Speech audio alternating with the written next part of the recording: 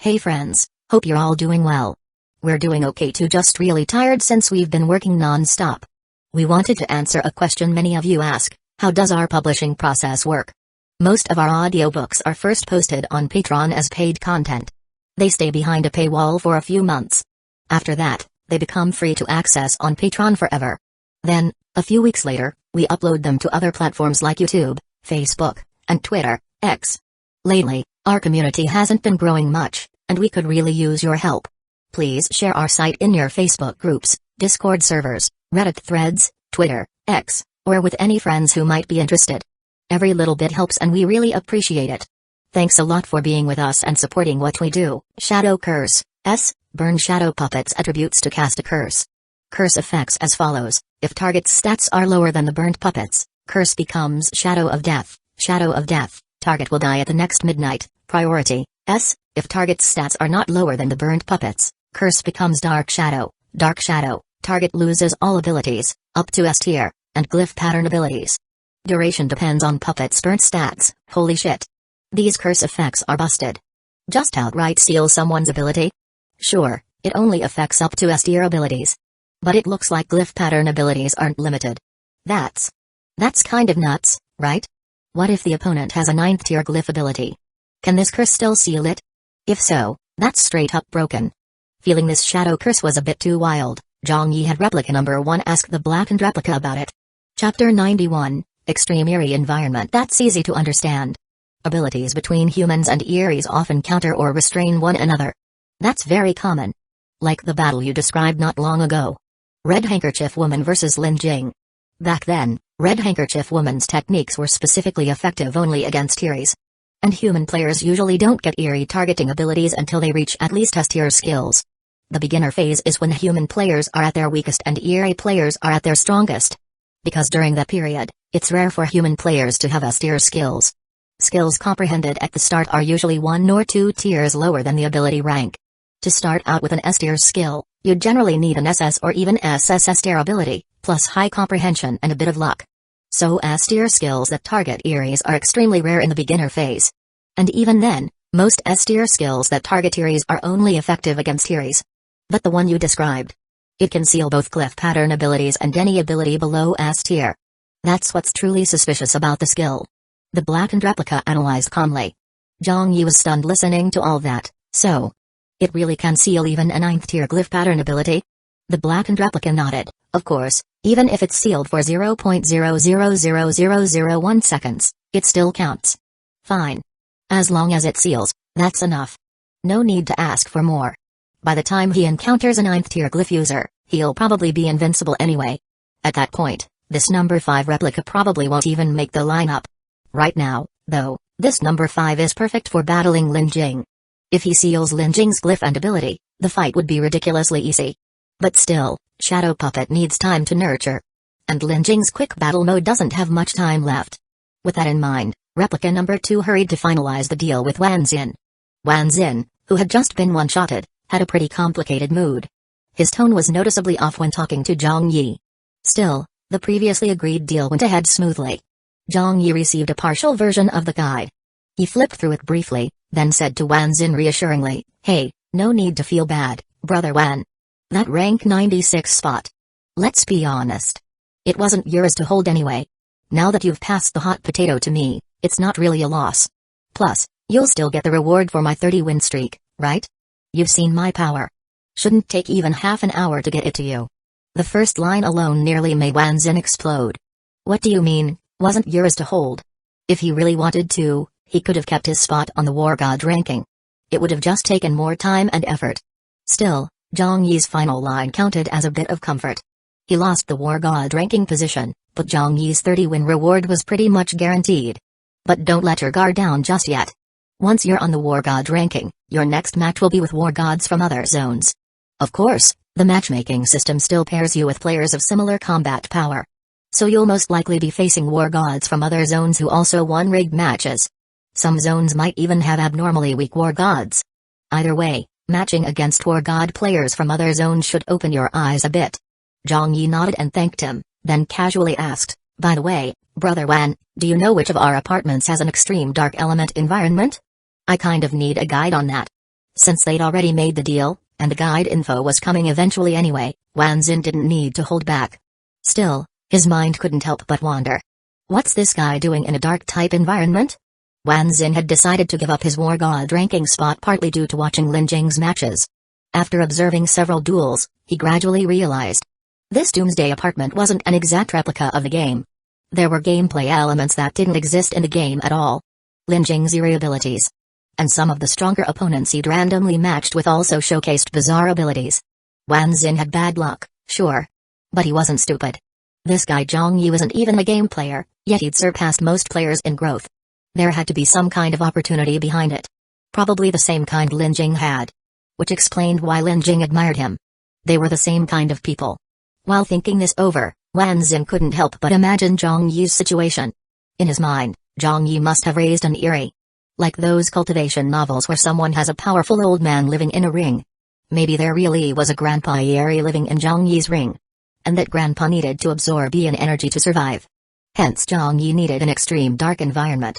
Yeah, that had to be it.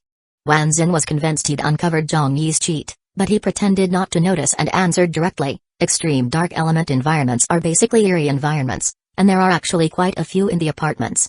While speaking, Wanzin thought for a moment and suddenly asked, by the way, have you cleared your personal instance yet? That might be an extreme dark environment. Zhang Yi's eyes lit up. You mean the one in your initial apartment room, the instance that lets you find a survival stone? Wanzin nodded. Yeah, that's the one. If you clear your personal instance, you get your own personal space, which is way safer than renting an apartment. Zhang Yi looked delighted, but then sighed and said, that instance gets triggered by items in the apartment, right? But I've touched everything in the apartment, and still haven't triggered anything like a personal instance. Wanzin frowned in thought, then commented, then you better be careful. Instances that are hidden more deeply usually have higher difficulty. By the way, did you ever hear strange knocking while inside your apartment? That. Zhang Yi nodded. Aside from Xingman's knock at the door, Zhang Yi had heard 3 eerie knocking sounds in total. The second time was when the white-clad woman came to his door. The third time was when the apartment administrator impersonated Ding Dang and came to kill him. But the first time, it happened when replica number 1 went off to do an errand in room 2064, and his main body, exhausted from controlling 2 replicas at once, collapsed on the sofa. At that time, the main body was too tired to check through the peephole. So even now, he had no idea what had caused that knock. He'd considered whether it might have been the traveling merchant from the 20th floor of apartment 9999 proactively coming to deliver a survival jade token. Because shortly after, replica number 2 did get a survival jade token from the traveling merchant. But whether it was that or not, he wasn't sure. Now hearing Wanzin mention the eerie knocking, he took the chance to ask. Wanzin was stunned. You actually heard it? Then your personal instance must be seriously difficult. If that's the case, you'd better wait until you reach level 10 and your combat power breaks 500 before attempting it. But if you hear another eerie knock, pay attention. That means something inside your personal instance is calling you. Something is calling. Holy shit. With that thought, Zhang Yi figured his personal instance might really be an extreme dark attribute environment. Still, since Wanzin advised him to wait until level 10, he also listed a few other apartments with dark environments. As for other dark environments, let me think. Room 303 in apartment 2333. It's an abandoned psychiatric hospital. Apartment 4444 has a creepy cemetery on basement level 1, but you'll need to ask that apartment's administrator how to take the red light elevator to floor -1. And room 5678 in apartment 1234 is a bizarre library. These 3 count as relatively safe dark environments.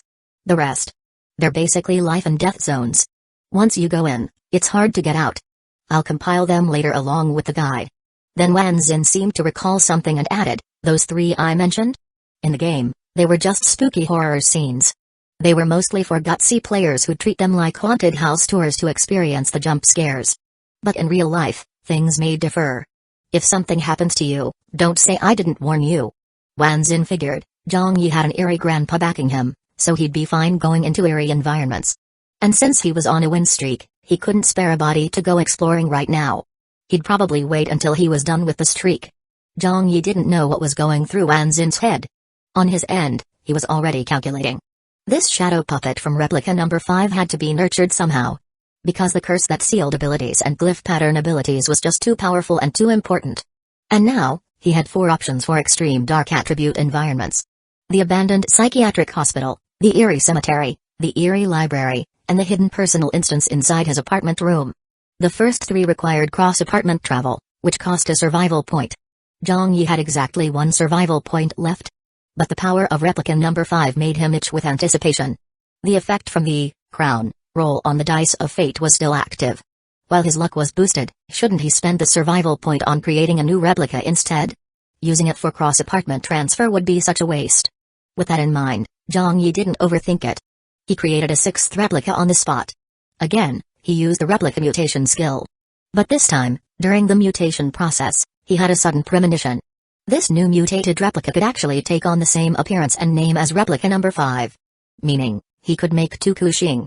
But after a moment of thought, Zhang Yi abandoned the idea of duplicating the same appearance. So replica number 6 came with a brand new face and name. The only issue: this 6th replica's face value was abysmal.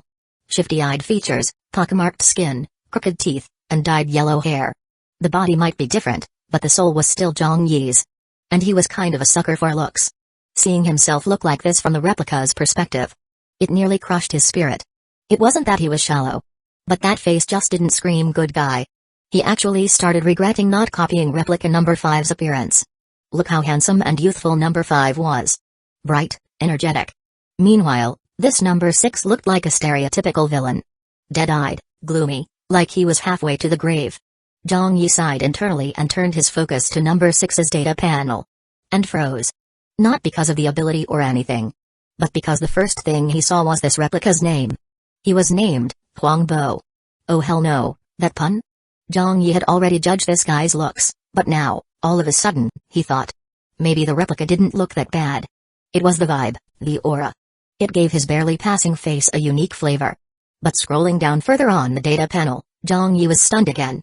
Because replica number 6's stats looked like a mirrored version of number 5's, Huangbo, level, 0, stamina, 10, energy, 10, combat power, 100, survival points, 0, ability, light element affinity, SS, skills, holy judgment, S, divine purification, S, light step escape, S, this.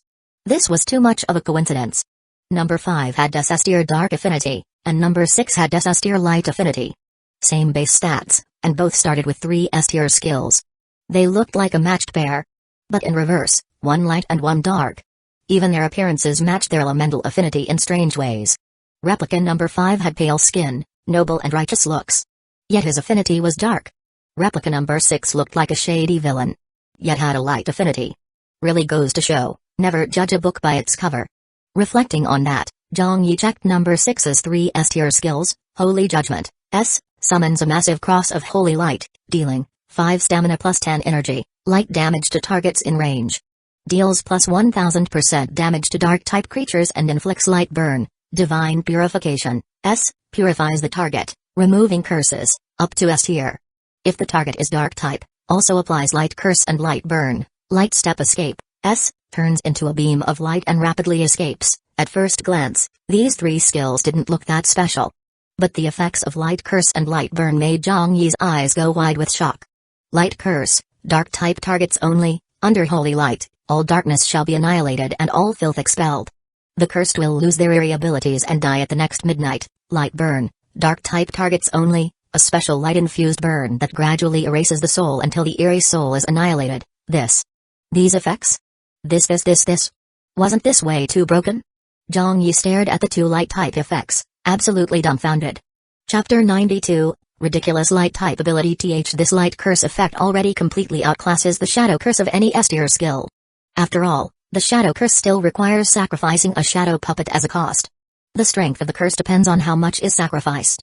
It only temporarily seals glyph abilities. The sealing duration is based on the attributes of the shadow puppet sacrificed. But this light curse, it's a guaranteed 0-point instant death effect. And the loss of glyph abilities here seems to be permanent, not temporary. Plus, the trigger condition for this light curse is way simpler than shadow curse. All you need to do is casually use the skill, Holy Purification. And if the target is a dark-type being, the light curse will descend. This is basically the same as being able to one-shot any dark-type being.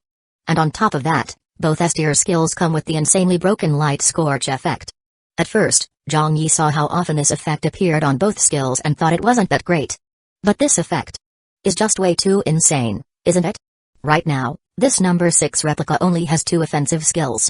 The third one, Light and Shadow Escape, is clearly an escape move. But both offensive skills come with Light Scorch. Which means, as long as number 6 gets into a fight, and the enemy is a dark type being, then just landing a hit triggers the Light Scorch effect. And the end result of Light Scorch is death. It continuously erodes the soul until the eerie soul is completely destroyed. Isn't this basically? As long as his light type skills hit a dark type being, that target is 100% doomed? This is basically like not even giving people a chance to spar for fun. Once he makes a move, it's a fight to the death. The more Zhang Yi thought about it, the weirder this light type ability seemed compared to the dark type one. So, on replica number 1's side, he asked the blackened replica again. But this time, before he could even clearly describe his question, just mentioning light type ability made him notice a visible change in the blackened replica's expression. Zhang Yi felt something in his heart and stopped explaining, directly asked, I was wondering, if dark type abilities are countered by light type ones, what about dark type beings? Do you know, in the Doomsday apartment setting, exactly what kind of beings are classified as dark type? The blackened replica answered immediately, I'm a dark type being. Also, any being with glyph abilities is a dark type. Human players who awaken dark type abilities also count as dark type. And all eerie beings, undead beings. You could say, in the entire Doomsday apartment, over 80% of the beings are dark type. Only a small portion of human players haven't turned into dark types yet. Holy shit. Wait, what? Zhang Yi originally thought this number 6 replica's anti-dark type effect was crazy strong. Maybe it's because there actually weren't that many dark type beings. So maybe the skill wasn't that overpowered? But he never expected that. According to the blackened replica, 80% of Doomsday apartment is dark type. This. Doesn't that mean 80% of all beings in Doomsday apartment are hard countered by this broken number 6 replica? Logically speaking, Zhang Yi should be happy about that. After all, it means this number 6 replica is basically invincible. But Zhang Yi wasn't dumb. He could faintly feel something was off. And the blackened replica's reaction was also unusual. After explaining what counted as dark type beings, the blackened replica continued answering the question about the light type ability, just like you guessed, light counters dark. Absolutely. And this counter is ridiculous. Basically, light type skills casually killing enemies with 10 times their combat power isn't even rare. And that's just with sub-S tier skills. That's the usual level of suppression. The truly broken ones are the S tier light type skills. Almost every offensive S tier light skill comes with a light scorch effect against dark type beings. This effect plants an eternal light point onto the dark type being soul. As long as they're alive, they'll keep suffering soul burning agony from that undying light. It's said the pain is unbearable. And it causes continuous soul damage. A dark type being hit with light scorch. Even if they survive, their soul will leak like a deflating balloon, slowly withering away. Until it completely vanishes. When he said that, even the blackened replica's usually calm tone carried a trace of lingering fear. He paused for a moment, then continued, now imagine if you were a dark type being. What would your attitude be toward light type abilities? Zhang Yi froze and swallowed hard. It took him a while to squeeze out a few words, fear. And total hatred. He imagined himself in the shoes of a dark type being, and a crystal clear thought surfaced in his mind, light type abilities are just too ridiculous. They're even scarier than a virus. They shouldn't exist. They must be wiped out completely. No survivors allowed. We can't let anyone with a light type ability grow stronger. Otherwise, the entire Doomsday apartment is screwed. That was pretty much Zhang Yi shouting hoarsely from his dry throat. Pure instinct, raw emotion. The blackened replica simply nodded, exactly. That's the consensus among Doomsday apartment players. And the hatred Doomsday players feel toward light type abilities goes way deeper than what you just imagined. Because some players have actually experienced the pain of light scorch. Because the ones who truly master S tier light skills, their power level is beyond your imagination. The blackened replica's tone still carried that lingering dread. But Zhang Yi just listened silently, indifferent. Deep down, he couldn't help but grumble. Sorry, these S tier light skills aren't beyond my imagination at all. Because what's in your imagination has already become my reality. Originally, Zhang Yi was planning to ask the blackened replica if this number 6 replica skill set was weird. But now, he had zero interest in asking any more. That invincible joy had completely vanished thanks to the blackened replica's explanation. Yeah, this number 6 replica was absurdly overpowered. Like, shoulder to shoulder with a sun level. But the problem is, The Hateal draw is maxed out. If he dares to reveal this number 6 replica's ability even once, he probably won't even have time to touch the sky or shake hands with the sun before he's exposed and dead on the spot, right? If an average player awakens such a busted light-type ability, they'd be suffocated to death from the frustration. You've got a god-tier ability that could solo the entire Doomsday apartment. But in the end, you can't use it. And it could get you killed at any time. But Zhang Yi was different. He didn't just have this one ability. Worst case, he could just keep this replica hidden away and treat it like a lucky charm. Sigh, just like that, most of the joy from obtaining such a broken replica disappeared. If he'd known, he might as well have spent survival points on cross-apartment travel instead. But then again, maybe not. This number 6 replica was definitely the most valuable one of all his replicas. It was just so absurdly powerful, it became too much of a good thing. Zhang Yi sighed in his heart, while also starting to feel nervous. This number 6 replica was just too dangerous. He couldn't feel at ease leaving it in room 2025, where apartment administrators could barge in any time. Coincidentally, number 2 replica had just gotten a room in apartment 9999 for making it onto the War God ranking. So he quickly used the replica reflection mirror to duplicate number 2 replica. Then swapped number 2's mirror replica with number 6 replica in a replica swap. Just like that, he completed an illegal transfer between apartments. Number 6 replica was teleported to apartment 9999 without spending a single survival point. Only, as soon as he arrived, he caught the attention of apartment 9999.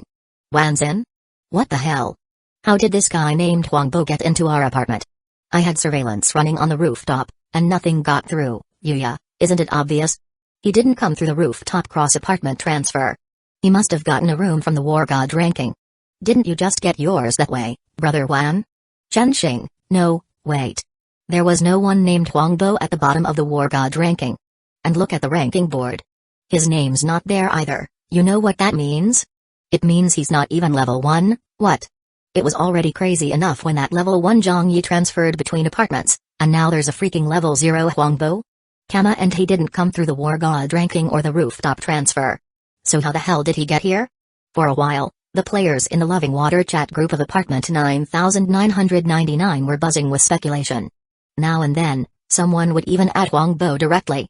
Zhang Yi thought it over for a moment and didn't reply at all. He figured this number 6 replica was basically a ticking time bomb. It could explode any day now, and the fugitive life could begin at any moment. He couldn't let number 6 replica have any connection to the identity of Zhang Yi, just in case things went south later. So he decided to make Huangbo a mysterious figure who never spoke in the group. Of course, in apartment 1010, there were classmates who noticed too. That apartment had 2 cross-apartment players show up, one named Kuxing, the other named Huangbo.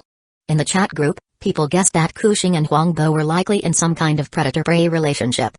And in the end, they figured Kuxing must have killed the one chasing him. Huangbo. Which would explain why Huangbo's name in the member list had grayed out. But Kuxing's name was still lit up. He hadn't made it onto the ranking board either. Everyone was confused, but since both were cross-apartment big shots, no one dared offend them. Even their chat messages were cautious, afraid these cross-apartment bosses were cold-blooded killers. Zhang Yi just kept an eye on the discussions in both apartment 9999 and 1010, but didn't get involved. After sorting that out, number 2 replica resumed matchmaking duels.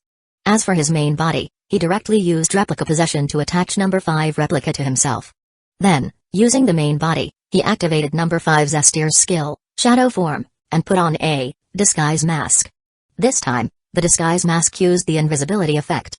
With the invisibility layered over Shadow Form, which ignored all detection methods. It meant that basically no one would be able to sense his hidden main body. In addition, the blackened replica came along as an escort. With such thorough preparations, his main body finally left room 2025 and headed toward room 2064. Replicas number 3 and number 4 stayed in apartment 2025 as replica swap anchors. Of course, Zhang Yi wanted his main body to go to the safer apartment 9999 too. But the problem was, the replica swap skill couldn't be used on the main body. So the main body couldn't move as freely as the replicas. Luckily, nothing unexpected happened on the way from 2025 to 2064. And at this time, the crown effect from the Dice of Fate was still active. With full prep plus a stroke of good luck, there was no chance anything would go wrong. He made it to room 2064 without a hitch. The blackened replica smoothly transformed into the appearance of the white-clad woman and knocked on the door. As usual, it was the white-clad woman's personal assistant robot that answered. It didn't notice anything unusual and welcomed its owner in. Zhang Yi's completely undetectable, invisible main body took this chance to follow the blackened replica into room 2064.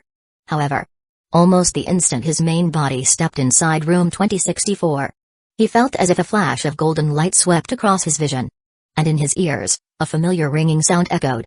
The scene was so surreal, it almost made him feel like he'd jumped into reset and got blown up by anti-explosion.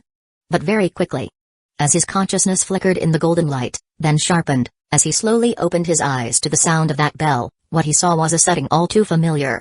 At the front podium stood the proctor, Teacher Zhuqian. In a gentle voice, she said, "Everyone, please stop writing and leave the exam room. Go home for lunch and prepare for the afternoon exam." All around him, students were packing up their stationery and getting up to leave. The test papers stayed on the desks, waiting for Teacher Zhu to collect them. Some students had clearly finished early and bolted as soon as the bell rang. Within moments, the whole exam room was empty except for Zhang Yi. Zhuqian had already reminded him several times to leave quickly. Seeing that he wasn't moving, she asked with concern, "Zhang Yi? Are you feeling unwell?" Zhang Yi swallowed hard, a dazed expression on his face, like he had no idea what day or year it was. He looked down at the test paper, then up at Teacher Zhu. After a long pause, he mumbled, "No, I think I had a dream." Zhuqian looked at him again and asked, "You're really not feeling sick?" Knowing Zhang Yi's personality, he didn't like bothering others. Of course, he was going to say he was fine and leave. But something strange gnawed at his mind, making him slap himself on the forehead. Each smack was harder than the last, scaring the hell out of Teacher Zhu. She grabbed his hand and rushed out, "Why you okay? Didn't finish your test? Fine, but don't go doing anything crazy." Chapter 93, Main Body Disconnected. Zhang Yi really was feeling a bit off. Mainly because something just felt weird. An unexplainable kind of weird. It was like he had a dream. But no matter how hard he tried, he couldn't remember what the dream was about. This sort of thing was actually pretty common. But he had this gut feeling. Whatever dream he couldn't recall, it was important. At this point, with Teacher Zhu holding his hand, the force with which he was hitting his forehead lessened. His whole demeanor seemed to clear up a bit. With one hand pressed to his forehead and a pained expression on his face, he looked at Teacher Zhu and asked, "Teacher, how long have I been asleep?" "It looks like." Teacher Zhu glanced at her watch, speaking with uncertainty, "Maybe almost half an hour?" Zhang Yi frowned and looked at her, not with the respect of a student to a teacher, but with suspicion. "Why didn't you wake me up when you saw me sleeping during an exam?" Teacher Zhu seemed surprised by the look in his eyes, but she still stayed calm and explained patiently, because a lot of students had already finished the exam and were reviewing. "I didn't know you had fallen asleep before finishing the test. And you looked like you weren't feeling well, so I didn't want to disturb you." It sounded reasonable. But Zhang Yi's expression grew more serious. He said in a low voice, "No. Teacher Zhu may seem gentle, but she's actually extremely strict. Forget about sleeping during an exam. I once finished all my homework but was so tired I dozed off for a second during evening study, and she still woke me up. She always says, sleeping when you should be studying affects others. Not in a physical way, but in a mental one. Seeing someone sleeping might make hard-working students feel lazy. If I had really fallen asleep during the exam, Teacher Zhu would have definitely woken me up. So, this isn't an exam room, and you're not Teacher Zhu." The reasoning seemed simple, but it wasn't easy for Zhang Yi. Because in his memory, he had fallen asleep during the exam. At the moment, his mind held no memories of the Doomsday apartment at all. Which meant, right now, he believed himself to be a completely normal student. Everything around him felt completely real. And yet, even under those conditions, he said with conviction, this wasn't the exam room, and she wasn't Teacher Zhu. With full certainty in his tone. Teacher Zhu was stunned, stepping back half a step. "What are you talking about? I just saw you weren't feeling well and let you rest a bit. Why are you having such absurd thoughts? If this isn't the exam room, where is it? If I'm not Teacher Zhu, who else could I be? You're not losing it from stress, are you?" Her expression even had a trace of fear, like she was wondering if this kid had gone insane. In that moment, even Zhang Yi started to doubt himself a little. After all, people don't always behave in line with logical expectations. Maybe she really didn't wake him up because he looked sick. But just as his resolve began to waver, Teacher Zhu suddenly got a little annoyed. "Whatever the case, I need to collect the test papers. Please leave the exam room now. If you're not feeling well, have a classmate walk you to the nurse." Zhang Yi seemed a bit dazed, but still stood up and walked toward the exit. He walked slowly. As he passed the last row, he stopped, resting one hand on the desk, the other knocking on his forehead again. A voice deep inside seemed to whisper, "Something's wrong. Something's definitely wrong." At first, he really did wonder if he was just too stressed and starting to break down mentally. But soon, he chose to trust himself. Even if his mental state was different from normal, then with him as the reference point, the real problem was with what the world defined as normal. That was the Zhang-style relativity theory he'd come up with back in 4th grade. And now, it was time to believe in himself and carry that theory forward. Zhang Yi spun around sharply, speaking in a voice that sounded like a devil's whisper, "If my mind really is broken, then I guess a madman committing murder isn't a crime." As he spoke, a dagger materialized in his hand, and he lunged straight at Teacher Zhu. Bright red blood splattered across pages of fluttering test papers. The pain and shock on Teacher Zhu's face still looked incredibly real. But this time, Zhang Yi didn't doubt himself. He yanked the blade out and stabbed several more times. And just like that, the scene before him seemed to tear apart. Amidst the swirling, blood-stained exam papers, everything slowly faded away. Just as he thought. It was an illusion. Memories began to stir, hazy but awakening in Zhang Yi's mind. Almost on reflex, he immediately activated Phantom Lantern. Then he looked around. Sure enough, he was in the white-clad woman's room 2064.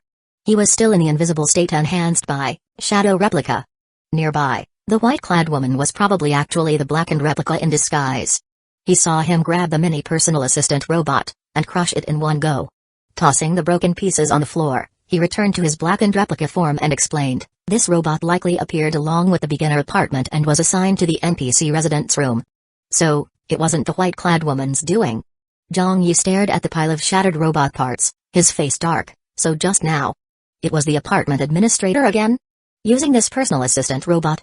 But the moment he said that, a chill ran down his spine. If the administrator had disguised themselves as Teacher Zhu just now, did that mean he'd just attacked the administrator himself? Wouldn't that give them full rights to erase him on the spot? And yet, they didn't. Why not? The more he thought about it, the more terrifying that illusion felt. Completely wiping his memories like that. That kind of hypnosis, that could alter memory and perception. It was way too broken and dangerous. While he was still thinking, the blackened replica spoke up grimly. Normally, robots don't have offensive capabilities. And more importantly, to use such powerful illusion magic without any item assistance. There's no way a normal robot could pull that off. If I'm right, this was some kind of glyph ability that lets the user control machines. And usually, such a glyph ability wouldn't be able to remote parasite into a machine until at least tier 5. In other words, whoever did this has a glyph ability that's at least tier 5 or higher. And the apartment administrator probably isn't capable of that. Zhang Yi felt a fresh wave of dread. So the one who targeted him was some top-tier powerhouse with glyph abilities above tier 5? And this powerhouse had intervened remotely in the beginner apartment? That's just way too much. But very quickly, Zhang Yi realized. This kind of entity was probably also restricted by the beginner protection rules and couldn't kill him directly. So instead, they used illusion magic to trap him. If he'd stayed trapped in that illusion until after 0:00, and hadn't paid his rent, he'd have been automatically erased. Realizing that, Zhang Yi hurriedly pulled out his own personal assistant robot, Xiaobing, and crushed it on the spot. Then he turned to the TV screen in the white-clad woman's living room and said urgently, "We better hide. Fast." With that, he used the screen to travel to the small forest. Then used the white bedsheet there to reach the beginner apartment ruins the white-clad woman had arranged for him. Zhang Yi arrived at the ruins, but the tension in his chest didn't ease up. Because something still didn't feel right. His memories seemed hazy, even contradictory. He remembered that it was because the apartment administrator had attacked him at his door, that he sought out the white-clad woman to find a safe place to hide. But then, since he already found the white-clad woman and made it to a safe place, then why had he taken that same route all over again? And besides, while he was hiding here and not worried about the administrator anymore, how was he supposed to pay rent? All these issues. Who was going to solve them? Was he just going to sit here and wait? That was way too strange. And also, in his memory, it was supposed to be day 1 in the apartment. So why did it feel like he'd already been through so much? Where had he, just one person, found the time to steal packages, do cleaning, fight duels, and even cross apartments? Wait, yeah. He did cross apartments. He went to apartment 9999. Even the white-clad woman's task. He accepted that in apartment 9999. So then why was he Still in apartment 1010? That didn't make any sense. Did he cross apartments back again? But he didn't have enough survival points to cross apartments. Wait. No. He'd killed quite a few people. Ding Ding, Huangqi, Xing Man, and those 3 underlings of his. That's 6 people total. He should have gotten 6 survival points. Where were they? Who took them? The more Zhang Yi thought about it, the more horrified he became. Especially now that he'd been targeted by someone with a glyph ability above tier 5. It made him feel deep in his bones that the danger might not be over yet. Maybe that illusion from earlier still had some kind of side effect. Or worse yet. Shit. What if he thought he'd escaped the illusion, but like Inception, he was still trapped in a dream within a dream? Fuck me. Just thinking about that gave Zhang Yi goosebumps all over. Even his look toward the blackened replica was starting to shift. But the question was, could he kill the blackened replica like he did Teacher Zhou? Just as he was thinking that, the blackened replica suddenly spoke. Not good. I think we're still inside the illusion. Those words made Zhang Yi squint suspiciously. Was this guy a fake, trying to gain his trust? Or was he, like Zhang Yi, also trapped inside the illusion? Zhang Yi acted like he believed the second option, but inwardly stayed on guard. Outwardly, he cautiously asked, "What gave you that feeling?" The blackened replica answered truthfully, "The memory doesn't add up. It feels like something important is missing from the timeline, like a key piece is gone, and now things aren't lining up." That explanation matched exactly how Zhang Yi felt. But it still wasn't enough to make him fully trust the blackened replica. Meanwhile, in the real room 2064, the blackened replica finally realized something was off. You couldn't blame him for noticing late. The issue was, Zhang Yi had used number 5 replica's shadow form to conceal his presence. The intention was to avoid detection by the administrator. But the concealment effect was so strong that even the blackened replica couldn't sense him. Still, since there was a link between the main body and the replicas, the blackened replica knew Zhang Yi's main body was following behind and didn't question it. So he just acted like he was alone. That included entering room 2064, same deal. But then, once he reunited with number 1 replica, the two of them suddenly froze. Where was the main body? And it wasn't just the shadow form hiding him. The key thing was, they couldn't sense the main body at all. It felt like the main body had fallen asleep somewhere and his consciousness was shut down, while their replica consciousnesses remained active. This number 1 replica was dumbfounded, eyes wide, totally stunned. Something was definitely wrong. A living, breathing person doesn't just pass out while walking. But clearly, he wasn't dead. Because if the main body had died, the replicas wouldn't have survived either. And even if he had died, it would have been fine. He had replica substitution to instantly revive himself. So the main body must have been trapped somewhere. The blackened replica also looked shocked, and even felt a little guilty. After all, the main body had gone missing while he was escorting him. Very quickly, he blurted out, "Illusion." The main body must have been pulled into some kind of illusion. Number 1 replica took a deep breath and asked, "Do you remember exactly when the connection was lost?" Unlike the others, the blackened replica's connection to the main body was actually weaker. He thought it over and guessed, "Up until I entered room 2064, I could still feel the connection." Number 1 replica immediately concluded, "Then the problem lies in 2064? Was it the white-clad woman? What was she planning?" Zhang Yi immediately wanted to go confront her. But the blackened replica quickly analyzed, "That kind of stealthy, undetectable illusion. I didn't even notice it at all. There's no way a reincarnated Eri could pull that off." But that only made Zhang Yi feel even worse. "You're saying it had to be someone on the apartment boss's level?" The blackened replica nodded. Number 1 replica took a deep breath and slowly closed his eyes. When he opened them again, they were filled with madness and killing intent. Until now, no matter what the replicas went through, they'd kept a light-hearted attitude, like it was just a game. But this time, it was the main body who was in trouble. The replicas couldn't stay carefree anymore. Now, every replica shared a single emotion. Madness. So mad, in fact, that even the light-type ability of the number 6 replica, originally meant to be hidden away, now sprang into action without hesitation. With his light and shadow escape, he could almost skip the red light elevator and jump between floors directly. But he still couldn't move between apartments. To get back to apartment 1010 to search for the main body, he needed survival points. Until now, Zhang Yi had barely killed anyone on purpose. But this time, in the apartment 9999 group chat, the always mysterious Huangbo suddenly spoke up, "Akbang, bro, remember me? That one message instantly made all the big shots in 9999, who had long been gossiping about this level 0 cross-apartment player, draw the conclusion, so this guy came looking for someone. Kpeng? Why him? While everyone watched the drama unfold, Kpeng replied, "Who the hell are you?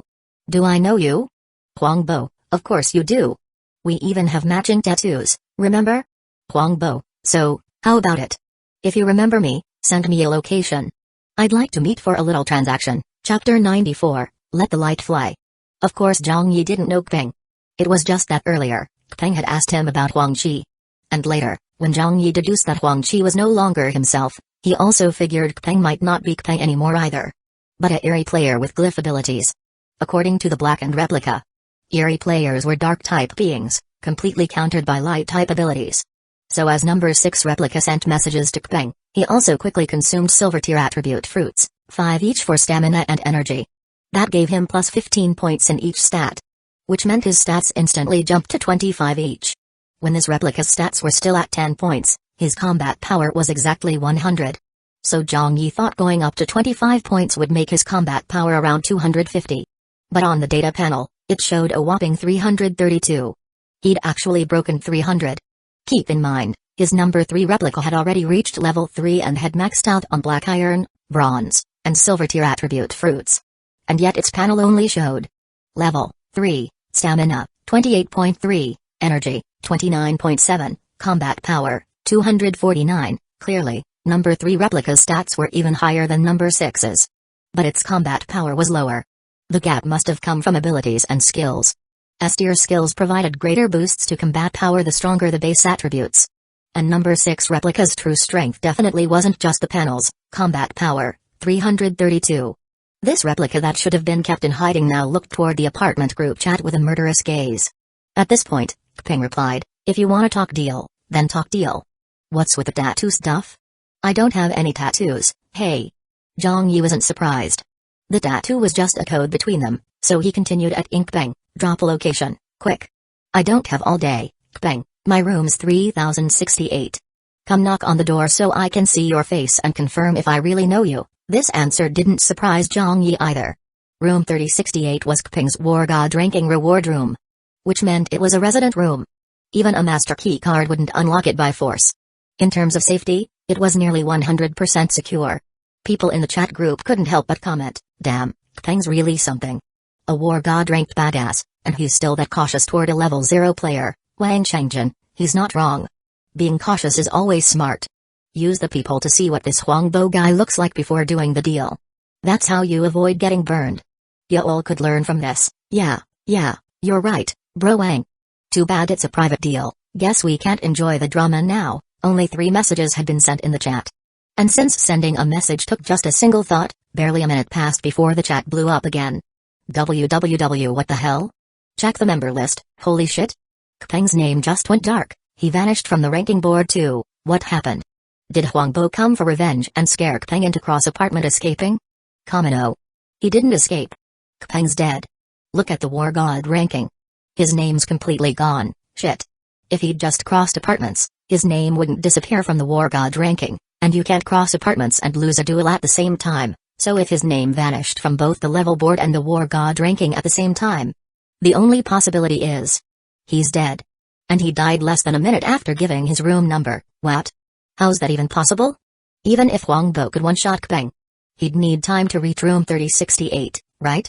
Plus, wasn't Kpeng inside his own room? How did Huangbo break into a resident room? Then maybe we were wrong.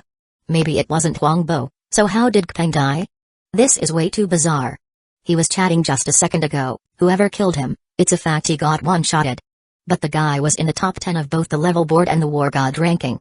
Other than Lin God, who else could possibly one-shot him? No way it's Lin God.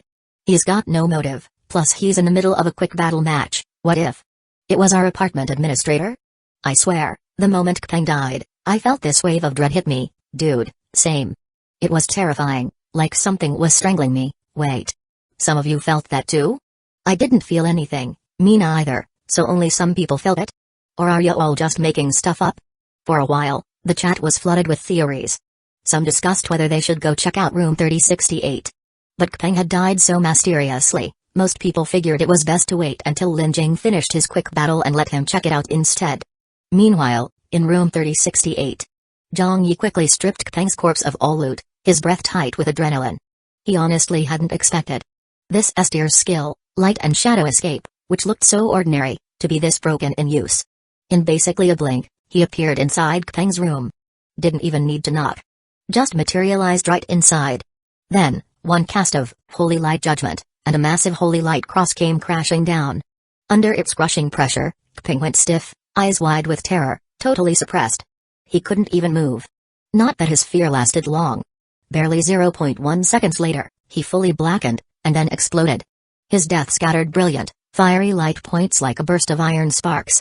And Zhang Yi, naturally, earned 1 survival point. But when he used light and shadow escape, again to zip to the rooftop, he unexpectedly saw the apartment 9999 administrator. That middle-aged uncle, who had looked totally chill when manning the one street floor front desk. More laid back than the one from apartment 1010. Now, on the rooftop, his whole body was tense, his eyes full of pure terror, like he might shatter at any second. Zhang Yi never thought he'd see such fear in the eyes of the strongest apartment administrator. So the blackened replica was right. He had severely underestimated how much dark-type beings feared light-type abilities. He thought he'd face a tough battle or get ambushed by some sneaky trick. But nope. The moment he burst onto the rooftop, the administrator disappeared on the spot, ran away faster than Zhang Yi. Like he was afraid of catching some kind of curse. Originally, Zhang Yi planned to use the rooftop to cross apartments back to 1010. But after witnessing that, even more thoughts came flooding in. This light-type replica, the moment it used a light-type skill, could no longer be hidden. Everyone in the chat who said they felt dread were probably all dark-type beings. The administrator must have felt it too. Even the apartment series residents probably sensed it. It wouldn't be long before word spread about this light-type ability. Once that happened, this replica's situation would be extremely dangerous. Always on the run, constantly escaping. That might become the new normal. It was only now that Zhang Yi truly realized why even a skill like light and shadow escape was worthy of being S-tier. Maybe this skill was the ultimate life-saving move for light-type players. Without it, how could you ever outrun the entire dark-type world hunting you down? And thinking about what might happen to this light-type replica, he became even more certain. He absolutely couldn't let this replica appear during the main body's rescue. The best plan was to ensure no one connected this light-type replica to his main body. And so, with that thought in mind, the number 6 replica, now standing atop the rooftop. Suddenly, he turned into light again and shot back. What he didn't know was, the moment he turned back, every eerie resident in apartment 9999 was shaking in fear. Including the apartment 9999 administrator, who had returned to the one street floor lobby. If it were purely about strength, the administrator of 9999 wasn't afraid of Zhang Yi. Zhang Yi's Holy Light Judgment wasn't powerful enough to one-shot him. On the contrary, if Zhang Yi dared attack him, the administrator would instantly gain erasure privileges. But the problem was, even if he wouldn't get one shot, the 9999 administrator still didn't dare get hit by Holy Light Judgment. Hell, he didn't even dare get touched by it. He was terrified that the Holy Light Cross might have too wide an area of effect and accidentally hit him. Because if it did, and he got infected with Light Scorch, it would mean unbearable agony followed by certain death. So yeah, dark-type beings might hate light-type abilities with a passion, but that fear? It was very real. A light-type user like this? 100% a public enemy. But even so, it still wasn't 9999's administrator's turn to act. Right now, every dark-type being in apartment 9999 only had one hope, that this walking plague god would leave. Fast. The 9999 administrator was desperate for him to cross apartments and go. Only after he was gone could he consider taking any further action. But to their despair, this plague god had made it all the way to the rooftop, looked ready to leave, and then turned around and came back. The fuck? What was he trying to pull now? The one most terrified right now was, of course, the 9999 administrator. Worried that their brief encounter on the rooftop had made the plague god target him, he immediately issued an emergency promotion announcement. And then, every player in apartment 9999 heard the following in their heads: ding. Emergency announcement from the beginner apartment system. Apartment 9999 administrator has issued a kill on-site order for player Huang Bo. Anyone who successfully kills Huang Bo will receive the following rewards: 1. 10 Madman Mask, 2. 10 platinum treasure chest, 3. 10,000 survival points. The moment this was announced, the group chat in apartment 9999 exploded. WTF? The administrator's gone insane? He's putting up madman masks as a reward? 10 of them. Dude, seriously not afraid one of us might actually pull it off? Wait. An administrator issuing a player bounty? That even legal? Sounds shady as hell. I vaguely remember a similar bounty during the old game days, but that one was a server-wide kill order. Just as someone finished saying that, every single player in every numbered beginner apartment suddenly heard, ding, ding, ding, emergency cross-server announcement from the beginner apartments. 26 apartment bosses have jointly issued a global bounty on player Huangbo. Any player who encounters the bounty target will receive an automatic alert. Any player who kills the target will receive the following rewards. 1. 3-star tier treasure chest. 2. A star tier Dao fruit. 3. A star tier dojo. 4. A book of myriad laws. 5. 100,000 survival points. Holy shit! That reward was insane. The moment Zhang Yi heard the global bounty on himself, his heart actually wavered. This light-type replica that just got exposed. Yeah, he was definitely on the run from now on. So instead of running forever, maybe he should just kill himself and cash in the reward? No joke. He didn't know much about the first 4 rewards, but that 5th one. 100,000? That was instant wealth. He could create 100,000 replicas on the spot. Skyrocketing. With that many replicas, odds were high another light-type ability would show up too. Seriously, Zhang Yi was really tempted. But tempting as it was, the priority right now was still saving his main body. Once the main body was rescued, then he could think about trading this light-type replica for the reward. Still, if he really did claim that reward, his power progression would be faster than a rocket launch. Even if his main body couldn't control that many replicas at once, that kind of resource influx would boost his strength beyond imagination. If he himself, the bounty target, was this tempted by the reward, you can imagine how other players reacted. The group chat in apartment 9999 exploded all over again. WWWTF. A global bounty, I remember now. Back in the game, there was one global bounty like this. And the guy who completed it became the strongest in the entire server, so whoever kills this Huangbo could skyrocket to the top instantly. Holy shit. Screw the duels. We know Huangbo's in our apartment. Suddenly, every war god-ranked player in the apartment was going berserk. 80% of the spectators watching Lin Jing's quick battle walked out immediately. Even Lin Jing himself was struggling to stay focused. FK. Should he just quit and go murder instead? But impulse aside, Lin Jing wasn't dumb. This reward was even crazier than that global bounty back in the game. So whoever this Huangbo guy was, he had to be something special. Someone like that probably couldn't be one-shot so easily. Lin Jing forcefully suppressed his greed and continued the quick battle match. Meanwhile, everyone else in apartment 9999 sprang into action. Including Wang Chengjin, who'd been playing mind games with Lin Jing. Wang Chengjin originally thought, if Zhang Yi accepted the kill the administrator quest, and after he finished that, he got globally hunted, then as someone who fought the administrator with him, Wang could ambush Zhang Yi and take the bounty. With the reward, he'd surpass Lin Jing and become the strongest. But after watching Lin Jing's match, he was getting less and less confident he could steal the kill from Lin Jing. He was even thinking, maybe it wasn't worth it. But now, while Lin Jing was still stuck in quick battle, this god-tier bounty dropped with even better rewards. And by their apartment's intel, Huangbo was still only level 0. A target like that. And without Lin Jing competing, Wang Chengjin was suddenly full of confidence. Forget Zhang Yi. That Huangbo? He's mine. Chapter 95, Madness in Action. It wasn't just Wang Chengjin. Almost every player who'd been blinded by greed was thinking the same thing. Some players, driven purely by desire without a shred of brain power, shouted in the group chat, 3068. Room 3068 where Kpeng lived, that's gotta be the last place Huangbo was seen. Brothers, come with me to 3068. We're gonna surround him, fuck. These rewards are insane. I swear my eyes turned red. 3068 it is. Let's go, brothers. Doesn't matter who gets the final hit. It's a ticket to riches. Wait, are you guys serious? Now that this outrageous bounty's out, it's basically confirmed that Kpeng was killed by Huangbo. More precisely, insta-killed. And Kpeng's one of the strongest in our apartment. If he got one-shotted, do you really think you can kill Huangbo? Exactly. A bounty this broken proves how terrifying Huangbo must be. He's definitely not someone just anyone can take down. Don't speak too soon. Remember that global bounty from the game? Someone snatched that kill seconds after the notice went out. Everyone else didn't even react in time. Exactly. The point of this bounty is simple. Huangbo's gonna die.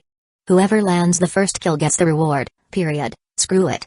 Even if I can't tell how strong Huangbo is, just look at that bounty. It's worth the risk, yeah. At this point, no amount of rational analysis could beat that bounty. Over 80% of the players in apartment 9999 mobilized. Since they assumed Huangbo was powerful, a good chunk of them decided to follow the group's suggestion and check out room 3068, where Peng died. Others, who were a bit more strategic, headed for the rooftop. Wang Chengjin was one of them. In his view, Huangbo had to have heard the global bounty alert. Even if he was powerful, he'd definitely panic. His first move would be to cross apartments and escape. And since he seemed to have come to apartment 9999 specifically to kill Peng, now that he'd done it, he'd surely want to leave. So the rooftop cross apartment point was the perfect ambush spot. Soon, 4 of the top regional war god ranking players were gathered at the rooftop. Wang Chengjin, Zhang Wenhan, Li Junqi, and Shabo. Like 4 diamond generals, they stood guard at the top. These 4 had been on good terms before and spoke cordially. But now, the air around them was stiff with tension. Other players were passionately swarming to hunt Huangbo, but they knew none of them could solo Huangbo. To them, this felt more like a raid boss fight in a game. With enough people attacking at once, someone might get lucky and land the final hit. So they were reckless but mentally prepared to miss out. But for these 4?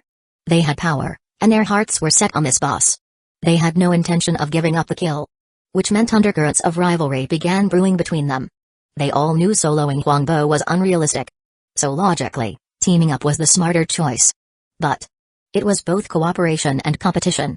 They wanted each other's help, but didn't want anyone else to get the kill. So while they discussed teamwork with forced smiles, every one of them was harboring selfish thoughts behind the politeness. And meanwhile, the boss that had the whole apartment fixated wasn't even on the rooftop. He was still going crazy with light and shadow escape, stirring up chaos. He darted through apartment rooms like a man possessed. Now and then, he'd unleash a holy light judgment, and enjoy the fiery bloom of iron sparks exploding in the air. Light and shadow escape was blazingly fast. Most absurdly, it let him break directly into others' rooms. So Zhang Yi, like a streak of light, zipped through the halls. Killing players, killing Eries, not even bothering to loot. Just letting the system prompts echo in his mind non-stop. Ding. You killed a level 10 player. Survival point +1, ding. You killed a level 9 player. Survival point +1, you killed a level 5 Erie. Energy points +500, ding. You've reached level 1. Stamina +1. Energy +1, ding. You've reached level 2. Stamina +1. Energy +1, killed level 8 Erie. Energy points +600, killed level 5 Erie. Energy points +300, ding. You've reached level 3. Stamina +1. Energy +1, the gap in rewards between killing a level 5 Erie at level 0 versus level 2 was 200 energy points. Clearly, over-level kills came with great bonuses. But Zhang Yi wasn't grinding to level up. He was straight up going berserk. So he didn't care much about the system chimes. His entire focus was honed in on unleashing Holy Light Judgment and Holy Purification everywhere. Holy Light Judgment was an AO skill, while Holy Purification was single target. And Holy Purification had a unique perk. It inflicted the light curse on dark-type beings. The light curse was insanely strong. Whoever got hit lost their Erie ability and would die at the next 0:00 reset. Even worse than light scorch, making Erie creatures run for their lives. And since Holy Purification also triggered light scorch, it was a double dose of pain. As he kept spamming both abilities in his rampage, the dark-type beings in apartment 9999 quickly took note. There were some reincarnated Eries with cross-apartment capability, like the white-clad woman. But those kinds of high-level threats had already fled the apartment the moment chaos began. They didn't dare face a light-type user head-on. So inside apartment 9999, Zhang Yi was like a light-speed phantom. Unopposed and unstoppable. Of course, there were non-dark-type elite players among those trying to kill him. But light and shadow escape allowed Zhang Yi to warp room to room instantly. His movement speed far surpassed even the top-tier non-dark-type players. For a while, the so-called Hunt the Boss operation could do nothing but watch. On the ranking board, Huangbo kept leveling up. In the member list, more and more player names turned gray. Apartment 9999 fell into chaos, fear spreading like wildfire. But this couldn't last forever. The NPC residents, even if they couldn't cross apartments, weren't just going to sit and wait to die. Up to now, their doors had remained locked, meaning players couldn't get in to fight the boss. So when Zhang Yi zipped room to room, there was nothing to stop him. But soon, the NPCs realized the danger and flung their doors wide open, letting players charge in freely, just hoping one of them could land a hit when the light burst into the room. At the same time, new rumors began flying in the group chat. At first, people panicked seeing more and more names go dark. Many of those reckless bounty chasers started to feel real fear. But soon, a player named Duang Fan posted, "Chill out, guys. I just got info from the administrator. This Huangbo really isn't as strong as we think. The reason he's been able to cause such chaos is because light-type abilities massively counter dark-type beings, but once he faces non-dark-type players, he's just a regular dude. Not even close to us war god-ranked elites." The moment that was said, the players who'd been on edge thanks to Zhang Yi instantly felt a spark of hope reignite. But soon, someone in the chat raised a concern, "But how do we know if we're dark-type or not?" Wang Fan, "It's easy to tell. Didn't someone mention it earlier? When Peng died, they felt dread and heart palpitations. If you instinctively feel fear toward light-type abilities, you're almost certainly a dark-type being. If you don't feel that kind of deep, innate suppression, then you're basically a non-dark type. Non-dark type players have a huge advantage against this Huangbo guy." The chat immediately lit up again. Those who hadn't felt any fear when Peng died were ecstatic. Because if this was true, their chances of killing Huangbo and claiming the bounty had just skyrocketed. No more relying on luck or stealing the last hit on a boss. Now they had a real shot at taking him down. But then came the next realization, but Huangbo has that insane escape ability. Even if we want to kill him, we can't even see him before he disappears. Exactly. If only we had a way to trap him. This group chat isn't ideal either. He can see everything we're planning. Should we meet up in person and come up with a real plan to trap this guy? While they discussed, Huangbo's level had already skyrocketed. Level 8. He'd leveled up fast. Survival points had reached 8 total. His wild rampage was basically established. Only then did that streak of light pause and fly back to the rooftop. But the moment he arrived, 4 towering war god-ranked figures were already waiting with grim expressions. Clearly, they'd been preparing for this. And unlike the previous administrator who fled on sight, these 4 weren't running. On the contrary, thanks to Wang Fan's message, their confidence had only grown. But that confidence also brought heightened wariness toward their allies. If Huangbo had been overwhelmingly powerful, they would have had no choice but to cooperate. But now that they knew his strength relied on countering dark types, each of them believed they had the ability to kill him solo. So now, their caution toward each other outweighed their fear of Huangbo. The moment that streak of light appeared on the rooftop, their first reaction wasn't to attack Huangbo. It was to watch each other. And that hesitation was all the opportunity Zhang Yi needed. He didn't even bother arguing with them. Light and shadow escape was faster than anyone could react. In a flash, he was at the rooftop console. As his figure vanished, he left behind a single line hanging in the air, "Wait here, all 4 of you. I'll be back." And just like that, the light disappeared from apartment 9999. Wang Qingjin and the others exploded with rage. "We waited all this time and he just ran? Chase him. Where?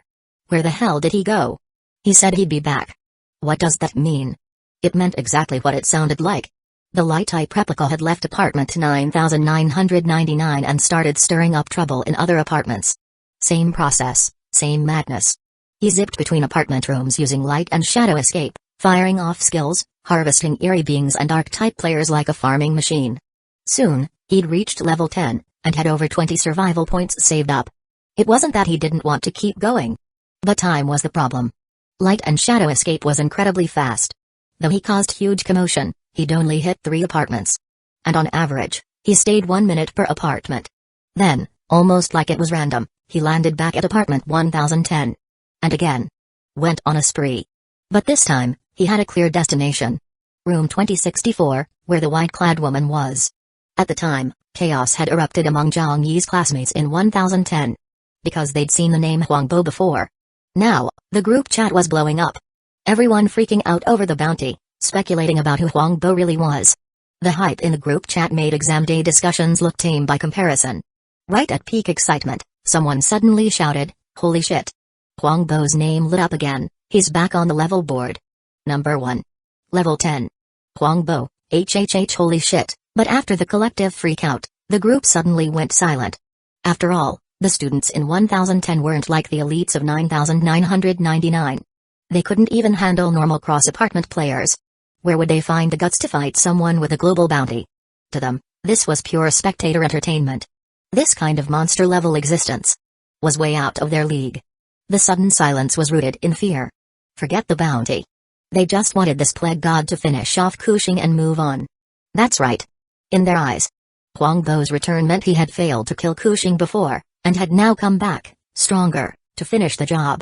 Zhang Yi didn't care what others were thinking. He stormed his way to 2064, blasting through everything in his path. Holy light judgment.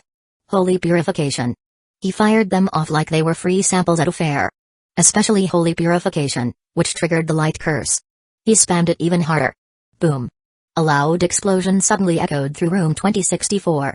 Chapter 96, Return of the Main Body, greatly shocking just as the light type reached apartment 1010 and started causing chaos. Over at the white-clad woman's location, within the ruins of the beginner apartment that could only be reached through 2 spatial portals. Replica number 1 was too weak and didn't personally go to find the main body. After all, he was worried that if he couldn't find the main body, he himself would get wiped out too.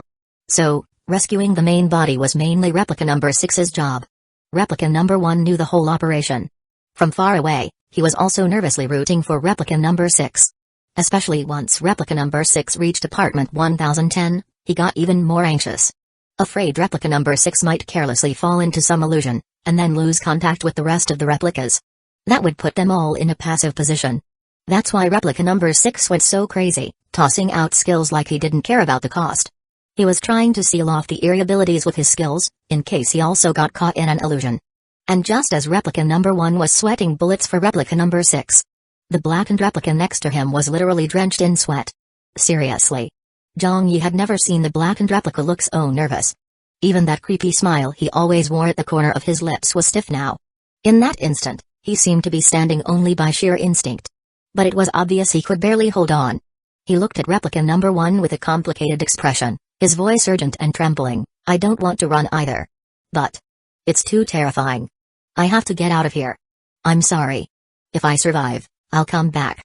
As he spoke, the guy turned into a puff of white mist, trembling as he swiftly burrowed into the ground and vanished. Replica number 1 was dumbfounded. DMN. So this is how light type suppresses dark type? Look how scared the kid got, he couldn't even talk straight. No wonder even that super strong apartment 9999 administrator was like that. Zhang Yi couldn't help thinking.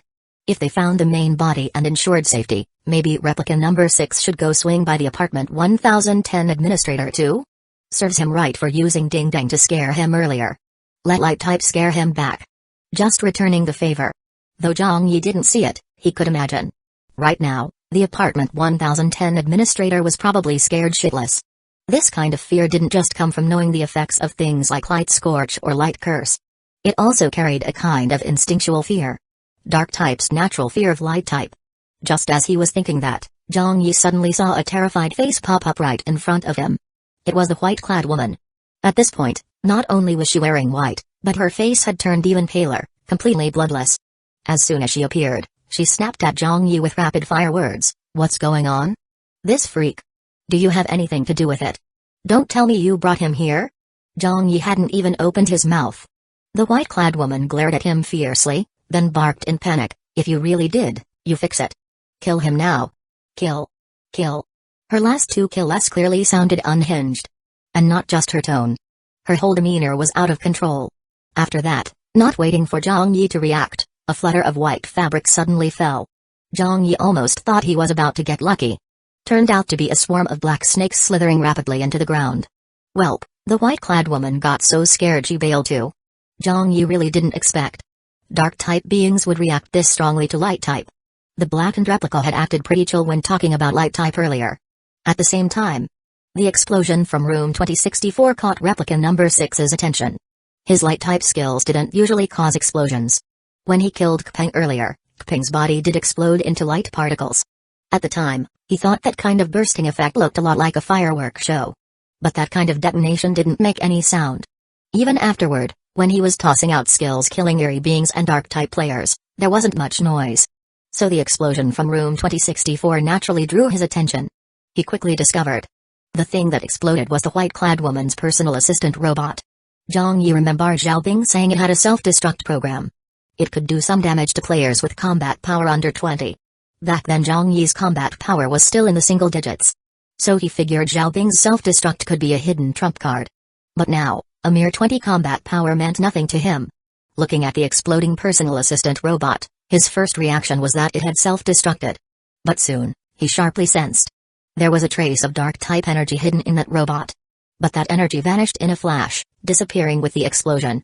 Replicant number 6 was puzzled. What he didn't know was, far away, deep in the Doomsday apartment 666th floor, within the Dead Sea Mist, inside a luxurious conference room. Almost at the same time, another explosion went off. This explosion was even more intense than the one in room 2064 heard by replicant number 6. And the target of the explosion was the mech puppet that had previously stepped out from the wall in front of Wu Ying, formed from a dual machine. After the mech puppet exploded, the other 26 people in the conference room looked even more grim. Suddenly, one person spoke in a low voice, looks like agreeing to Duo's request to unlock apartment 0000 early was the right call. Another voice agreed, but we need to shift our target now. Then another voice raised a pitch, we? The low voice said, of course not us. In the hive at the bottom of the apartment, there should be plenty of non-dark type players. With their identity as veteran players, dealing with a light type newbie is more than enough. Another voice brought up, but the problem is, this light type newbie isn't stupid. Would he go to apartment 0000? So, we need to figure out a way to lure him there. Just as those few words were exchanged, another mech puppet, looking just like the one that exploded earlier, walked into the conference room again. 26 pairs of eyes landed on the mech puppet. And they actually saw an extremely unpleasant expression on a face that shouldn't have had any emotions. 26 pairs of eyes suddenly darkened. Sure enough, they then heard that usually emotionless mech speak, in a faintly trembling voice, Light Scorch. As it spoke, it raised its mechanical arm, changing its form. As the arm transformed, it made a clacking, grinding sound. In the end, it exposed a fingernail-sized dark crystal embedded deep in its mechanical skeleton. But inside what should have been a pitch-black crystal, there was a faint glimmer of light. And that light, to the more than 20 people present, was blinding. So much so that with just a glance, they instinctively looked away, deeply unsettled. A long while later, after calming down, a deep voice spoke toward the mech puppet, so all the mech puppets are infected? The mech puppet retracted its mechanical arm, its voice stiffened odd, yes. Just that one word caused several people in the powerhouse-packed conference room to suck in sharp breaths. In the end, seemingly the most authoritative among the 26, said in a low voice, if you don't want to get tainted by this thing, then, until that light-type ability user is confirmed dead, none of you should be overreaching. That didn't even need to be said. Everyone here already understood. And back at the beginner apartment, Zhang Yi's main body had been discussing countermeasures with the blackened replica to escape the illusion, while secretly thinking about testing whether this blackened replica was real or fake. But before he could figure it out, the blackened replica who was just chatting with him suddenly exploded. And the scene before his eyes, just like when he killed Teacher Zhu earlier, faded like a thin fog clearing from his vision. It was also at this moment that Zhang Yi's main body regained his memory. Not just his missing memories. Even the memories from the replicas during his absence synced instantly to the main body. And the flood of new memories left him completely stunned. Massively shocked. What the hell? The originally shelved replica number 6 didn't just get exposed. He went wild all over the place. Not only was a kill-on-sight order issued against him across the entire server, he even caused quite a stir in several beginner apartments. Wait a second. That reward from the server-wide bounty is insane? He wouldn't have dared dream of doing that. Could something this ridiculous even be real? Was he still stuck in the illusion? Of course, that was just a stunned emotional outburst. He could still tell whether he was in an illusion or not. The reality was even more absurd than the illusion. And the moment the main body sensed reality, the 6 replicas also sensed him and all let out a sigh of relief. Especially replica number 6, once he felt the main body return, immediately used light and shadow escape to flee toward the next apartment. He hadn't stayed long in room 2064. So the entire move, and the action that followed, looked completely seamless. Exactly like the chaotic show he'd put on in other apartments. No one noticed anything unusual. If the news got out, people would just say the light-type replica was out there stirring things up again. No one would specifically mention what happened in room 2064. And Zhang Yi's main body, once he regained focus, immediately realized. When he entered the second layer of the illusion, what the blackened replica said might have been true. The thing that trapped him in the illusion was that personal assistant robot. And that robot seemed to be under the control of a top-tier glyph ability user with the power to manipulate machines. The blackened replica's analysis might have been right. The one who used a high-tier illusion to trap him likely had at least tier 5 glyph ability. That level of powerhouse was probably on the same level as the apartment boss. Once he figured this out, Zhang Yi, who had originally been thinking of killing replicant number 6 to claim that luxurious bounty, quickly abandoned the idea. Sure, the bounty was tempting. But whoever actually claimed it would probably end up with a massive target on their back. And if a light-type ability user was actively roaming around the apartments like a maniac, those dark-type bosses might not dare reach too far. So, Zhang Yi ultimately decided. Don't kill replicant number 6 for now. Let him keep wreaking havoc outside. Of course, during all this chaos, he'd need to keep an eye on him, in case number 6 slipped up. As he thought about it, Zhang Yi's main body also quickly made his way to the beginner apartment ruins where the white-clad woman was and regrouped with replica number 1. Meanwhile, after scaring the administrator of apartment 1010, replica number 6 swiftly left again. Once he was gone, the apartment 1010 group chat came back to life. Phew. Scared me to death. He finally left. Hope he never comes back, but Kuxing's still alive. Is there really a bounty feud between Huangbo and Kuxing? Or are they secretly friends? Maybe Huangbo just came to say goodbye before leaving? Ugh, enemy or friend, what did our apartment do to deserve this? Why'd we have to go through this mess? The regular students were just venting normally. But Wang Lingaling suddenly popped up with, when that Huangbo stirred up trouble, did any of you feel a weird, unexplained sense of fear? Zhao Likun, I did. I totally did. Chen Yukun, me too. Wang Lingaling was just about to ask the two to talk privately. But then the other students chimed in, it's only natural to feel scared when such a strong guy shows up in our apartment, right? Yeah, I couldn't help being scared either. Guess I need to work on my guts. Seeing this, Wang Lingaling realized the others had misunderstood. Their fear was not the same as hers. She sighed and continued explaining in the group, I'm talking about a kind of uncontrollable fear. Not from knowledge, but instinct, like, even if you didn't know Huangbo was a big shot, you'd still feel afraid. Anyone else feel that way? Only then did the others realize they'd misunderstood. That kind of fear they really hadn't felt. But then, Yang Wenchao, who rarely spoke in the group, suddenly piped up, Zhang Yi, did you feel that kind of fear? At Zhang Yi, that sudden mention stunned everyone. Why specifically Zhang Yi? Oh right. They suddenly remembered. Wasn't Zhang Yi's rise due to that blood mist guy who looked just like him backing him up? But now, after Huangbo's chaos, was Zhang Yi's blood mist guy still around? That was probably what Yang Wenchao was really trying to probe. Zhang Yi noticed the of course. And honestly, he was a bit confused too. When replica number 6 used light-type skills, Zhang Yi's main body had been possessed by replica number 5. Technically, the main body should have been a dark-type being at the time. Even if he wasn't, replica number 5 certainly was, right? But whether it was the main body or the dark-type replica number 5, neither had felt a thing. Not even a hint of light scorch, not even fear. And when replicas 5 and 6 were first created, there hadn't been any resistance between them either. The blackened replica still hadn't returned. So Zhang Yi directly asked Yang Wenchao in the group chat, if a light-type ability user and a dark-type ability user are just standing together, and neither uses a skill, will there still be that fear? At Yang Wenchao, Chapter 97 Yang Wenchao's imagination that question was blunt as hell. But Yang Wenchao didn't answer directly. He just replied to Zhang Yi, I'm at your apartment room door.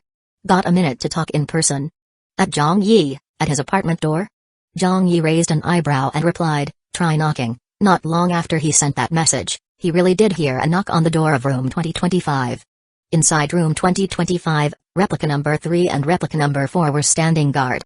Zhang Yi gave it a thought and swapped replica number 3 with replica number 1. So replica number 3 headed over to the ruins of the beginner apartment where the white-clad woman had stayed, guarding the main body. Replica number 1 returned to room 2025 to open the door. Sure enough, standing outside was Yang Wenchao. Yang Wenchao was still in his usual black combat jacket, but the front of it had a massive tear, stained with filthy blood. There was also a creepy, dark-tinged scar on his face. He looked a mess. When he saw Zhang Yi, Yang Wenchao's attitude was relatively polite and friendly. Mind letting me in? Zhang Yi nodded quickly. You're already at the door, of course I'll let you in. Saying that, he welcomed Yang Wenchao inside. Right now, he had all his trump cards at the ready, so he wasn't afraid of Yang Wenchao in the slightest. He was even hoping for a chance to claim self-defense and settle the score with this guy. It all depended on whether Yang Wenchao had the nerve to give him that chance. While scheming inwardly, Zhang Yi still kept a concerned expression on his face. Bro Zhao, what happened to you? Why are you all beat up? And what's with that weird-looking wound? Yang Wenchao's expression stiffened slightly. After entering the living room, he plopped down on the sofa. He let out a long breath, pulled a bottle of water from his spatial item, and chugged it down. Then, instead of answering, he suddenly asked, "That lucky bracelet you gave me. You didn't mess with it, did you?" That question made Zhang Yi's heart skip a beat. But he didn't show it at all and just responded with a look of surprise. How would I even mess with a lucky bracelet? And even if I did, detection should have picked up on it, right? His reaction really did throw Yang Wenchao off a bit. Before he could say anything else, Zhang Yi asked, "What, you wore the lucky bracelet and had bad luck instead?" "Bad luck is putting it lightly." Yang Wenchao tossed the empty water bottle into the trash with a loud thunk and shot him a glare. "I had fucking catastrophic luck, like cursed for 8 lifetimes level." He pointed at the tear in his combat jacket. "I was this close to losing my fucking life." "Huh? That's serious?" Zhang Yi put on a shocked face and started analyzing out loud. "Could it really be that the lucky bracelet's faulty? But it worked fine when I used it. Maybe you picked up some other dirty stuff that affected your luck? Forget it, let's not talk about that." Yang Wenchao waved it off, clearly not wanting to dwell on it. He scanned the living room for a moment, then asked Zhang Yi, "Where's that big leg you're clinging to?" "Oh, that guy? PFFT, didn't Huangbo just wreak havoc in our apartment?" The blood mist guy got so spooked he was trembling when he spoke. "He left me with a 'I'll be back' and then dipped." Speaking of which, Zhang Yi added with mock concern, "You wouldn't suddenly attack me just because I lost my backer, would you, Bro Zhao?" That's what he said out loud, but in his heart he was thinking, "Go ahead, take the first swing. If you attack first, I can totally ignore our past ties and go full self-defense mode." But Yang Wenchao had no intention of making a move. Instead, he raised an eyebrow and said, "You may have lost the blood mist guy, but you still have that bald guy backing you up, don't you?" Zhang Yi shrugged helplessly. "Yeah, I guess." Yang Wenchao pressed, "You still in touch with bald guy? How's he doing now?" Zhang Yi gave a bitter smile and shook his head. "That's just it. I've lost contact with bald guy. That's why I'm on edge, worried you might suddenly attack me." As he said this, Yang Wenchao kept his gaze fixed on him, subtly studying every nuance of his tone and expression.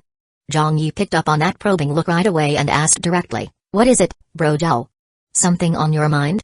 Yang Wenchao pressed his lips together, then asked in a low voice, "Do you know bald guy's real name yet?" Zhang Yi shook his head and shot back, "Do you? If you dare say yes, I'll have to seriously consider whether our relationship is worth sparing your life." But sure enough, Yang Wenchao really said it, "I've got a lead." At that, a shadow crossed Zhang Yi's mind, but he kept a straight face and asked, "What kind of lead?" Yang Wenchao tapped his fingers lightly on the armrest of the sofa. He looked like he was mulling something over. Finally, he said, "I suspect the 2 cross-apartment powerhouses that showed up in our building later. Kuxing and Huangbo. One of them might actually be that mysterious bald guy?" Zhang Yi was stunned. Seeing his expression, Yang Wenchao also paused in surprise and muttered, "Did I guess wrong? Well damn." That's when Zhang Yi realized. This Yang Wenchao is trying to bait him again. Just like when they went to the high-end mall with bald guy. He'd used wild guesses to test bald guy's identity. But what had Zhang Yi speechless was, "How the hell did you come up with that? Bald guy should be one of our classmates, and none of our classmates are named Kuxing or Huangbo." Yang Wenchao nodded and explained his reasoning, "Names can be changed easily. And we've never seen what Kuxing or Huangbo actually look like, right? I just find it weird. There's nothing special about our apartment, so why did cross-apartment big shots start showing up one after another? That's why I suspect either Kuxing or Huangbo is actually the bald guy from before, just with a new identity. I really was trying to test you earlier. If one of them really is that mysterious bald guy who used to live in our apartment, then it makes perfect sense why they'd come back. And I suspect you may have already met them." At that point, Yang Wenchao paused on purpose, then looked at Zhang Yi and said meaningfully, "If you weren't standing beside him at some point, why would you ask in the chat group about what happens if someone is just standing together?" Zhang Yi had no clue what Yang Wenchao was thinking, so he didn't know how to respond. But Yang Wenchao suddenly leaned back into the sofa, looking all laid back, and started talking at ease. "If I'm not mistaken, you've had close contact with Huangbo. And not just once. The first time was when Huangbo first showed up in our apartment. Back then, your blood mist guy didn't react to him at all. The second time was after Huangbo was put on the kill on-site order.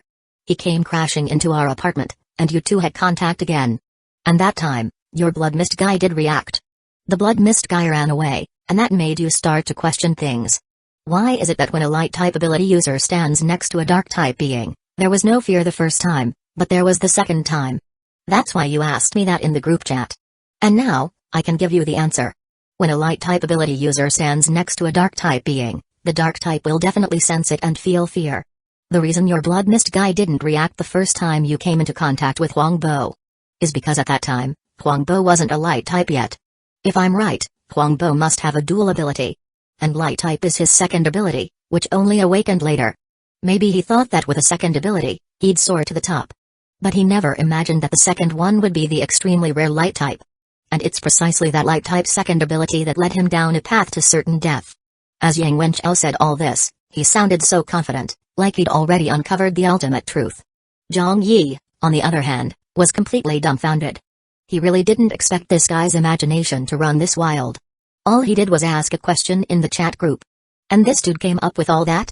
Still, the question he asked in the chat did get answered. So, it really was abnormal that replica number 5 and replica number 6 stood together without triggering fear. Could that be a characteristic of replicas? Even if his replicas had dark type attributes, they might not be affected by the light type ability of number 6? Zhang Yi pondered in silence. Seeing him not respond for a while, Yang Wenchao became even more convinced he was right. He continued analyzing in a serious tone, looking at it this way: even if Huangbo isn't bald guy from before, he must have some connection to you. A friend? A relative? Or something else? Zhang Yi, the reason I came to talk to you in person today is because I want you to think clearly about one thing. Huangbo, who's now under a kill on-site order, is definitely doomed. So if he's definitely going to die, then the question is, who would benefit the most from being the one to kill him? So that's why Yang Wenchao came knocking. He was trying to convince Zhang Yi to kill Huangbo. No wonder he insisted on showing up in person. Chances are, he had his eye on the kill on-site reward. Not that Zhang Yi could blame him. With such luxurious rewards, any normal person would be tempted. Zhang Yi felt a mix of emotions. Some introspection, some contemplation. He was thinking. Yang Wenchao, to be or not to be, that is the question. And it was one he hadn't yet answered. Then Yang Wenchao, like he had a death wish, suddenly asked, by the way, have you been to the duel room lately? There's someone named Zhang Yi on our war god ranking. Ranked 96th. What a coincidence, huh? That line sounded half like a casual remark, half like a probe. Zhang Yi didn't even react yet. Yang Wenchao just laughed to himself, probably just someone with the same name. Yours isn't exactly rare. Zhang Yi raised an eyebrow, sat down on the sofa, and said in a deep voice, what are your thoughts on killing Huangbo? Yang Wenchao's eyes narrowed, a flicker of darkness flashing within. He scooted closer and was just about to speak when Zhang Yi suddenly interrupted, you're probably a dark type being too, right? That line made Yang Wenchao freeze. But he quickly recovered and responded with a low voice, it's exactly because I'm dark type that I can help you strategize about killing Huangbo. But I can't take the kill myself. After all, facing a terrifying light type ability like that, I don't even have the guts to confront him directly. That's why I truly want to help you. Truly? Zhang Yi raised an eyebrow, clearly not buying it. Yang Wenchao smiled calmly, with a deeper meaning in his tone, so you're not stupid after all. You call me bro Zhao all nice and friendly, but what you're actually thinking? Only you know.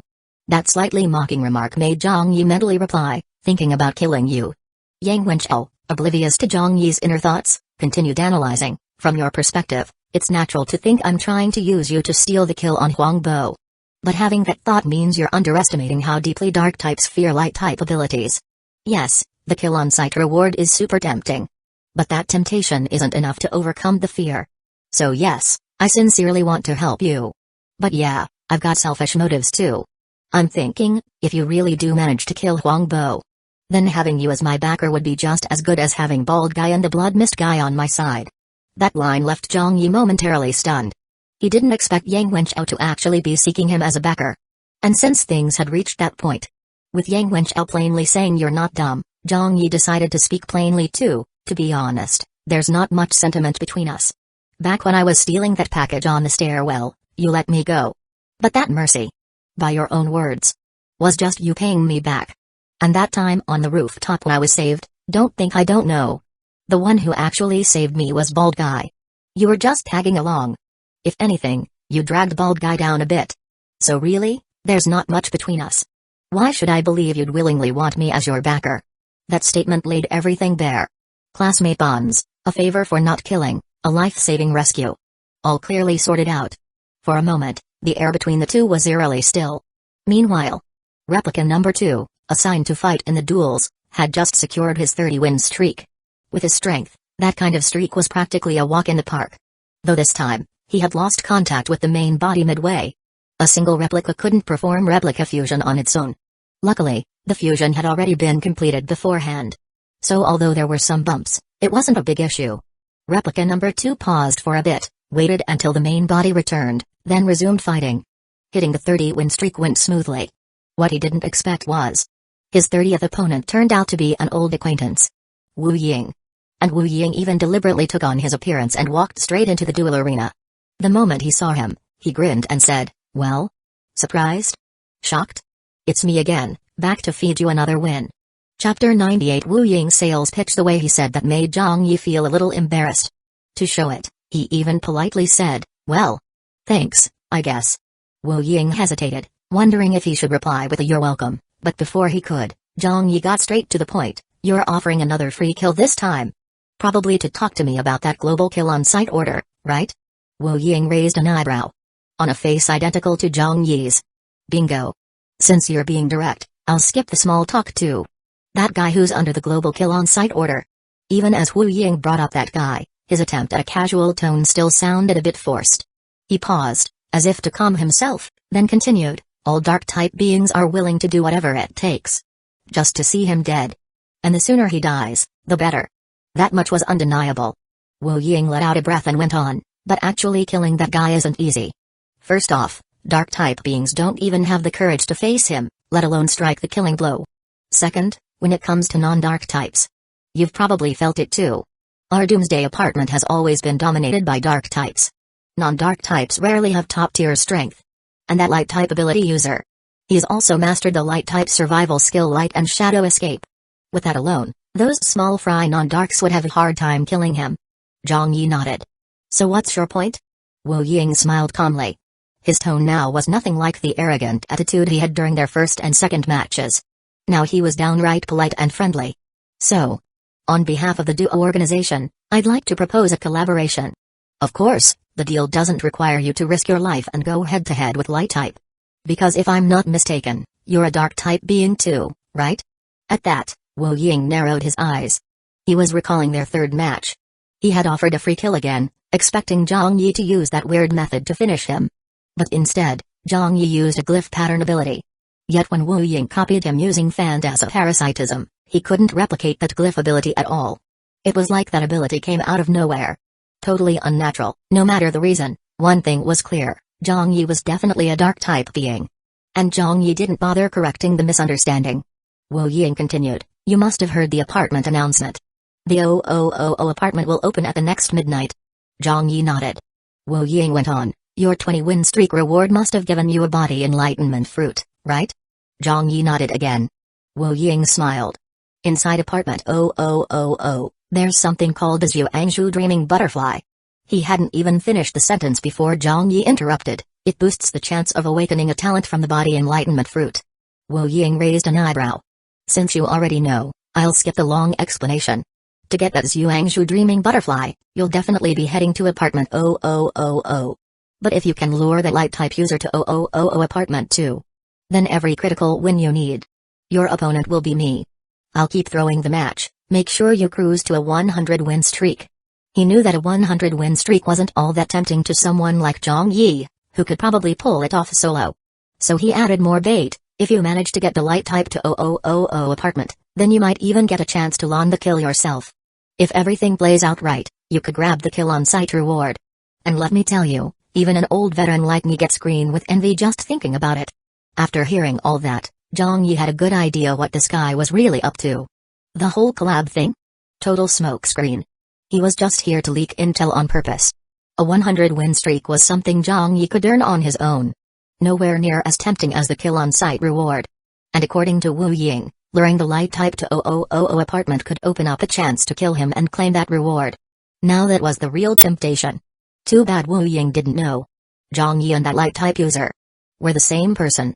If he wanted that reward, he wouldn't even have to lift a finger. Still, outwardly, he let some excitement show at the mention of that juicy kill on-site reward. And he took the opportunity to ask, does OOOO apartment have something special that weakens light types? Wu Ying knew the real trick behind OOOO apartment. It allowed veteran players to show up early. Among these newbies, the non-dark types really couldn't handle the light and shadow escape skill. But the non-darks among the old players, tons of tricks up their sleeves. Take spatial users, for example. Intercepting a light escape wasn't out of the question. Of course, Wu Ying couldn't let Zhang Yi know that. Especially since the real reason OOOO apartment was opening early was because of Zhang Yi. If he sensed danger and didn't go for the dreaming butterfly, the whole plan would collapse. So when Zhang Yi asked, Wu Ying gave the answer he had prepped in advance. There's a zone inside OOOO apartment called the Abyssal Zone. In there, the darkness is so deep, light can't touch it. Dark-type powers are significantly boosted, while light-type skills take a serious hit. Especially that light and shadow escape. It practically becomes unusable. If you can drive light-type into the Abyssal Zone, your chances of killing him go way up, don't they? Abyssal Zone. According to that logic, even a dark-type might have a shot at killing a light-type in that zone. Of course, dark-types still had to risk getting scorched by light scorch. But with the kill on-site reward being that insanely lucrative, plenty of dark types would be willing to take that gamble. At this point, Zhang Yi couldn't help but wonder. Abyssal Zone. Would Yang Wenchao know about it? The thought crossed his mind, and he turned to Wu Ying with a serious expression. Do game players know about the Abyssal Zone? Wu Ying nodded. Of course. Zhang Yi raised an eyebrow. Then that light type isn't stupid. Why would he walk straight into danger? Wu Ying chuckled calmly. That's your problem to solve. But I can give you another bit of insider info. Our duo organization has a standing deal with the apartment bosses. Every season, we select one player from each beginner apartment to be crowned Rookie King. And at the end of the newbie phase, the Rookie King gets a global announcement. You've heard those system announcements, right? Like when someone levels up to level 1 or 2? But those are small time. Limited to one apartment. Maybe 80 people hear them. The reward? A crappy black iron treasure chest. But a Rookie King global announcement? Totally different ball game. And the reward that comes with it. Way beyond any black iron junk.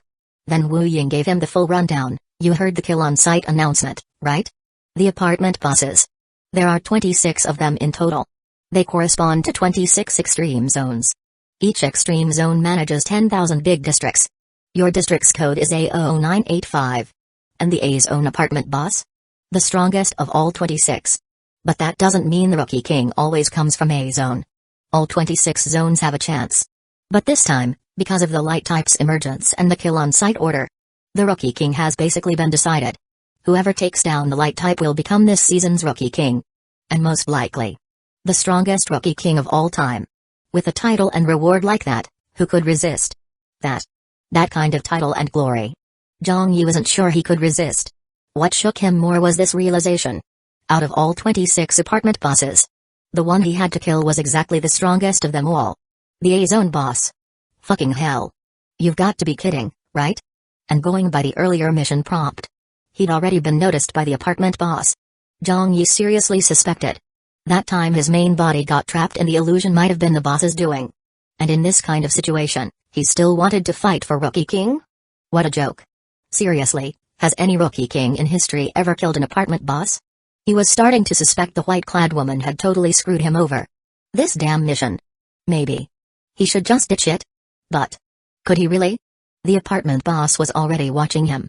If he ditched the mission now, would that boss just suddenly forget about him? As he mulled it over, Zhang Yi felt helpless.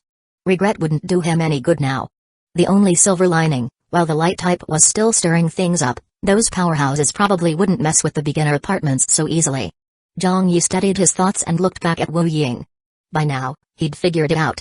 All this cooperation and dealing Wu Ying was talking about was really just painting a picture, dangling rewards in front of him. The kill on sight reward. The Rookie King title and glory. All of it hinged on him killing the light type. And the best way to do that was to lure him into the Abyssal Zone. But the issue wasn't just whether he would kill the light type.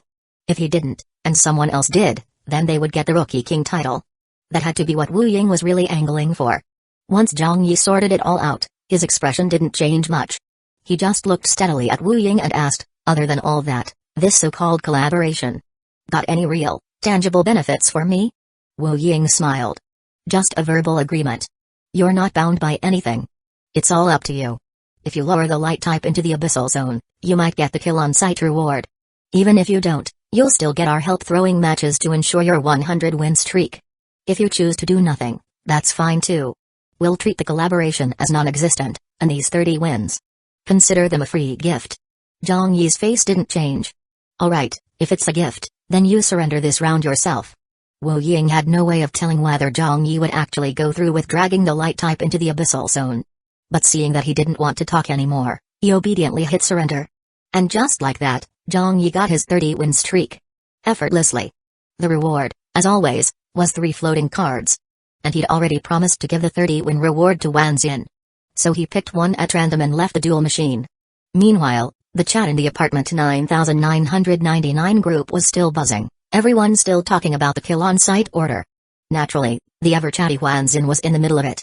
Zhang Yi directly added him, got the 30-win reward. Where do I hand it over? At Wan Xin was overjoyed when he saw it and quickly replied, I'll come to you. Elsewhere, the much-discussed light-type replica had already crossed into apartment 6996. Using light and shadow escape, he slipped right into room 9669. This was exactly the place described in Wan Xin's strategy guide. Void Mirror Palace. According to the guide, the Void Mirror Palace was composed of countless hexagonal prism chambers, forming a giant honeycomb structure. Each hexagonal space had 6 mirrored walls. 3 to 4 of those walls were passable. Touch one with your finger and you'd be taken to the next chamber. That meant each hexagon had 3 to 4 possible exits. But only one path could truly lead you through the Void Mirror Palace. And that correct path changed in real time. Every trip through the palace was a blind search. No patterns, just trial and error. Wan Xin's guide did offer some navigation tricks for the Mirror Palace. Still, even with those tips, it typically took about a full day to get through. But Zhang Yi had a hunch when he used light and shadow escape. And once he reached the Mirror Palace, it turned out he was right.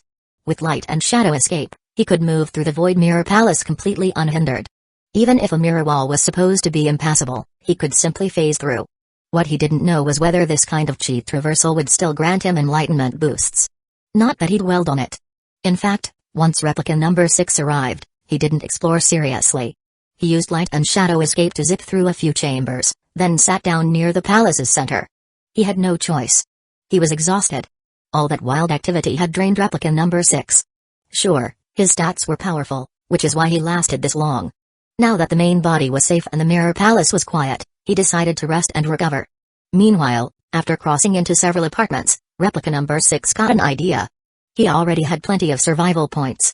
And with the main body now maxed out on silver tier attribute fruit, he could support many more replicas. Which meant he could afford to make a whole bunch. Sure, without luck boosts, the quality might be hit or miss. But replica number 6 thought. He could deploy replicas in apartments he frequently visited, using them as anchor points. Then, when crossing apartments, he could use mirror replicas and phantom replicas, combined with the main body's replica swap skill. That would save a ton of survival points. Plus, Wan Xin's guide was almost in hand. It outlined upgrade routes for various playstyles. He needed replicas to start executing those too. But there was a catch. Zhang Yi wanted this next batch of replicas to all be blackened replicas. And blackened replicas came with new identities. They'd appear in the apartment 1010 member list with totally new names. If just 1 or 2 popped up, his classmates might think they were powerful cross-apartment players. But if a bunch of them showed up at once, even those newbie classmates would start getting suspicious. So he needed a workaround for mass-creating blackened replicas. Maybe he should have the main body cross into an apartment with no players at all? Or find a special space where no member list showed up at all? As replica number 6 rested, he kept planning his mass production and deployment strategy. Suddenly, his whole body jolted. He instinctively used light and shadow escape and even cast Holy Light Judgment without thinking. But before he could escape far, he heard a voice. It echoed from all directions in the Void Mirror Palace, surrounding him in stereo. Don't be nervous. Take a moment to feel it. We are the same kind. Chapter 99, A Way to Escape the Kill on Sight Order. Same kind? Same kind. As in, another light type ability user? No way. Wait, for real? Yes, for real. Because Zhang Yi could actually sense it. Back when he was causing chaos, he'd already noticed.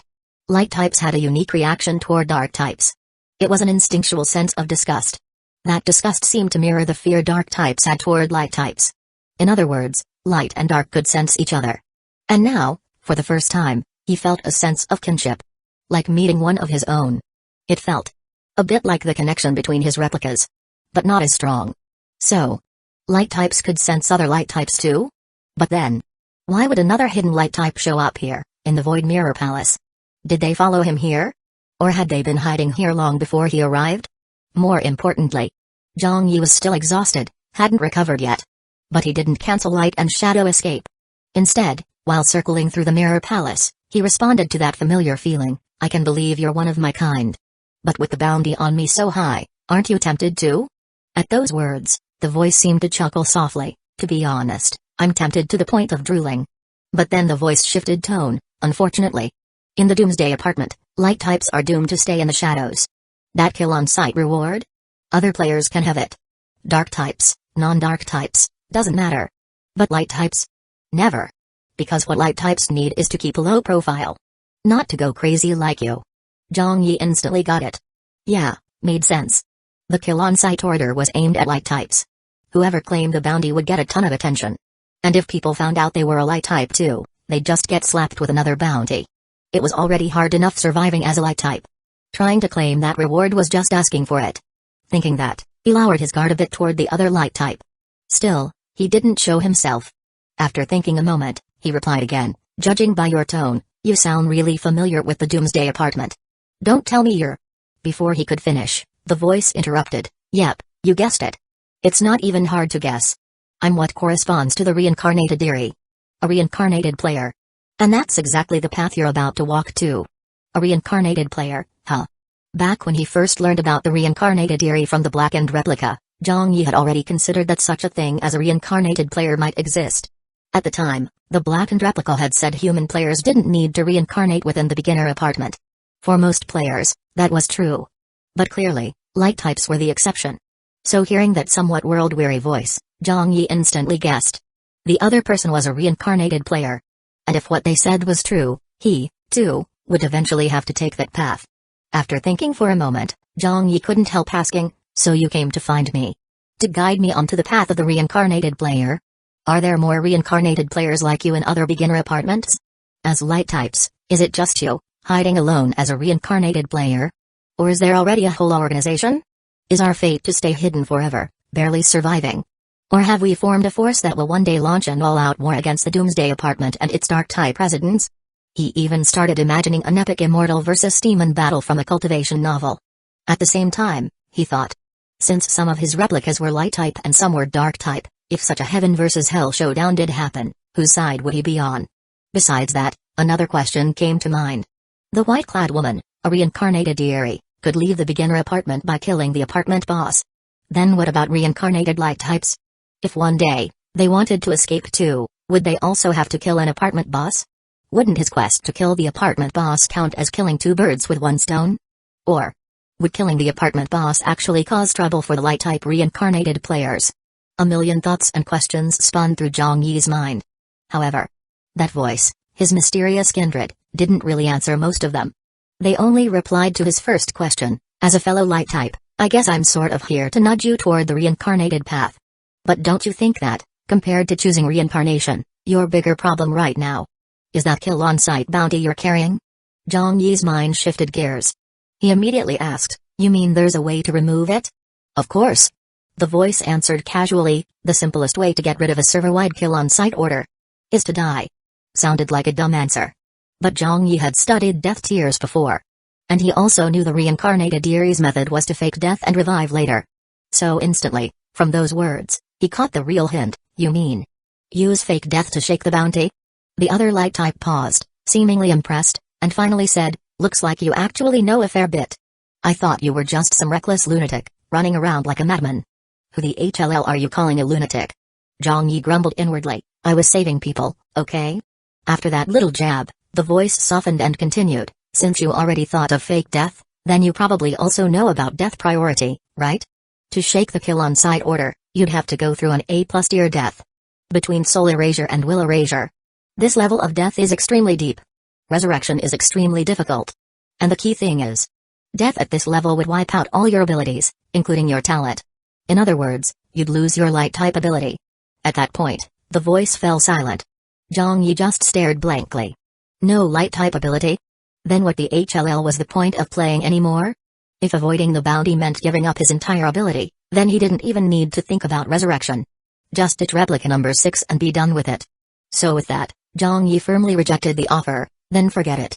Thanks for the advice, but I'd rather keep being a rampaging lunatic. At that, the mysterious voice chuckled again. Zhang Yi was still in light and shadow escape, not visible, and hadn't seen what the other light type looked like. He could tell the voice had been modified. It wasn't natural. He couldn't tell if they were male or female, old or young. But the personality didn't seem like someone crushed by long-term suppression. On the contrary, they sounded rather upbeat. After laughing, the voice spoke again with a light-hearted tone. Not bad. You've still got some spine. If you were really willing to give up your light-type ability just to shake the bounty, then our conversation would probably end here. But since you'd rather be hunted than lose your light-type ability, then I'll give you a few more pointers.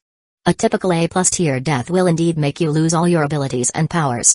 But there are methods to preserve your talent ability even through that. Of course, the path of fake death and revival becomes much, much harder. Especially with the beginner apartment only giving you 10 days. And if veteran players descend, your situation will become unimaginably dangerous. At this point, the voice of the other light type sounded a bit heavy. But a moment later, they added with a comforting tone, still, give it a try. First of all, you've cleared your personal instance, right? Ugh, that again. Zhang Yi helplessly corrected, no, I haven't cleared it. The voice went silent for a second, then said, slightly annoyed, then hurry the hell up and clear it. A light-type personal instance is aligned with light. For you, it shouldn't be hard. Once you clear it, you'll receive a light-type fated item. At the same time, the entire space where your personal instance exists will become your personal space. And that personal space is the key to your fake death and revival. Then, the voice gave him a pointed reminder, when you run your personal instance, don't cause too much destruction. After all, once you clear it, it becomes yours. And light-type personal spaces usually come with a built-in resource zone. You can trade those resources with me later. Once that's done, I'll teach you the next step for fake death and revival. At this, Zhang Yi finally understood. This so-called help with his bounty. What this same kind really wanted was to trade for light-type resources, huh? But the problem now was, Zhang Yi wasn't even sure if his personal instance was light-type. Back when he was trying to find an extreme dark-type environment for replica number 5 to raise the shadow puppet, he had asked Wan Xin. Wan Xin had said, based on his characteristics, his personal instance would most likely be a high-grade dark-type environment. And now this fellow was saying it would be light-type. Zhang Yi was growing more and more curious about his personal instance. Meanwhile, back in his room 2025 of the initial apartment, the weird silence between replica number 1 and Yang Wenchao dragged on for a moment. Yang Wenchao tapped the armrest of the sofa a few times. He reined in his expression and said solemnly, "You're right. A mountain can fall. A person can leave. So deep down, I'll always rely on myself. Talking about backing is just another way to say more allies, more paths. But your attitude clearly makes building trust between us impossible. And that's fine. Trust isn't that reliable anyway. So let's build something more reliable. Mutual interest. Now that everything's out in the open, no need to go in circles anymore. I'll ask you one more time. Do you want the kill on sight bounty or not?" At this stage of the conversation, Zhang Yi no longer needed to pretend there was any classmate bond between them. His expression was calm as he nodded slightly, a reward that generous. Who could say no? Yang Wenchao continued methodically, but on your own, even if you had personal ties with Huang Bo, he wouldn't sacrifice himself just to make you stronger. Zhang Yi nodded again, signaling him to go on. But I have a plan that could convince him. Yang Wenchao tapped the sofa arm again, then said in a low voice, as long as you can find a way to get the message to Huang Bo. The three of us can form a contract. You get the kill on sight bounty, but the stellar tier dojo. I get 3 usage rights. And out of the 100,000 game coins, I take 10,000 game coins. Fair enough, right? Negotiation time. From a neutral standpoint, Yang Wenchao's demands weren't outrageous. But Zhang Yi muttered inwardly, then suddenly asked, this method of convincing Huang Bo you mentioned. You're not talking about faking his death to get rid of the bounty, are you? As soon as he said that, Yang Wenchao's eyes widened. His eyeballs started quickly before he suddenly asked, did Huang Bo tell you that? He knows about faking death to remove the bounty? Zhang Yi nodded, casually making things up. He has some idea, but doesn't know the details. So now he's looking for reincarnated Eri, trying to learn their fake death method. Yang Wenchao listened, his eyes spinning with thoughts. Just then, a knock came from the door of room 2025. Zhang Yi's eyes flickered. Yang Wenchao frowned and guessed, Blood Mist Guy came back? Definitely not. Now that the main body was back, he was reconnected with the blackened replica. So he knew the blackened replica wasn't at the door. He had a hunch. This might be the summons from his personal instance. The one he hadn't been able to find. Might finally be calling him now. Zhang Yi instantly focused hard, trying to trace the source of the knock. And maybe it was due to his enhanced energy stat. This time, he actually did feel a strange pull, like something was summoning him. Following that sense of pull, he walked to one of the most secluded storage rooms in the luxury apartment. That room only held cleaning supplies. Floor scrubbers, vacuums, all kinds of tools. He'd been here before while searching for his personal instance, but found nothing. This time, guided by the sensation, he moved all the cleaning gear aside, and reached toward the back panel of the storage space. The more he searched, the stronger the sensation grew. That knock. It felt like it was coming from behind the back panel. Click. A small fingernail-sized recess depressed under his hand. A secret panel slid open behind the back wall. Behind that panel was a complex, six-pointed star sigil. This had to be his personal instance. Just as he was filled with joy, the knocking stopped, and the six-pointed star pattern vanished. He wasn't sure if touching that spot directly would activate the instance. So he closed the panel and exited the narrow storage room first. Back in the living room, Yang Wenchao was still on the sofa, looking a bit dazed. After a long pause, he came to and looked at Zhang Yi, asking, "Your personal instance?" Chapter 100, Bloodbath at Apartment 0000. Zhang Yi nodded, looking pretty calm, and casually asked, "Have you cleared your personal instance yet? Got your fated item, so you're stronger now?" Yang Wenchao shook his head. "Nope." "Huh?" Zhang Yi was a bit surprised. "You haven't cleared your personal instance? Even Yang Xiamen has?" But Yang Wenchao shook his head again, eyes complicated. "Didn't Xingman also skip his? You didn't find a survival stone on him, did you?" "That was true." Zhang Yi nodded, and Yang Wenchao started explaining, "Most personal instances aren't that hard to clear. Some, like Yang Xiamen's, are probably just about planting flowers or gardening. It's an easy pass. But that's just the general case. Generally, the easier it is to find a personal instance in the apartment, the lower its difficulty. The harder it is to find, the tougher the challenge. There are even some so well hidden they trigger special alerts when discovered. Those are the highest difficulty level." That did match what Wan Xin said. Zhang Yi's instance, hidden extremely deep, was top tier in difficulty. Then Yang Wenchao looked at him again, a complicated expression on his face. Also, the harder a personal instance is, the greater the player's ability and potential. But here's what's weird. You only have a C-tier gold element affinity. Why would you get matched with a top-level instance? That's what left Yang Wenchao stunned. It was only now that he vaguely realized. Maybe Zhang Yi wasn't as simple as he appeared. Not just in terms of personality, but in strength too. Yet his strength really did seem to be C-tier. Another strange thing. Why did the Blood Mist guy look exactly like him and even follow his orders? Plus, not long ago, Yang Wenchao had watched one of Lin Jing's duels. Based on Lin Jing's performance and the rumors swirling around the VIP spectators, he became deeply aware. This real-life version of Doomsday Apartment wasn't a 100% replica of the game. There were things here that didn't exist in the game. Like the bizarre ability Lin Jing showed during battle. That power looked even stronger than a regular ability. And judging by what the spectators were saying, it wasn't just Lin Jing who had that kind of skill. So, Yang Wenchao seriously suspected. What if Zhang Yi only seemed to have a C-tier ability, but actually had some strange power? Like maybe the Blood Mist guy, who looked like his bodyguard, was really a manifestation of Zhang Yi's eerie ability. And that's why Zhang Yi's instance had such a high difficulty level? If that were true, then Zhang Yi, who was on the War God ranking, might actually be this same Zhang Yi he knew. Just thinking about that rocked Yang Wenchao to the core. He used to believe he was the strongest among all his classmates in the same apartment. He'd even been confident that among all players in the school, he had the most potential. But then came Bald Guy, and now Zhang Yi. Damn it, forget the whole school. Even just in their own class within the apartment, it was full of hidden monsters. And by his own plan, Zhang Yi might even get the kill on sight order reward. Just thinking about all this made Yang Wenchao feel like his doubt heart was about to shatter. Still, he managed to calm himself. After all, this was just speculation. The Zhang Yi on the War God ranking might not really be this Zhang Yi. And the high difficulty of the instance could be for other reasons. He took a few deep breaths, then heard Zhang Yi ask, With my C-tier ability, isn't this instance too hard for me? What if I bring the Blood Mist guy along? Would it be easier then? Hearing this, Yang Wenchao became even more convinced. That Blood Mist guy was definitely part of Zhang Yi's ability. He paused for a moment, and when he replied, his tone was much more cautious and serious. I'm not sure about the Blood Mist guy's true strength. But if you can get the kill on sight or the reward, then even the toughest instance will feel as easy as Yang Xiaoman's. Alright, we're back to the kill on sight order again. Zhang Yi thought for a bit, then said honestly, of course I want the kill on sight reward. But you mentioned earlier, we'd need to sign a contract between you, me, and Huang Bo. Right now, it's just the two of us. And the key person, Huang Bo, is no longer in our apartment.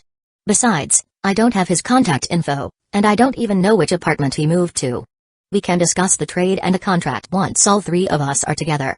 But the real problem now is, how do we get Huang Bo back to our apartment? That's what he said, but Zhang Yi was sure Yang Wenchao had already thought of a way to get all three of them in one place. Otherwise he wouldn't have shown up like this. Sure enough, Yang Wenchao answered without hesitation, didn't they recently announce early access to apartment 0000? I want to meet you there, just after midnight, and head to apartment 0000 together.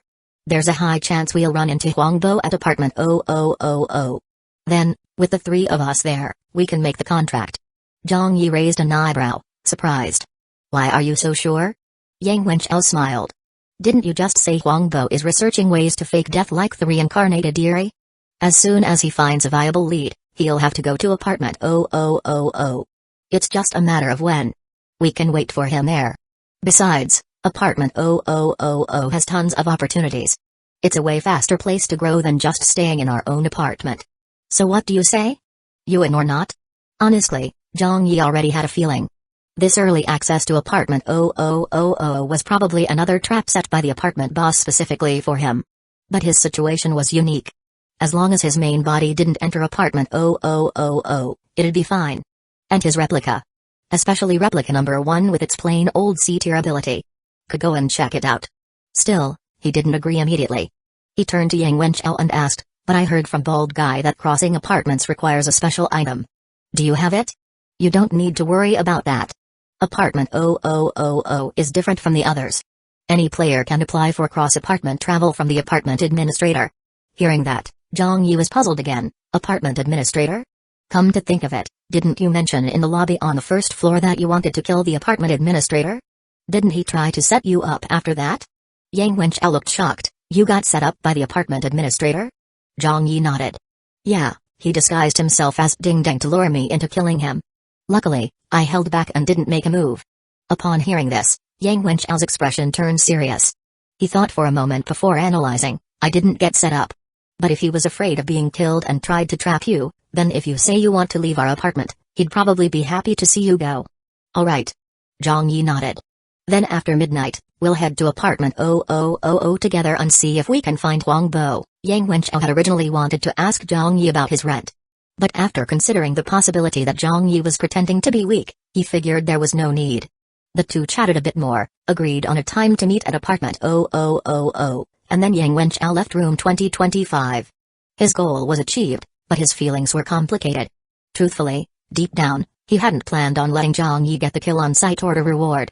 What he told Zhang Yi was a 3-person contract. But in reality, he just wanted to use Zhang Yi to get in touch with Huang Bo. Once he fully connected with Huang Bo and established a mutually beneficial relationship, he was confident he could kick Zhang Yi out of the picture. Turn the 3-person agreement into just him and Huang Bo. And after that, Zhang Yi could go chill wherever. However, now that he realized Zhang Yi wasn't simple, that 3-person agreement might not be so easy to rewrite. He even seriously suspected, if things didn't go well, maybe it would be Zhang Yi and Huang Bo who kicked him out. Thinking this, Yang Wenchao felt a bit heavy. Still wounded and in a sorry state, he headed straight for the red light elevator without hesitation. He pressed all the buttons from the 20th floor to the first floor. Only this way would he increase the chance of encountering a secret realm in the red light elevator. Even though secret realms had more eerie beings and a higher death rate, he had no choice. The invisible pressure Zhang Yi brought made him crave strength even more. When he was watching Lin Jing's duel, seeing a top-tier boss wield such bizarre powers, he had just been awed and envious. But realizing that someone he knew, Zhang Yi, might also possess such eerie abilities that hit differently. It's like a beggar doesn't envy a billionaire for being rich, but he will envy another beggar who lives better than him. In his eyes, he and Lin Jing were worlds apart. But with Zhang Yi, they were still on comparable ground. And as it turned out, the god of fate hadn't abandoned him. With better starting ability and a higher initial apartment floor than average, Yang Wenchao's luck wasn't bad. After going through a string of bad luck, he now really was turning things around. When the red light elevator opened on the 18th floor, Yang Wenchao had already vanished. Zhang Yi didn't know any of this. His replica number 1, after Yang Wenchao left, headed to the storage room to check out that hidden personal instance. Meanwhile, replica number 2 met up with Wan Xin to complete the trade for the 30-win streak reward. The reward Zhang Yi drew for 30 wins was an item called Blood Spirit Comb. It looked like a blood-red comb and could release hair like wires as sharp as steel. Deadly and great for crowd control, a pretty solid AO weapon. However, it didn't seem as good as the reward for 20 wins. And Wan Xin seemed a bit disappointed too, asking rather unwillingly, in your 3 random reward options for the 30-win streak, was there anything called Void Mirror? Zhang Yi shook his head. Nope. Wan Xin was surprised. How can that be? Your 10-win and 20-win rewards were both solid. Why wouldn't the 30-win give you Void Mirror? Wait, did you pay for a win streak package or something? Wan Xin was just throwing out guesses. But Zhang Yi suddenly remembered. Oh, right. When I hit 30 wins, I ran into an old acquaintance. He chatted with me and asked me for a favor, then surrendered on his own. Could that have affected my 30-win reward? Wan Xin looked exasperated. Of course it affected it. A win like that is basically a fake match. Of course the reward quality drops. No wonder your 30-win reward suddenly tanked in quality. Ah, whatever, guess I was unlucky. Our contract had a gamble built into it anyway. I won't hold it against you. It was obvious Wan Xin was disappointed, but he could accept it. He gave Zhang Yi part of the strategy guide and added, the rest. About 1/3. I'll send before midnight. Zhang Yi skimmed through it and saw that the info on apartment 0000 was in that remaining third Wan Xin mentioned. He didn't push the issue and instead asked Wan Xin, earlier, Chengku said once apartment 0000 opens, he'll go there to find the Zhuangzhu dreaming butterfly. I haven't asked you yet. Why did you suddenly give up your war god ranking position and trade with me for the 30-win reward? Was it also to prep for exploring apartment 0000? Wan Xin's expression turned a bit complicated.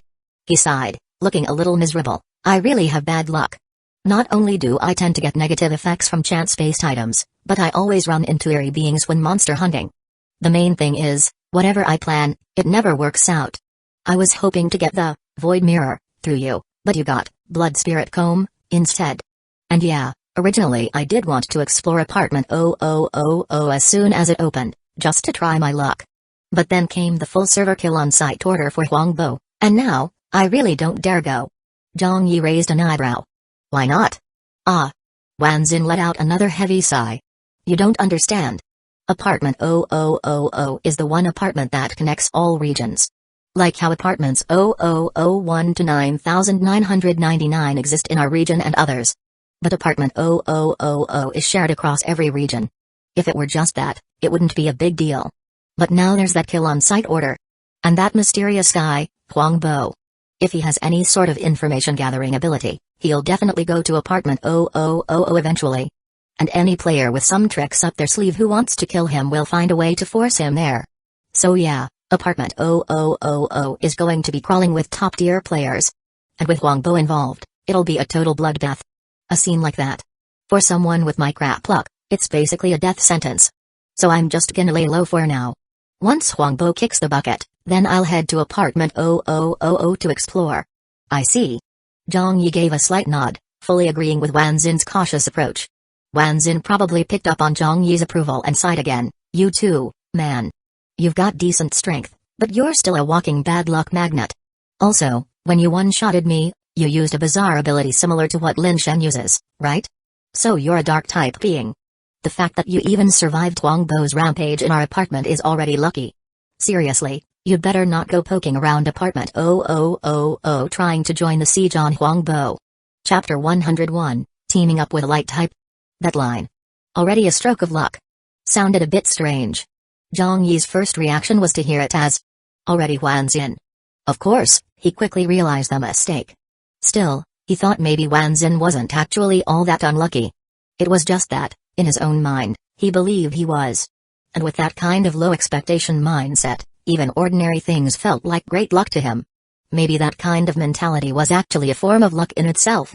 Since the 30-win reward wasn't what Wanzin had hoped for, Zhang Yi did feel a bit guilty.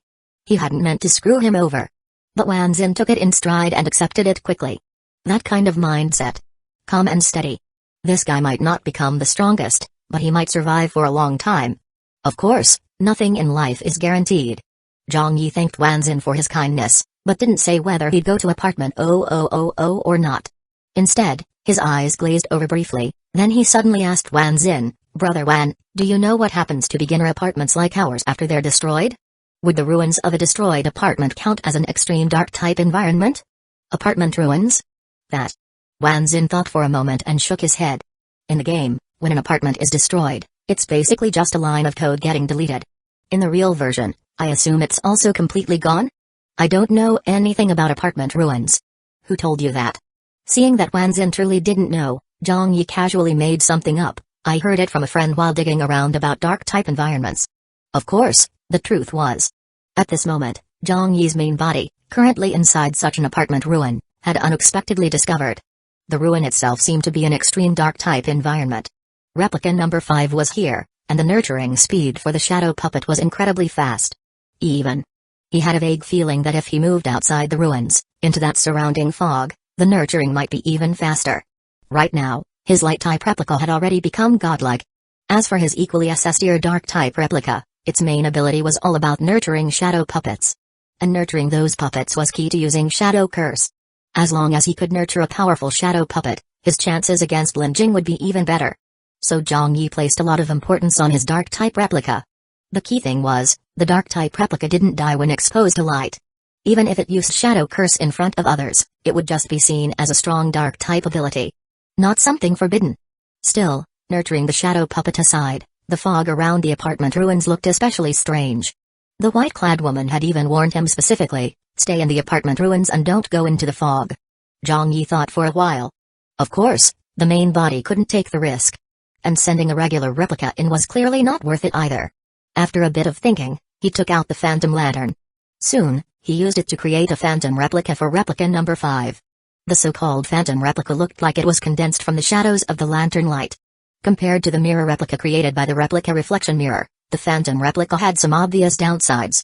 First, its appearance. People could tell at a glance it was a fake. Second, its duration. When first formed, the phantom replica was more solid. But over time, it gradually faded until it disappeared. It was like a candle slowly burning down. So in terms of effect, the phantom lantern was far inferior to the replica reflection mirror. But for Zhang Yi, that wasn't really a problem. He typically only used these replicas for about 3 minutes at a time, mainly for replica fusion. But this time was different. Zhang Yi clearly felt. As the phantom replica approached the edge of the apartment ruins and got closer to the fog, its previously solid form seemed to instantly start fading. Like a candle suddenly burning faster. From afar, the main body watched and had a vague guess. That eerie fog might have a corrosive property. And that corrosiveness was even scarier than the blood mist he'd encountered before. But just when he thought the phantom replica couldn't last much longer and would soon disappear, he saw it, seemingly aware of the danger, suddenly activate its dark-type S-tier skill. Shadow form. In shadow form, the fog's corrosive effect seemed to be weakened. The phantom replica successfully entered the fog. However, since phantom replicas weren't created using survival points, they didn't share consciousness with Zhang Yi. So he still had no idea what was happening inside. He was considering whether to fuse a trash-tier replica into it, then use that trash replica's vision to observe the fog. But just as he was thinking that, the burning phantom lantern suddenly went out. Which meant the phantom replica that had entered the fog had finally perished. This fog really was like a forbidden zone. But Zhang Yi also felt more certain than ever. That fog-shrouded area was the ultimate extreme dark-type environment, the perfect place to nurture shadow puppets. While pondering whether there was another way to get the dark-type replica into the fog, he saw a wisp of black smoke slowly rise from the cracked ground of the apartment ruins, right where he was standing. Zhang Yi sensed it and didn't flinch. Soon, the black smoke took the form of a blackened replica. The runaway blackened replica had finally returned. Zhang Yi was just thinking about discussing fog exploration strategies with the blackened replica, when he saw it raise its right hand, holding a black glass bead about the size of an eyeball. "What's this?" Zhang Yi asked in surprise. Before the blackened replica could answer, a voice came directly from the glass bead. It was the white-clad woman. "It's me. Zhang Yi looked even more surprised. You? Why do you look like that now? The black glass bead looked perfectly ordinary, but the voice inside was clearly speechless. I didn't turn into this. I placed a strand of my consciousness inside the bead so I can contact you remotely. As for me, I'm neither inside the bead nor back in apartment 1010. Oh. Zhang Yi nodded repeatedly. So this is like a phone call? That's actually pretty convenient. The white-clad woman silently thought, convenient, my ass. That wisp of consciousness she split off wasn't just for checking. The key thing was, if she ever died, as long as her death priority wasn't higher than 8 tier, there was a chance she could resurrect through this strand of consciousness. Of course, the resurrection process was extremely complex and required a lot of resources. A single strand of consciousness definitely wasn't enough on its own. And honestly, she didn't want that day to come. So she was being very cautious. She'd stayed far away and still hadn't returned to apartment 1010. Naturally, there was no need to explain all this to Zhang Yi. I left you this contact method because I wanted to talk about how the appearance of a light-type ability user might affect the mission to kill the apartment boss. Her voice came again from the glass bead. But before she could get into it, Zhang Yi cut in first. Funny you mention that. I actually had a question about the mission. Go ahead, ask. Zhang Yi hesitated a bit, but since it was just a contact bead and she wasn't physically here, he grew bolder and asked bluntly, I remember when I accepted the mission, the announcement said there was no penalty, right? So even if I don't do the mission, it's not really a problem? The bead was silent. Zhang Yi kept pushing, bold as ever, can I just abandon the mission altogether? Still silent. After a brief pause, the white-clad woman's calm voice finally came through, of course you can. Zhang Yi was inwardly delighted. But the next second, the white-clad woman's voice came out of the glass bead again, this mission never had any punishment to begin with. Including killing the apartment administrator. Even without the mission, you can still kill him. But do you know what the difference is between accepting the mission and not accepting it? Zhang Yi suddenly had a bad feeling. Sure enough, the white-clad woman's voice turned gentle inside the bead, the difference lies in awareness and attention. Doomsday apartment is, at its core, a cruel place. Especially those who've made it to the rank of apartment boss. They've weathered countless storms. People like that have eliminate all threats at the root carved into their bones. And even without that mindset, they never need a reason to kill. You can, of course, choose not to do the mission. But do you think saying you won't do it means the apartment boss will just let you go? Her soft voice carried a trace of mockery and ridicule. Then she added, in fact, from the moment you accepted the mission, I didn't think you'd live long enough to even meet the apartment boss face to face. The trap laid by the apartment administrator was just an appetizer. I can tell you straight up. If it weren't for that freak-like type suddenly showing up, you'd probably already be dead from one of the apartment boss's setups. Zhang Yi believed her. In fact, he understood even better than she did. The light type's appearance had been a cover to protect his trapped main body. So by now, he was pretty much certain. The reason the main body had been trapped was the apartment boss's doing. Which meant, his conflict with the apartment boss was already at a life-or-death impasse. Either he died at the hands of the apartment boss. Or he killed the apartment boss. That was the simple truth. Zhang Yi sighed inwardly but accepted it calmly. Following her line of reasoning, he speculated, just now, you said you wanted to tell me how the appearance of the light type affects the mission to kill the apartment boss? Seeing that he'd accepted the situation and dropped the idea of giving up, the white-clad woman returned to the topic and got straight to the point. The appearance of the light type has both positive and negative effects on your mission. First, the bad. Because of the light type's presence, the probability of the apartment boss showing up in the beginner apartment drops significantly. Basically, if he doesn't appear there, you won't have a chance to kill him. The good part is, precisely because the boss won't show up, your survival rate during the light type's active days goes up. That's it. Even Zhang Yi had already analyzed that much himself. No need for her to point it out. He had a feeling the white-clad woman wasn't done saying what she really meant. So he stayed quiet and waited. Sure enough, after going through the impact part, she suddenly added, there's also a more critical effect. Whether it's about getting the kill on sight or a reward, or teaming up with the light type, your chances of killing the apartment boss go way up. But either option is hard to pull off. Plenty of top players are eyeing that kill on sight reward. Once apartment 0000 opens, old players are likely to get involved. And most importantly, the light type himself is extremely dangerous. Trying to take down such a powerful opponent in this kind of competition? The difficulty is sky high. Teaming up with the light type? Even harder. At this point, a light type ability user is like a frightened bird. Probably doesn't even dare to show their face. Why would he team up with you? Zhang Yi thought, because he's my replica. Of course, what really caught his attention was something else, so he asked quickly, "You just said, once apartment 000 opens, old players will show up. Is that for real?" The white-clad woman sounded uncertain. "Usually, apartment 000 opens on day 8. That's also when old players make their appearance. This kind of early access situation, I can't say for sure. But since this light type showed up, I'd say the old players are dying to show up early and take him out. So that means the bloodbath about to erupt in apartment 000 might be even more intense than what Wanzin described." Wanzin's choice to lay low really was a wise one. Zhang Yi was deep in thought. Then the white-clad woman's voice came again from the glass bead. "Between going for the kill on-site reward and teaming up with the light type, which option do you plan to choose?" "Well," Zhang Yi hesitated, "I'm not really sure yet. Guess I'll play it by ear." But the white-clad woman replied firmly, "I came this time specifically to ask you for your decision. Whether you choose to kill the light type or work with him will determine which of my old friends I go looking for next." "Old friends?" Zhang Yi was surprised. "You mean other reincarnated Eri?" "What, even among reincarnated Eri, there are factions." The glass bead fell silent for a moment. "Not really factions. More like personal beliefs and philosophies that shape our relationships." Zhang Yi sensed that she didn't want to go deeper into the topic. At the same time, he could tell. Even though he had accepted the mission to kill the apartment boss long ago, the white-clad woman hadn't taken it seriously before. Almost as if she didn't think he could do it. But the light type's appearance suddenly made her take interest. She was even willing to help him now. Reaching out to her old friends. Could it be? She even knew the light type's reincarnated player identity? No way, right? Aren't dark type and light type supposed to be mortal enemies? Zhang Yi wasn't sure, and didn't press.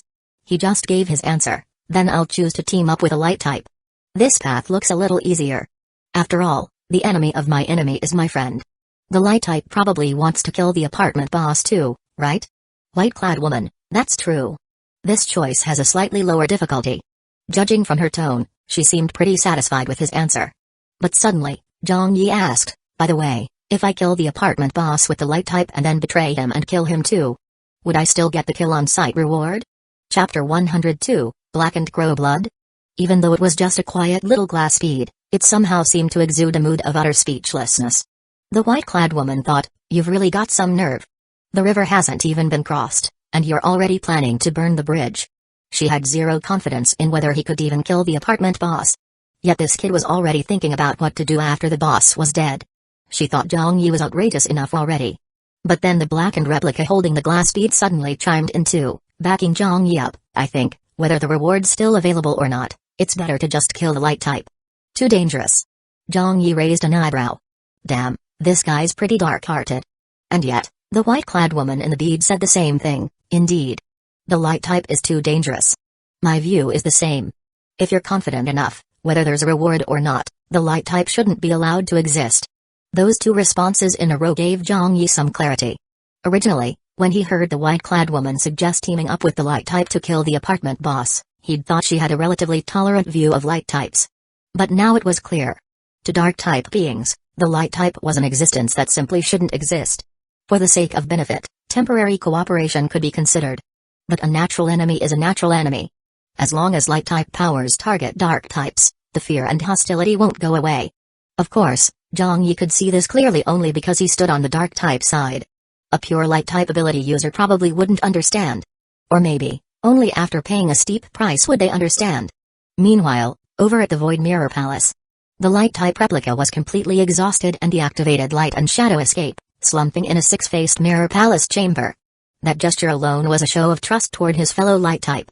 Unexpectedly, this gesture of lowering his guard was met with the following comment. "You're so ugly. Zhang Yi, you're so rude. This is ridiculous. I'm starting to doubt you're even a real light type.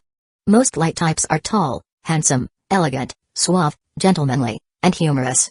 Why do you look so sketchy?" Zhang Yi was speechless. But too exhausted to even argue.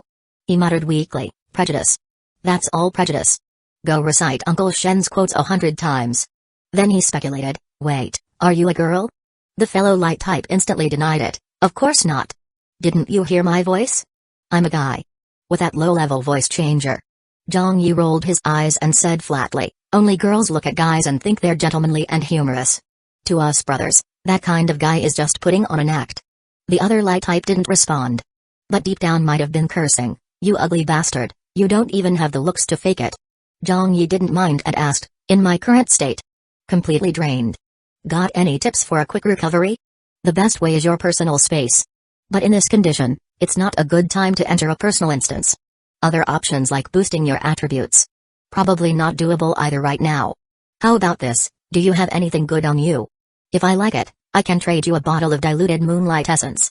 Moonlight essence is mainly for healing, but even diluted, it helps restore stamina." But Zhang Yi didn't really have anything valuable. Wait.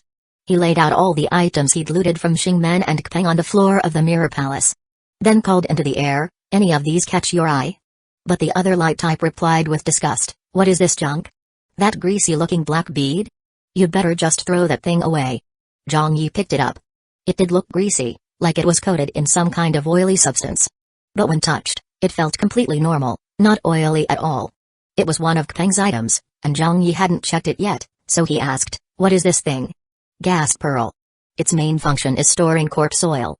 But this thing may have hidden downsides. For example, some eerie beings carry certain marks.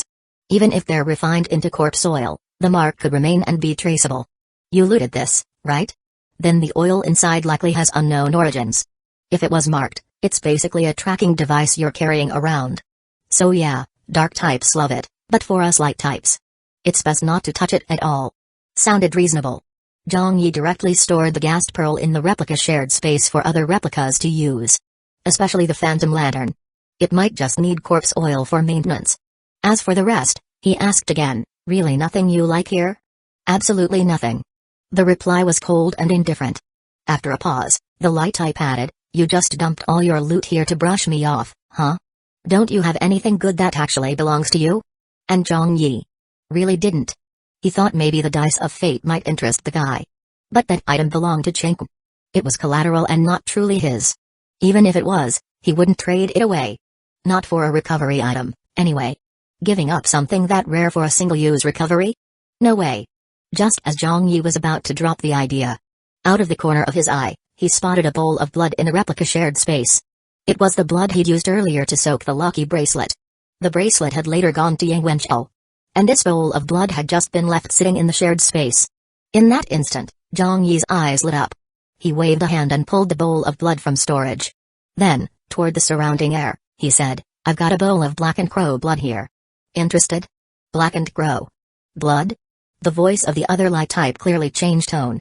It took a long pause before responding stiffly, "Are you kidding me?" "Well, I'm not totally sure," Zhang Yi admitted. "I used this bowl of blood to soak a lucky bracelet.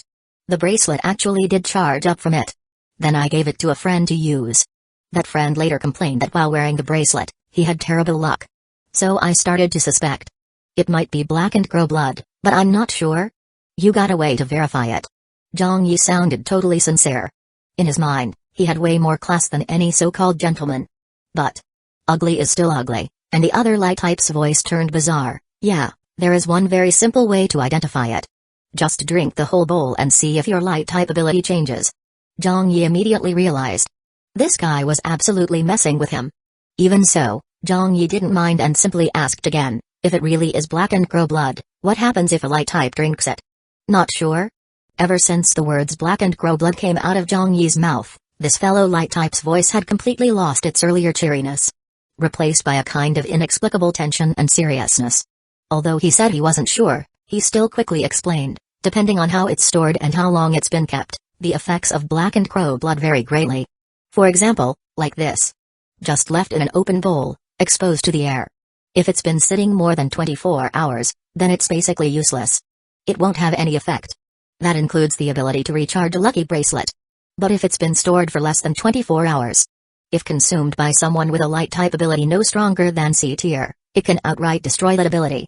If consumed by someone up to S tier, it may cause physical discomfort, ability suppression, or even mutation.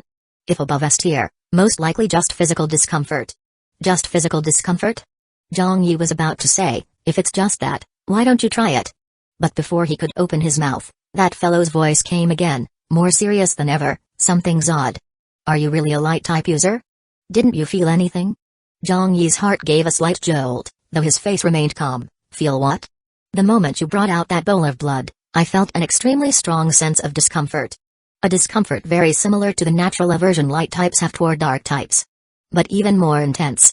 So I figured, this feeling must be coming from my light type ability. But you, also being light type, why didn't you feel it? Zhang Yi thought, it's my own blood. Of course I wouldn't feel anything. Just like how his light type replica didn't feel any hostility toward his dark type replica. But that wasn't something he could explain to just any fellow light type. Besides, due to this difference in sensation, the other light type seemed a little suspicious of him now. Zhang Yi thought for a moment, then asked, if you felt it right away, then why did you say I was joking? The voice was still serious, with an unmistakable tone of exasperation. I was shocked. That "are you joking" just slipped out. Because anyone who actually knows what black and crow blood is would never just leave it sitting out in a random bowl like this. Alright. So that's what it was. Zhang Yi had misunderstood due to his own ignorance.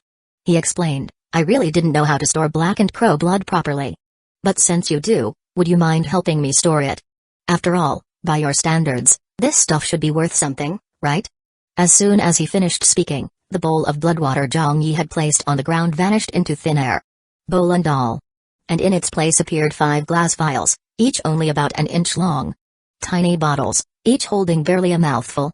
So this was that so-called diluted moonlight essence? This is the real deal. 5 bottles of moonlight essence. When you use it, dilute it with a 500 milliliters container. So, he gave 5 bottles outright? Seems like that poorly stored blood of his was still worth quite a bit. Zhang Yi was thrilled on the inside, but kept a frown on his face. I only asked you to help store it. I never agreed to a trade. The other voice came again, you think storing this stuff is easy? If we're not trading, why should I store it for you? Also, you still haven't answered me. Why didn't you feel any discomfort from that blood? And since it's still effective despite being exposed, that means it hasn't been out for more than 24 hours. How did you get it? Zhang Yi stored the 5 bottles of moonlight essence, silently accepting the deal. Then, without being overly humble, he replied seriously, everyone has their secrets. I have no obligation to tell you how I got that blood. As for why I didn't feel any discomfort, maybe it has something to do with the fact that I have another ability besides light type. Dual ability?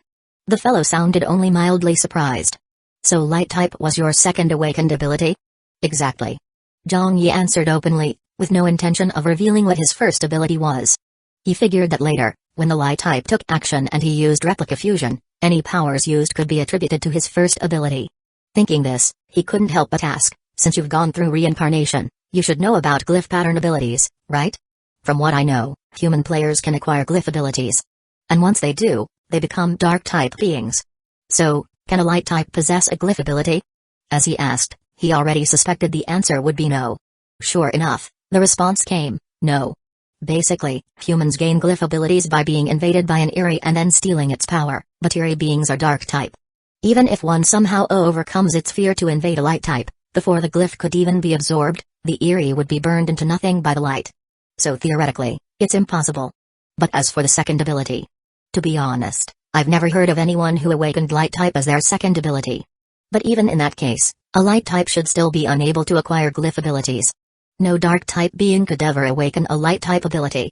So for someone who already has a glyph ability to then awaken light type, it's just not something that can happen. Then the voice fell silent for a moment, before suddenly saying, you'd better not tell me that you, a light type, actually possess a glyph ability. Relax, Zhang Yi said solemnly. I'm way too upright and noble to ever touch such filthy powers. Meanwhile, he was quietly thinking.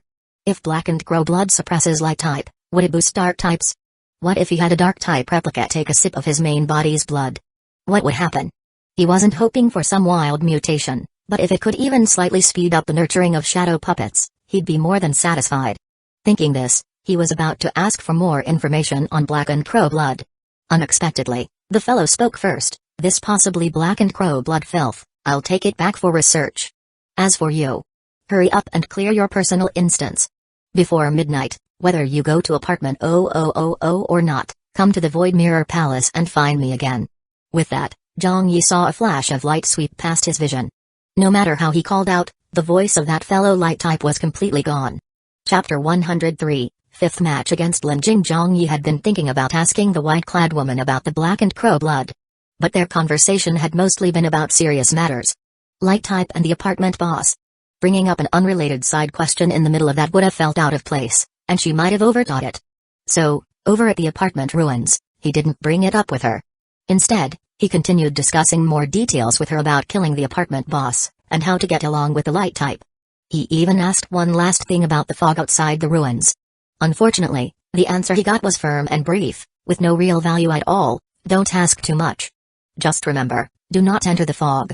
Left with no choice, Zhang Yi put that thought on hold and ended the call with the white-clad woman via the glass bead. After confirming with the blackened replica that the bead was just a communication tool, he turned his attention back to the question of his own blood. He wasn't hoping for some major mutation in the dark-type replica, but if his blood could replicate the effects of an extreme dark-type environment and accelerate the nurturing of shadow puppets, that would be perfect. So, on the main body's end, he continued asking the blackened replica. Meanwhile, replica number 2 entered Lin Jing's spectator stand to seek out Wanzin and ask him too. At the moment, it was the 3-minute intermission between rounds. There was no battle on the stage, and the spectator stands were abuzz with conversation. Maybe the previous match hadn't been all that exciting. During the break, almost no one was talking about it. Instead, everyone was focused on the full server kill on site order. And most of the voices were filled with excitement and anticipation. Well, with such a lucrative reward on the line, it's no wonder people were hyped just thinking about it. When Zhang Yi found Wanzin's seat again, the guy was deep in conversation with the players beside him, all discussing how to maximize the gains from killing Huang Bo. They all seemed to be players from apartment 9999. I'm serious. I really think if we can lure Huang Bo to apartment 9999 and kill him there, that would be the optimal strategy. After all, the 9999 administrator also issued an apartment-level kill on-site order. If we kill him in 9999, wouldn't that net us both the major and minor rewards? I mean, just the survival points alone would total 110,000 game coins. Plus, you'd get 10 madman masks instantly. That'd make killing the apartment administrator a whole lot easier. Yeah, but let's be real. Everyone here's felt how dangerous the light type is. If we manage to kill him at all, we should count ourselves lucky. Let's not get greedy trying to do it in 9999. Exactly. If someone actually claims the full server kill on-site reward, they might even be able to solo a weaker apartment administrator. Who needs 10 madman masks then? I agree, no need to be too greedy. Realistically, the best spot to kill Huang Bo is probably the Abyss Zone in apartment 0000. Easier said than done. That light-type guy isn't stupid. Why would he walk into a trap like the Abyss Zone? Honestly, I doubt he'll even go to apartment 0000. Either way, once 0000 opens, the whole place will be teeming with hidden agendas. For players from other regions, 0000 is the only location where they can claim the full server kill on-site reward. So expect apartment 0000 to be swarming with top-tier players. Even those bosses who showed up during Lin Shen's quick battle are likely to appear. Honestly, I used to think Lin Shen was just number 1 in our region. But turns out, even across the whole server, he's a top-tier powerhouse. No one can even touch him in quick battles. Well, to be fair, maybe some of the strongest players are just busy. Like stuck in their personal instances or special secret realms. Or maybe they didn't expect someone to go for a quick battle on day 1 and got trapped in places like the Void Mirror Palace or the Prisoner's Staircase. In any case, with so many players across the server, there are bound to be hidden monsters out there. Maybe even players who are secretly stronger than they look. Besides, nothing in life is certain. Today's top dog could be a corpse tomorrow. And tomorrow's champion might still be struggling to survive today. Take Huang Bo. Wasn't he completely unknown before? Suddenly pops up out of nowhere, now he's the target of the whole server. And what about Zhang Yi? When he first came across apartments, everyone thought he was just some clueless newbie. In no time, he's on the war god ranking. At that comment, one of the guys glanced at Wanzin, his eyes teasing. But just then, that same guy noticed Zhang Yi himself. And his expression shifted. Wanzin followed his gaze, turned his head, and quickly greeted him. Hey, the man himself is here. Zhang Yi, hurry and explain. On the war god ranking, you beat me fair and square. It wasn't a fake match. Zhang Yi could tell they were just joking around, so he played along. Yeah, definitely no fake match. But hey, I do feel bad I didn't draw the Void Mirror from the 30-win reward, sorry about that, brother Wan. As soon as he said that, the others jumped in. Aha. So you were hoping to trade the War God ranking for the 30-win Void Mirror? And ended up not getting it? Haha, classic. It's always you, Wanzin. The guy with the worst luck ever. Still, even a 30-win streak reward can't be that bad, right? As they laughed, someone suddenly realized something and stared at Zhang Yi. Wait, what the HLL? You already completed a 30-win streak? That fast? Not too fast. Zhang Yi feigned modesty. My combat power's only 80, so when matching players with similar power, I rarely run into tough opponents. Even though he said that, the nearby players all looked at him strangely. Wan Xin's expression was especially complicated. He nearly blurted out, combat power 80, my A. More like 800. But seeing Zhang Yi didn't want to go into it, he let it go and didn't bother clarifying that he actually lost fair and square. Just then, the intermission ended. Everyone's attention shifted back to the stage. As Lin Jing's new opponent appeared, a fresh wave of chatter rippled through the crowd. Apparently, this opponent was even more eye-catching than the full server kill on-site target. The surrounding noise got a bit chaotic.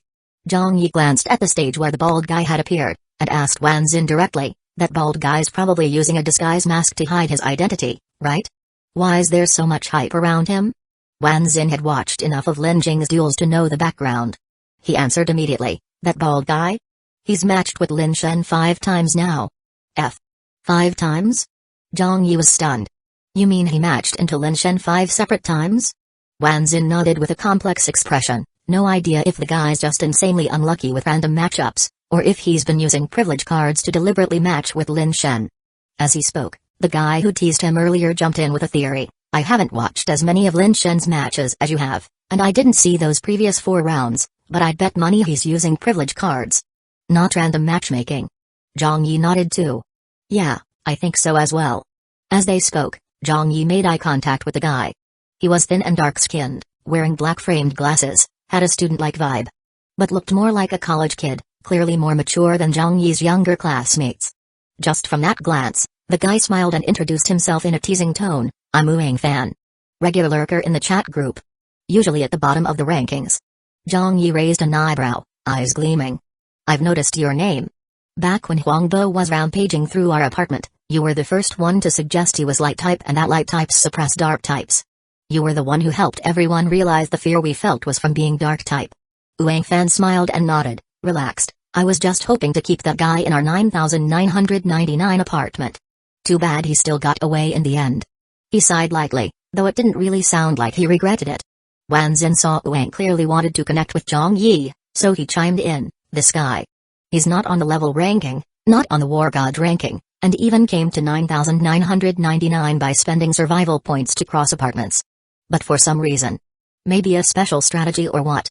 He gets along well with the 9999 administrator. Back when all that light type and dark type stuff was going on, he's the one who heard it straight from the administrator and passed it to the chat group. Zhang Yi also remembered. When the light type was wreaking havoc in 9999, Wuang Fan was indeed the one who said he'd gotten info from the administrator. At the time, it gave non-dark type players a huge morale boost. It was also the main reason Zhang Yi had left 9999 right after. He'd been afraid if he stuck around, he might trip up in the chaos. Even back then, he'd taken special notice of the name Wuang Fan in the group chat. He'd found it strange. Considering how afraid the apartment administrator was of the light type. Could the administrator really have informed a player right away like that? Back then, the administrator should have been in hiding. Not only could the light type not find him, even regular players couldn't. So how did he manage to pass on light type or dark type info to a player immediately? Zhang Yi had found that suspicious before. But thinking about it now, it was probably a tool similar to the glass bead the white-clad woman used. The administrator had likely used one of those to transmit his voice to Wuang Fan. Which meant, this Wuang Fan had a good relationship with the 9999 administrator. Kinda like Zhang Yi and the white-clad woman. Maybe Wuang Fan had even accepted an NPC mission from the administrator? Not only that, like Zhang Yi, Wuang Fan hadn't been automatically assigned to apartment 9999 as a war god ranking reward. He had voluntarily used survival points to cross apartments to get there. And just like Zhang Yi, he'd survived. He even seemed to be thriving in apartment 9999. Wuang Fan. Probably wasn't simple. Just then, after a few short lines, the disguised bald guy on stage finally began his match with Lin Jing. Wan Xin quickly shifted his attention, keeping his eyes on the stage while explaining in a rush, this bald guy. This is already his 5th time matching against Lin Shen. The first time, nobody thought much of him. And sure enough, he got one-shotted by Lin Shen in a spectacular fashion. The second time he matched, the audience was still amused, joking about how unlucky he was to run into Lin Shen again. Lin Shen used the exact same move to instantly kill him. Visually, it looked like he'd been one-shotted again in dramatic fashion. But that time, there was no match and notification on the stage. The bald guy didn't die. Only after Lin Shen released a swarm of eyeballs to scan the field did he finally kill him again. After the second match, the spectators started to talk. Then after a few more rounds, he matched Lin Shen again. A third time. This time, Lin Shen used a new move and one-shotted him again. That time, no surprises. It was a clean kill. Then in the fourth match, Lin Shen used yet another new move and still killed him instantly. And now, this is the fifth time. On stage, the bald guy showed no sign of resistance. His eyes calmly watched the massive pair of hands materializing before him. Wanzin continued narrating quickly, those giant hands were Lin Shen's method during the first one-shot kill. In the second match, when Lin Shen used the same move again, the bald guy didn't die immediately. So Lin Shen switched tactics. Zhang Yi now had a pretty good grasp of what had happened in the previous 4 fights, and was deep in thought. Then Yuang Fan, beside him, made a guess. Seems like Lin Shen noticed too. That this guy is using him for experimentation. So now Lin Shen's turning it around, trying to confirm a theory of his own? Wanzin wasn't stupid either. Hearing that, he paused, thought a moment, and quickly guessed, you're saying using the same move twice on this bald guy stops working? Wanzin looked shocked, eyes full of disbelief. I thought of that before too, but for him to crack Lin Shen's technique and challenge him again this fast? That's insane. As the two discussed it, those giant hands on the stage had already begun diving toward the bald guy. From high above, they still looked like phantoms. But the closer they got, the smaller and more solid they became. By the time they reached the bald guy, they looked like real hands. Their size and solidity were indistinguishable from actual human hands. And on each of the 10 fingers, there was bright red nail polish. The hands had originally been posed as if ready to strangle a neck. But as they closed in, the fingertips instantly extended. Sharp nails, painted with that blood-red polish, pierced viciously into both sides of the bald guy's neck. And then, a screech rang through the air. The sound of nails scraping against metal. Sharp, harsh, ear-piercing. The nails dug into the bald guy's neck and then raked downward, ripping 8 long gashes down his torso. Those 8 gashes split his body into 9 strips of flesh. As the hands lifted into the air, the 9 blood-red strips swayed like ribbons in the wind. The motion of those strips almost resembled a red-dressed dancer twirling and waving her arms in joy. The fuck? What the hell kind of joyful dance is this? The death scene was definitely flashy. But it was a terrifying kind of flashiness. Chapter 104, Lin Jing's tattoo. The steady Wanzin had watched Lin Jing duel the most. And he'd seen this kind of scene the most, too. So watching again this time, he felt almost no fear, and even had the mood to explain on the side. Normally, when an opponent's body gets sliced into 9 vertical strips of flesh, and those 9 strips do a little death dance, the duel arena will announce Lin Shen as the winner. But look. That bald guy's body has been twitching in strips for a while now, and there's still no system prompt from the duel arena. People around him nodded repeatedly. Looks like this bald guy really is kind of freaky. As soon as the words left their mouths, the situation on the field shifted again. Lin Jing, dressed in black tactical gear, stared calmly at the flesh strips still dancing in the air. His gaze shifted. The fingernails impaled in bald guy's body suddenly shredded him to pieces. But even then, the duel arena still gave no sign of announcing a win. Lin Jing's expression remained unchanged. With a wave of his hand, the 2 hands that tore bald guy apart vanished into thin air. Then his eyes widened. A sky full of blood-red eyeballs suddenly appeared, scanning the entire duel arena from above. The mass of densely packed eyeballs was enough to make anyone's scalp crawl.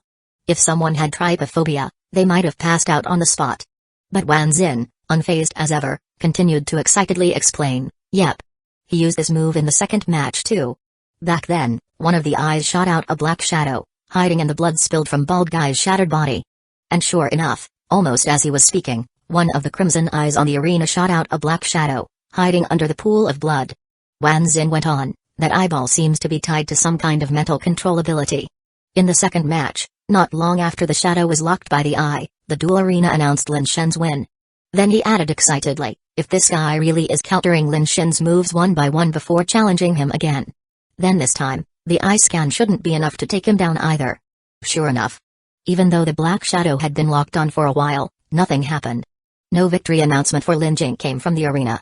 Seeing this, Wanzin's eyes filled with shock, and he couldn't help but exclaim, "This bald guy. Seriously? He's fucking nuts." Not just him. Players in the spectator stands who knew about bald guy started voicing all kinds of amazement. By this point, they were beginning to believe. This bald guy wasn't just some unlucky sap who got randomly matched with Lin Shen. He might have actually used a privilege card to specifically match against Lin Shen. If the audience could see this much, of course Lin Jing on the stage wouldn't be clueless. Still, he remained calm. With a blink of his eyes, the sky full of blood-red eyeballs vanished like an illusion. Then he took a deep breath and exhaled heavily. And then, a giant bloody mouth appeared above the black shadow.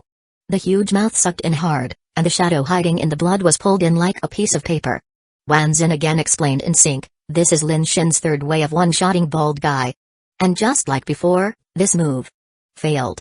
Next, Lin Jing raised his hand, and a massive sword appeared in his grip. His gaze sharp and unwavering, he locked onto the black shadow inside the bloody mouth. And suddenly slashed. The fierce sword light carried overwhelming killing intent, stirring up a storm as it slashed through the air toward the shadow.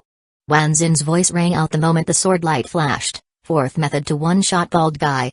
His words came fast, tinged with excitement. And not just him. The whole spectator section was buzzing with excitement. It was like the climax of a performance, and everyone was fully drawn in. And sure enough, just as the audience expected, the black shadow, under the terrifying sword light, came out completely unharmed. In fact, it soon floated right out of that gaping mouth. Like a ghost, it zipped around the massive arena at lightning speed. And as it darted about, a calm voice echoed through the arena, "Familiar 4 killer moves. Are you probing me? Or are you out of tricks?" The voice was totally emotionless. But no one could deny. It was clearly mocking Lin Jing. The audience burst into discussion, "Holy shit. This bald guy. Too insane. Lin Jing's first 4 one-shot techniques. He just countered all of them this time. How the hell did he pull that off? Don't tell me this bald guy found some kind of bug in the duel system. Could he have SSS tier comprehension? As in, once he dies from a move once, he instantly learns how to counter it? SSS tier comprehension? If that's true, then that's way too op. He could just keep dueling, experience every expert's killer move, and then become completely unbeatable. I remember Duo Organization's announcement mentioned a bald guy before. Could it be this one? Very likely. But that can't be right. I saw the bald guy who fought Zhao Yudi, and everyone said that guy was the mysterious one Duo had their eyes on. Wait. They're not the same guy? Nope. The one who fought Zhao Yudi didn't look like this. Then the bald guy who fought Zhao Yudi must have been a fake. This one fighting Lin Jing is the real deal that caught Duo's attention. All the speculation about bald guy started tying back to Zhang Yi, who had also appeared bald in the past. Wanzin glanced at him teasingly. But Zhang Yi didn't care about the gossip. He just kept his eyes locked on the stage. Of course, deep down, he didn't want Lin Jing to lose just like that. After all, he'd been planning to intercept Lin Jing's quick battle streak. If someone else beat him to it, that'd be a huge loss for him. Right now, Lin Jing was in a very unfavorable situation. Even if he managed to kill Bald Guy again this round, Bald Guy could still use another privilege card to match with him. Unless Lin Jing had some kind of special technique that could repeatedly kill Bald Guy without getting countered, sooner or later, he'd hit a wall. Eventually, he'd be out of tricks, and Bald Guy would take both the quick battle prize pool and the glory. Zhang Yi looked at Lin Jing standing firm, and the flickering ghostly figure, and guessed. Lin Jing probably hadn't used all his tricks yet. But this kind of standoff was keeping him from risking anything new.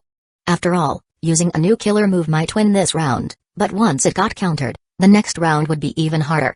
Every time he used something new, it was like stepping back a little. Eventually, he'd have nowhere left to retreat. And would lose for good. Having seen that future, he wasn't daring to act trashly now. And Bald Guy clearly figured that out too. From the moment Lin Jing stopped trying new tricks, and instead reused his 4 previous killer moves, Bald Guy already knew. Lin Jing had realized it. But knowing the problem, did he have a solution? Right then, the flickering ghost shadow suddenly stopped in the pool of blood. This time, his voice came out with open mockery. "What's wrong? Scared? If you really don't dare to strike again, then sorry, it's my turn now." As he spoke, the black shadow blinked once more. And in an instant, flashed from the pool of blood to Lin Jing's body. From the audience's perspective, it looked like he entered Lin Jing's body. As if the two had become one. In that instant, Lin Jing's usually calm and composed face suddenly changed. A fierce killing intent surged in his eyes, as if someone had touched his reverse scale. With a whoosh, His black tactical suit suddenly puffed up. As if under that suit, there was a blower. No. Not one blower. But 2, 3, dozens of them. Under the inflating, bulging black suit, it felt like some kind of biological war was breaking out. Wind noises, fabric rubbing, metal clashing sounds. The audience couldn't see the undercurrents beneath that black tactical suit. But soon, there was a crack. That black suit suddenly exploded open. And right after that, it was like it got completely torn apart by some tremendous force. Boom. The entire tactical suit burst open. Even the fragile shirt inside was instantly shredded into strips. Just like Bald Guy had been earlier. The difference was, Bald Guy had his whole body torn apart. Lin Jing only had his upper clothes ripped. And with that explosion, Lin Jing's bare upper body was revealed in full to the audience. It all happened so fast, most of the spectators barely saw it. But some sharp-eyed viewers who were laser-focused, like Zhang Yi, did see. Lin Jing's bare upper torso, near the chest over his heart, seemed to have a black tattoo. But unfortunately, almost the moment his shirt exploded, the duel arena suddenly announced Lin Jing's victory. Then, Lin Jing instantly disappeared from the arena. The spectators were left stunned, full of disbelief. Wait? That's it? What just happened? I didn't even catch it. Fuck. I was too busy checking out the muscles, didn't see a damn thing. Did anyone actually see it clearly? How did Lin Jing one-shot Bald Guy this time? Who could see that? That Bald Guy looked like he invaded Lin Jing's body. Then Lin Jing must have had some internal defense mechanism that shredded him? What kind of defense? Antivirus software? Malware scanner? No idea if next time Bald Guy comes back, Lin Jing can handle it again. Most of the audience was focused on how Lin Jing pulled off the kill this time. And were looking forward to Bald Guy's next match. Almost no one noticed the tattoo near Lin Jing's chest.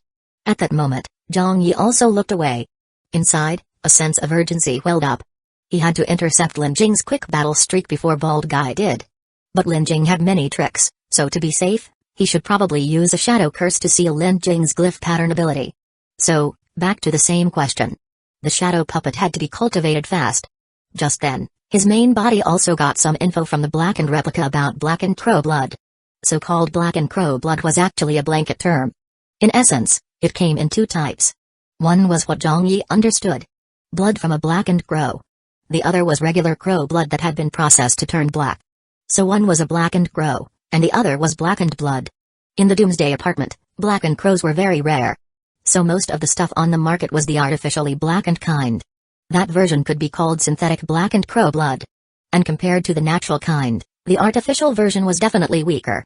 For example, the kind described in the Void Mirror Palace that affected light type abilities by default. It was the synthetic version. The pure natural kind had stronger effects. It could basically nullify any light type ability below S tier. Even for light abilities above S tier, it still caused some kind of corruption. But exactly what kind of corruption? It was unclear. Because both S tier and above light abilities and the natural blackened crow blood were extremely rare. Rare plus rare equals ultra rare. So cases like that were practically non-existent in the Doomsday apartment. Which is why even the blackened replica couldn't say for sure. Light type was rare, but dark type wasn't.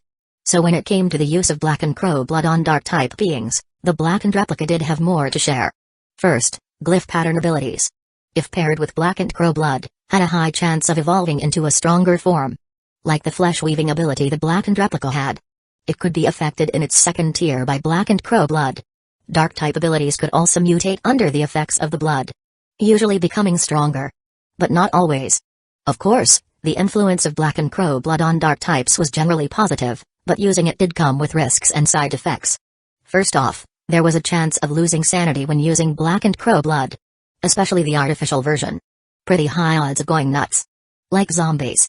Zombies were stronger than regular people, but no sane person would want to become a mindless zombie. So except for a few psychos, very few people used artificial blackened crow blood to boost their dark type abilities. Another side effect was being haunted by misfortune. But as they say, misfortune and fortune go hand in hand. Some people crumbled fast under bad luck. Others, though, actually grew stronger through it. So this so-called luck or misfortune kinda depended on the person. Zhang Yi wasn't even sure if his blood really counted as blackened crow blood. But it was definitely pretty damn black. Suddenly, he looked at the blackened replica and said seriously, I remember you told me before that if you followed me, you'd get stronger. The blackened replica had indeed said that, and nodded solemnly. Right after, Zhang Yi gave him a ghostly stare and suddenly said, "Wanna drink my blood?" Chapter 105, biting himself. Zhang Yi had only asked jokingly. But what he saw? The blackened replica's Adam's apple clearly moved up and down. Wait, what? Bro. Just as he was stunned, he noticed. Not only did this guy secretly swallow, even his eyes had gone red. He was staring straight at him with burning intensity. He even had the nerve to say, "No need for you to draw blood. I can just bite directly?" Excuse me? Fuck. What are you trying to bite directly? Suck my blood? What the actual hell, are you a freaking vampire?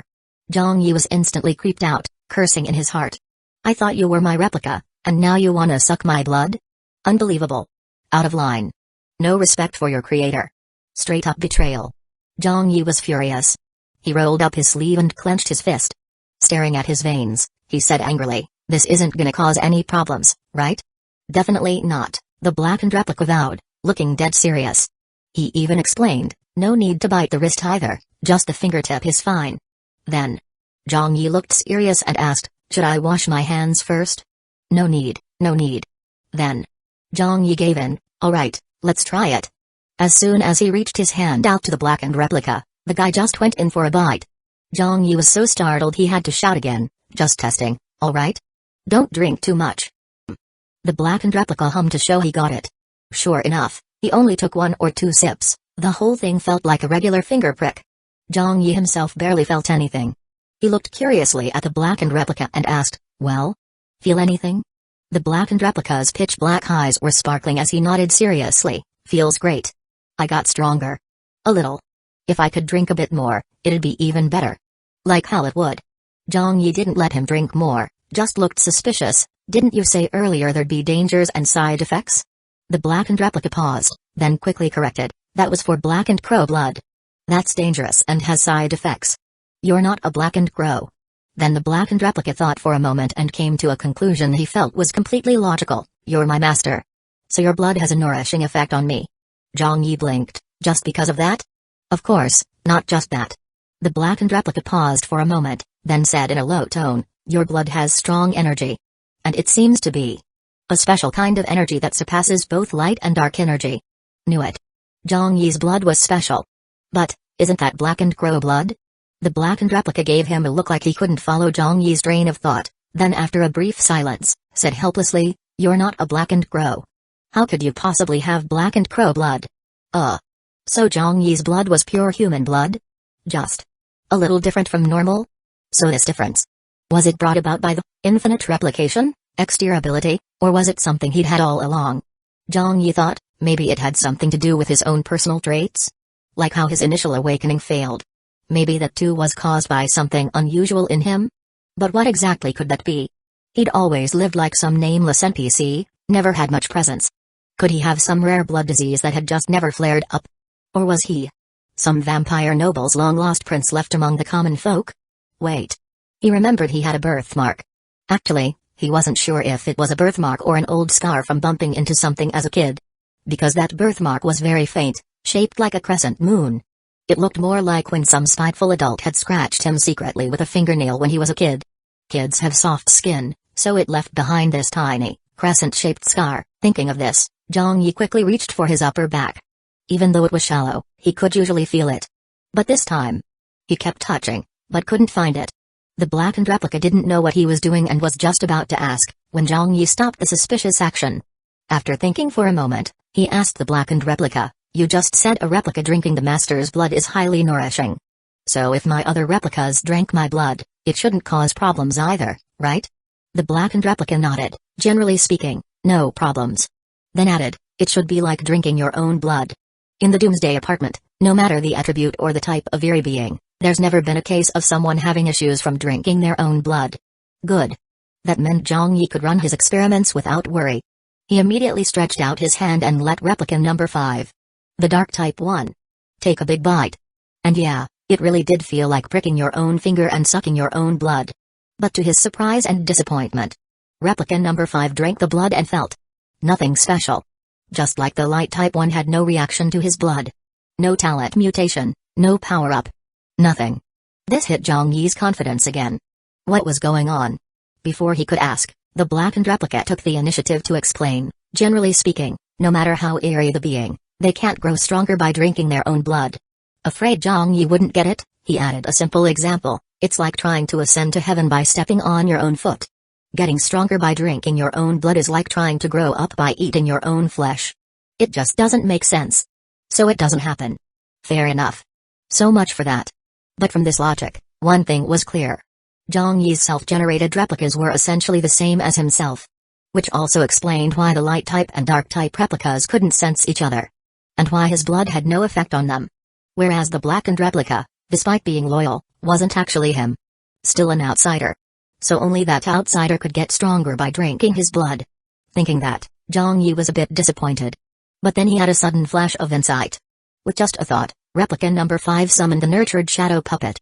Since it had only been nurtured for a short time, the entire shadow puppet was very weak. Its stats were pretty pathetic, with just enough energy to reach 1.1, and stamina not even at 1, only 0.8. This was after getting an accelerated nurturing speed thanks to the dark attributed environment around the apartment ruins. And after energy broke past 1, growth got even slower. That's why Zhang Yi was so eager to speed up the shadow puppet's development. Right now, he reached out his finger again and let the shadow puppet take a bite. The shadow puppet had no consciousness and had to be controlled by a replica. Its facial features were also somewhat blurred. Even its mouth wasn't quite like a normal human mouth. When it bit Zhang Yi's fingertip, there wasn't the warmth of a real mouth. Instead, it was chillingly cold. He felt like once this thing latched onto his blood, his whole body started to go cold. Made him want to grab a jacket. But cold as it was, the surprise was. While the shadow puppet was drinking blood, its stats soared. In that extreme dark attribute environment, its stat growth had been crawling. Barely a 0.1 increase in ages. But now during the blood drinking process, the stats were shooting up like crazy. In just 2 or 3 short minutes, both stamina and energy hit 10 points. But Zhang Yi noticed. After the shadow puppet's stats hit 10, the rate of growth slowed down by at least tenfold. With a thought, Zhang Yi took out the silver tier attribute fruits he'd bought earlier from a trade with Chinkun and hadn't used yet. 10 in total. 5 for stamina and 5 for energy. The effect, plus 15 to both stats. After the dark-type replica's attributes got boosted, the shadow puppet's stat growth during blood-sucking finally picked up again. From this, it was clear. The puppet's nurturing speed progressed in phases. When its stats were lower than the dark-type replicas, it grew the fastest. But once its stats exceeded the replicas, growth would slow down. And when it exceeded the replica's stats by 1 or 2 times, the growth speed would probably hit a cliff. So in theory, the shadow puppet could reach 10,000 times the stats of the dark-type replica. But realistically, that'd be insanely difficult to achieve. Zhang Yi wasn't aiming that far for now. As long as the shadow curse could be effective, that was enough. He didn't plan on using the shadow puppet for combat in the current stage anyway. Its purpose was to act as the cost for shadow curse, to be consumed and re-nurtured repeatedly. Thinking that, Zhang Yi waited until the shadow puppet's stats matched the dark-type replica's 25 points, then pulled his finger back. Losing blood like this definitely wasn't great for the body. Unless it was really urgent, better not to overdo it next time. With that thought, Zhang Yi started thinking about fighting Lin Jing. He wasn't sure how long a 25-stat shadow puppet could seal Lin Jing's glyph pattern ability. But if that ability got sealed, beating Lin Jing shouldn't be too hard. And even if he lost, it wouldn't matter. He could just keep challenging like Bald Guy did. As he was thinking, replica number 2 started preparing. He was about to leave the spectator stands to go claim the daily privilege cards from the golden tier duel machine, and then use one to match with Lin Jing. But before he could leave, out of the corner of his eye, he spotted a familiar figure in the audience. His eyes widened, and he patted Wan Xin. "Brother Wan Xin, look. Over there, doesn't that guy look a lot like our Lin Shen?" Before Wan Xin could see who he meant, Wang Fan had already nodded. "Yeah. They do kinda look alike, especially around the eyes." "Where?" Wan Xin squinted and mumbled, then suddenly his expression changed. "That's not just similar. That is Lin Shen." "What?" Zhang Yi and Wang Fan were both stunned. Wan Xin explained, "I came to apartment 9999 early, so I've seen what Lin Shen looks like. Apparently, Lin Shen doesn't need disguise items. He can just change his appearance on his own." As he said that, the figure who resembled Lin Jing in the eyes was already walking straight toward them. When he was close enough, Wan Xin lowered his voice. "Lin Shen, what brings you here?" Zhang Yi was curious too. Then Lin Jing looked straight at him and explained, "During quick battles half-time, I can appear anywhere in the duel arena, including the spectator stands. But since I'm the main fighter, Showing up directly would cause too much of a stir, so I kept it low-key. He shrugged and raised an eyebrow. Wanzin nodded quickly, then asked, "So Lin Shen, you came to the stand specifically to find us? Is it about the global kill on site order? Got any updates? Or is it about—" His tone weakened, a bit awkward, "that bald guy you just fought?" Yeah, it was a little awkward. After all, the entire spectator section had been speculating that Lin Jing might actually lose to that mysterious bald guy. Wanzin had that same worry deep down.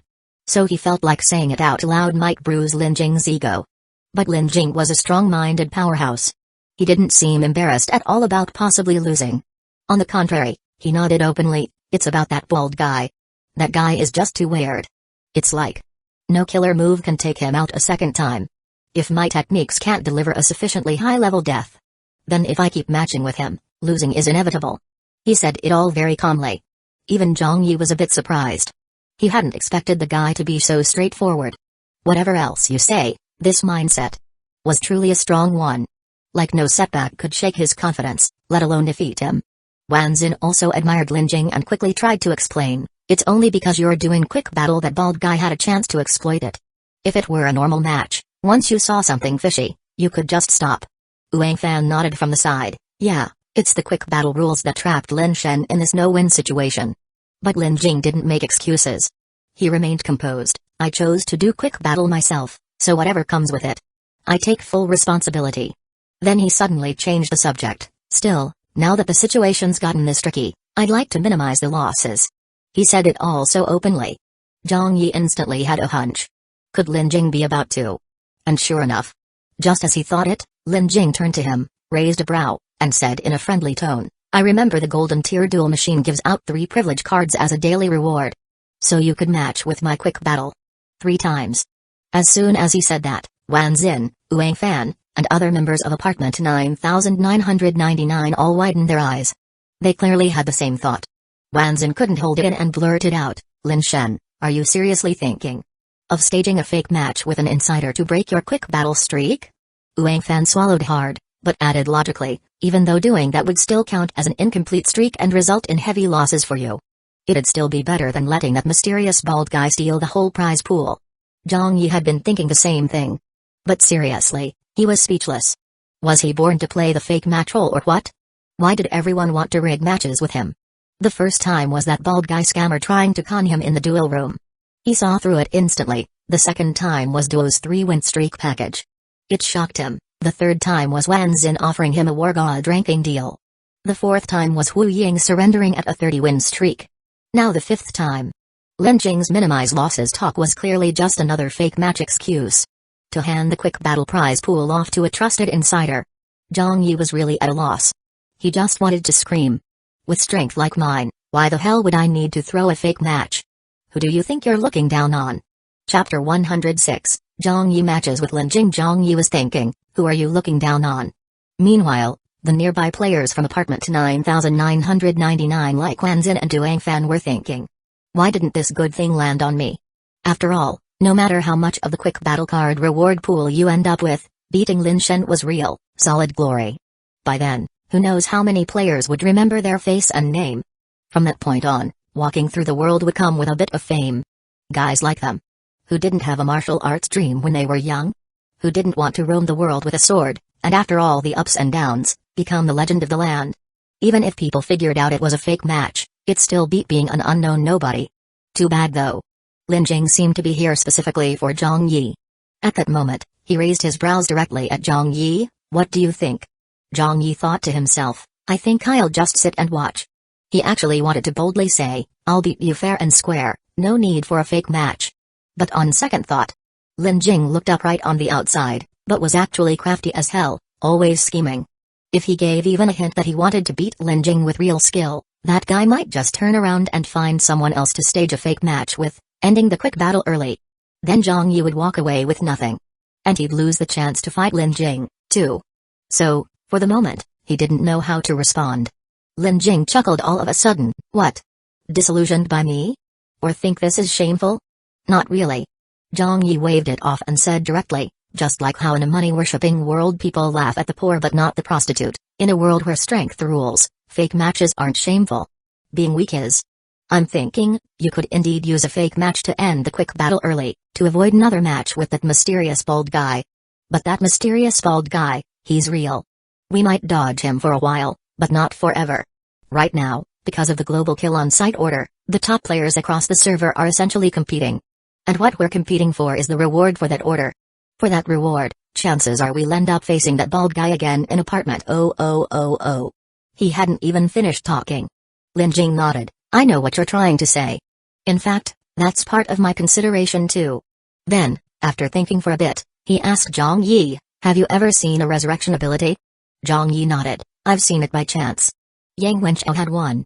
Lin Jing continued explaining, normally, resurrection abilities can be used in the duel arena too.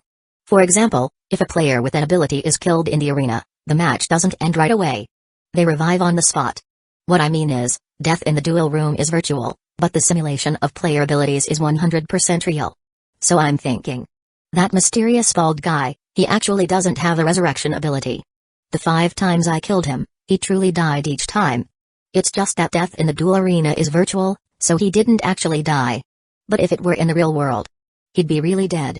As soon as he said that, Wanzin and Duang Fan nodded. Yeah, makes total sense. That bald guy's ability basically exploits the duel room's bug. So he's all cocky in the arena, but in real life, 1 death and that's it. Lin Jing nodded again and analyzed. Of course, I suspect that the methods I used to kill him before won't work again in real life. So I need to hold something back, in order to kill him for real when it counts. Hearing all that, Zhang Yi also nodded slightly, inwardly impressed. That bald guy's ability really was messed up. It's basically like, he didn't have a resurrection ability, but every time he died, he gained something, like immunity from that type of death. If that was the only thing, it'd be a trash ability. But when paired with the duel arena's virtual death, it became totally broken. Someone like that, yeah. You really had to kill him in the real world to be done with it once and for all. But if Zhang Yi had that bald guy's power, he'd probably turtle in the duel room till the end of time, collecting every type of death, and only then step out into the world. But then he found it weird, that guy's matched with you 5 times, right? Where is he getting all those privilege cards? And if he's trying to collect death types, he should be losing matches non-stop. Where is his money coming from?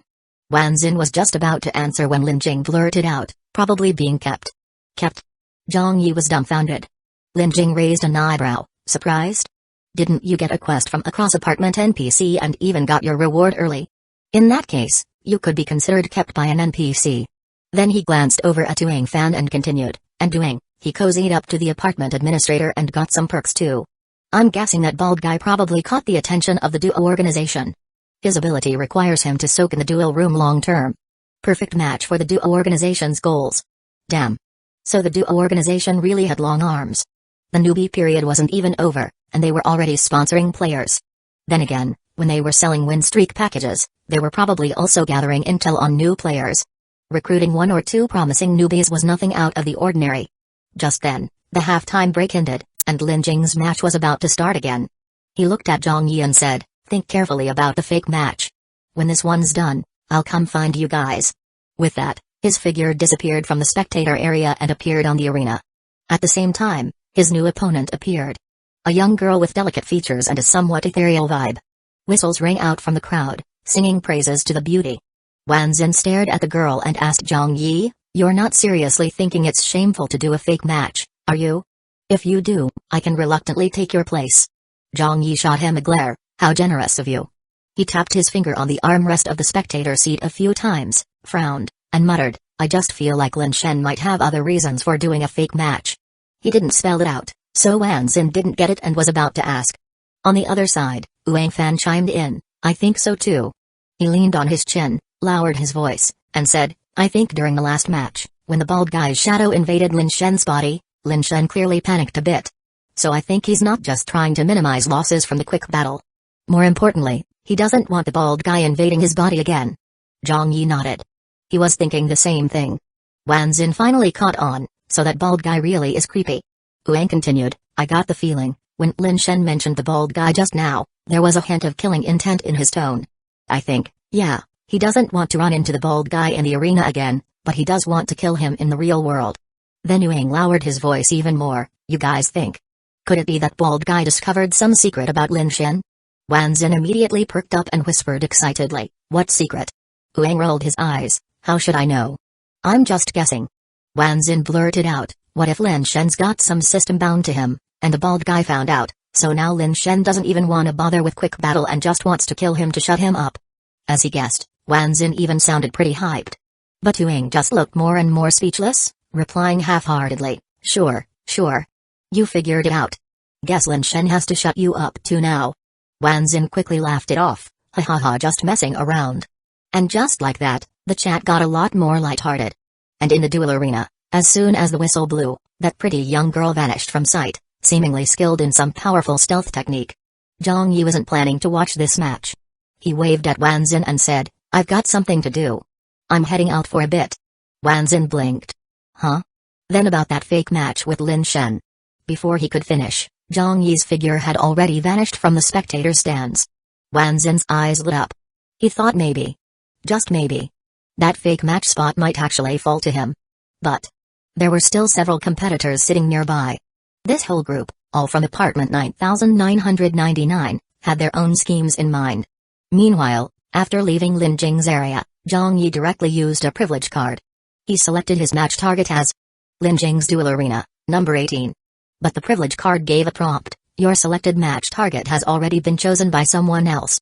You may choose to stick with the current match target, change to a different target. Naturally, Zhang Yi chose to stick with the current match target.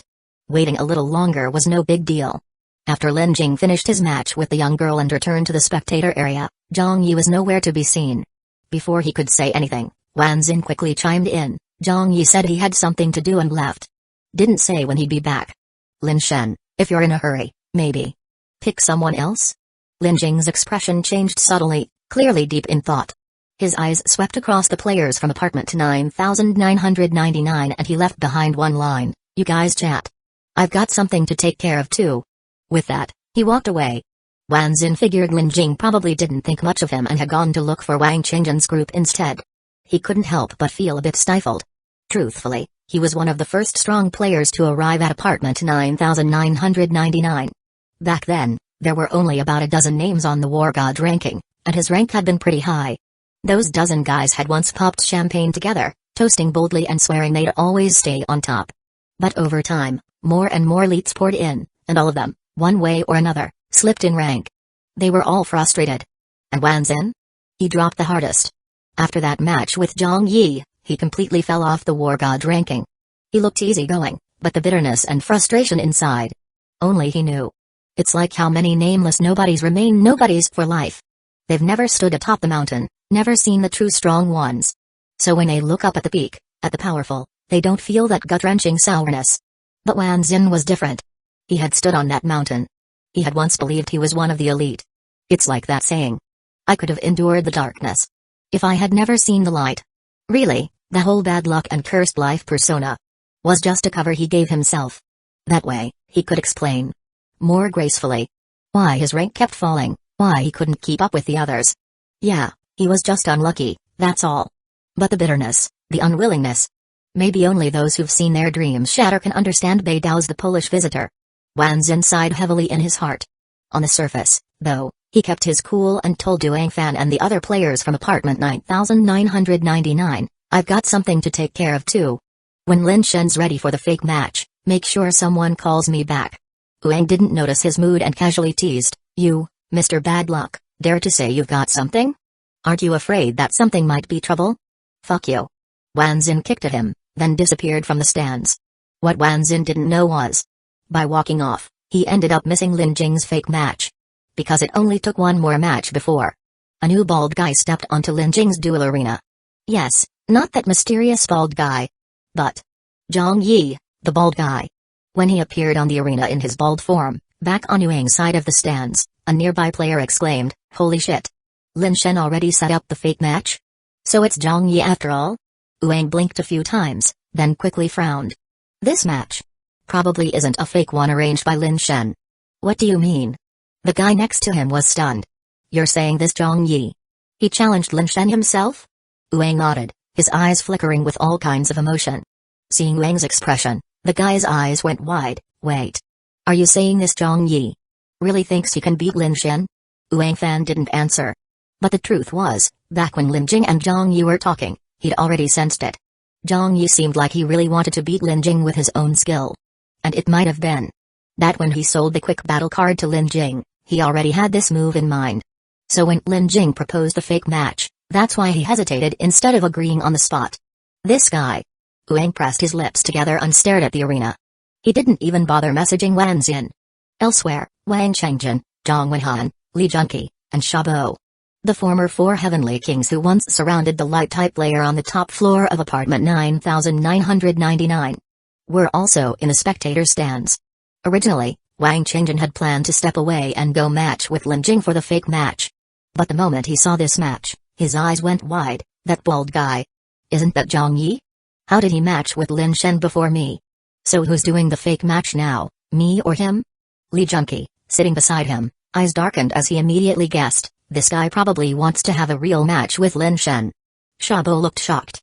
Him, going all out against Lin Shen? Zhang Wenhan raised an eyebrow, watching with interest. He might not actually be trying to win. Just getting the chance to fight Lin Shen is already a valuable learning experience.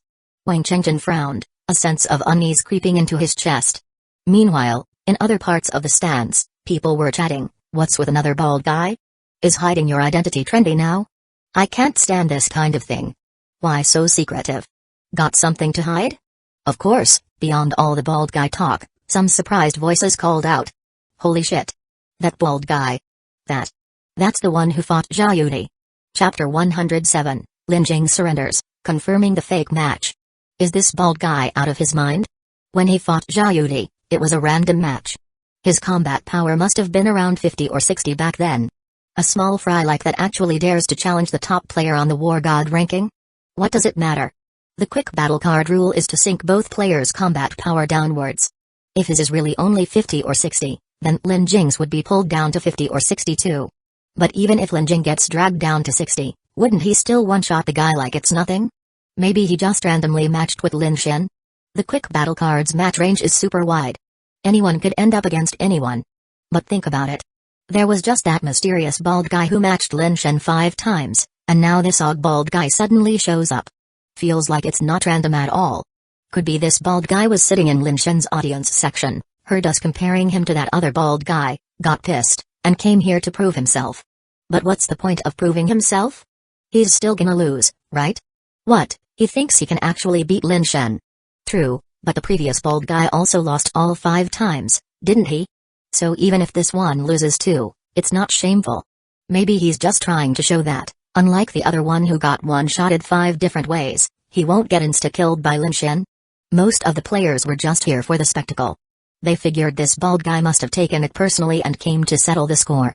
But aside from those familiar or semi-familiar players chatting, there were some others, not too close, who were sitting in the audience looking dumbfounded at the arena waiting zone. The first time Zhang Yi entered the duel room, he was treated like a Nubian scammed by a bald guy and a schoolgirl in cahoots. He hadn't really taken it to heart. But now, one of those scammers, the bald guy, was actually in Lin Jing's audience section, staring at Zhang Yi's bald-headed form with a stunned expression. After a long moment, he frantically messaged his partner. Zhu Jinyao, Sister Nian. Nian God. Holy shit. Guess who I just saw on Lin Jing's duel arena? Li Nian's reply was ice cold. Who got you this worked up? Zan? Bo? Han? Kai? Yang? Xing? Don't tell me it's Kun. Wait, did you somehow see the vanished Fan or Shuang Shuang? No wonder you're freaking out. Zhu Jinyao's initial excitement was instantly wrecked by that deadpan sarcasm. Her emotions calmed a lot in one go. She took a deep breath and coolly replied, not some celebrity. I'm not a star-chasing fangirl, it's that bald guy who tried to scam us before. He's unreal. He actually dared to match against Lin Jing, can't believe it. The newbie we nearly scammed is now strong enough to stand here, or maybe it's just a random match, and he's about to get one-shotted. Still, whether it was random or a privilege card match, just getting to stand on this War God arena is already big face and high profile. She fired off the messages in rapid succession. And only got 3 short replies back. Where are you? She paused. I'm in Lin Jing's spectator section. Li Nian, I'm in which part of the spectator section? Oh, east side seating. This area's massive, though. You think you can find me? Didn't you say watching battles was too expensive and not worth the cost? As they chatted, the whistle on the duel arena had already blown. Before the whistle, Matched fighters already on the field would be shielded by a layer of light. After the whistle blew, the light barrier would drop. The start of a match was usually super intense. Pretty much the second that whistle rang out, both sides would act instantly. If a spectator even blinked, they could miss a key moment. So every time the whistle blew, the stands would instantly fall quiet. And the atmosphere on the field would tense up. But this time, things were different. Yes, the spectator section was silent. But on the arena, the air didn't seem tense at all. Instead, Lin Jing casually said to his opponent, "Wanna chat?" Just those three simple words sent the audience into an uproar again. So Lin Jing knew this bald guy? Could it be that this bald guy was actually another war god ranking powerhouse? Still, the atmosphere was that of a match. Most spectators kept their eyes on the field. Then, the bald guy didn't even answer Lin Jing. His figure suddenly vanished on the spot. The audience quickly reacted. He switched the disguise mask's effect to invisibility. But that invisibility effect sucks. A little detection and you can find him easily. Of course, from the spectator area, they couldn't actually scan the field, so they had no idea where he was hiding. Based on experience though, they figured it should be easy to detect him from the arena itself. But only Lin Jing, standing on the stage, knew. He couldn't detect Zhang Yi's presence anywhere on the field. Lin Jing's heart sank. His brain was no worse than Liu Fan's or Wang Qingzhen's. And standing face to face with Zhang Yi's aura and gaze, he could tell clearer than anyone. This guy was dead serious. He really intended to beat Lin Jing in a fair quick battle match. He might have planned this ever since he sold Lin Jing that quick battle card. Lin Jing's chest grew heavier and heavier. In an instant, a storm of blood-red eyeballs filled the sky above the arena. Those eyes swept around like lasers. Zhang Yi, on the other hand, was marveling in his head. He felt that the dark-type replica's shadow body must be on par with the light-type replica's light and shadow escape as a survival skill. Light and shadow escape made it nearly impossible to be caught, shadow body made it nearly impossible to be found. These two S tier abilities from replicas weren't just stronger than S tier. They were in a whole different league. There had to be a watershed between S tier and SS tier. As he thought, he also savored the insane stealth from shadow body. He had no interest in Lin Jing's chat. From the spectator's point of view, all they saw was those blood-red eyeballs blanketing the sky suddenly vanish into thin air. Lin Jing's expression abruptly shifted to one of shock and panic. Then, he swiftly raised his hand to grip his sword, and for the first time, his wide eyes showed an unmistakable look of panic that stunned the entire audience. The stands were filled with gasps. No one had any idea what just happened. Then they saw Lin Jing actually give up resisting completely and straight up surrender. The audience, still confused by his panicked expression and too stunned to react, was caught totally off guard and left speechless. It wasn't until the system announcement declared Lin Jing's failure in the quick battle match that many spectators were still in a dreamlike daze, unable to snap back to reality. However, the four heavenly kings led by Wang Qingzhen from apartment 9999 had long been mentally prepared for Lin Jing possibly throwing the match to cut his losses. So when they saw him lose, they weren't too shocked. Still, the situation wasn't quite what they expected. What's going on? Did Lin Shen and Zhang Yi coordinate this? Or was Zhang Yi confirmed as the fake match pick? But surrendering outright? Isn't that a bit too fake? This is weird. Something about this match feels off. What really happened? Let's ask Lin Shen later. On the other side, in the tail-end squad led by Wang Fan of apartment 9999, everyone was just as dumbfounded. The fake match is already over? But that was so fake. I heard even people who buy win streaks at least go through the motions. What kind of match is this if he just surrenders straight up? Even Wang looked totally confused. Weird. Lin Shen's reaction seemed off. They all thought it was strange, and the whole spectator area was even more relentless. Once the audience snapped out of it, a flood of heated discussion nearly blew the roof off the duel arena. FK? Should we be yelling refund right now? What the HLL was Lin Jing doing? What the HLL kind of match was that? What match? He didn't fight at all. He just surrendered. This bullshit. Total rigging. I just paid for a 10-match viewing pass. And this was the only one I watched. And it was fake? Refund my Fing money. I get it now. That mysterious bald guy who matched Lin Jing 5 times must have pressured him. Lin Jing knew if it kept going, he'd eventually lose to that guy, so he ended quick battle through a fake match to protect some of his gains. Holy shit. That actually makes sense. So this bald guy was handpicked for the fake match. Fuck. Lin Jing, all righteous and noble looking on the outside, turns out to be a real snake? When did he ever look righteous to you? Was it the blood-red eyeballs? Or the fancy dance of death? I didn't mean his skills. I meant his appearance. He looks kind of upright. That's the thing. Never judge a book by its cover. Anyone who's made it this far is a powerhouse, who knows how much blood is on their hands. I'm so done. I waited and waited, thinking maybe Lin Jing couldn't finish quick battle, and wondering what kind of top-tier opponent would finally bring him down. Never imagined he'd pull something like this. Crushed my hopes completely. Now I finally understand why people scream refund my Fing money. F me. I've been cutting back on everything. Didn't even buy a bottle of water from the low-end mall just to afford this ticket, and in the end I got to watch Lin Jing surrender in a fake match. Fuck. Complaints and curses like that echoed endlessly across the stands. At this point, Li Nian had reunited with Zhu Jinyao on the east side of the spectator stands.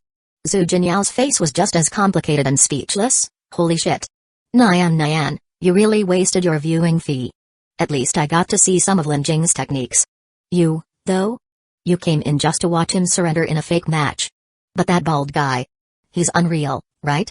I'm sure when I saw him in the first floor lobby of the duel zone, he didn't even know who Lin Jing from the War God ranking was.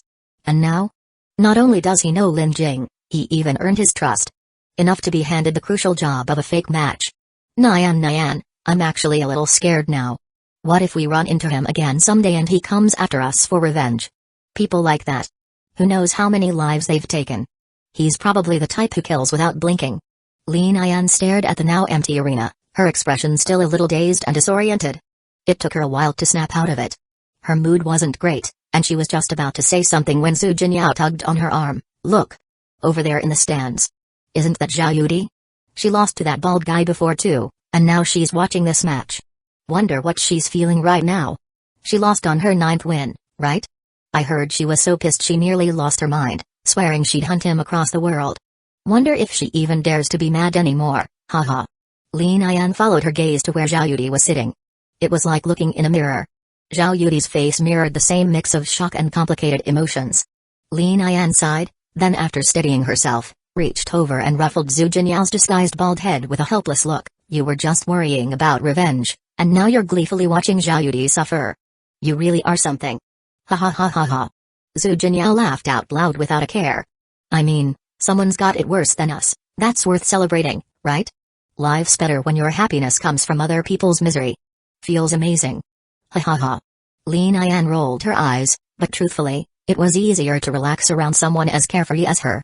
The Doomsday apartment environment was already stressful enough.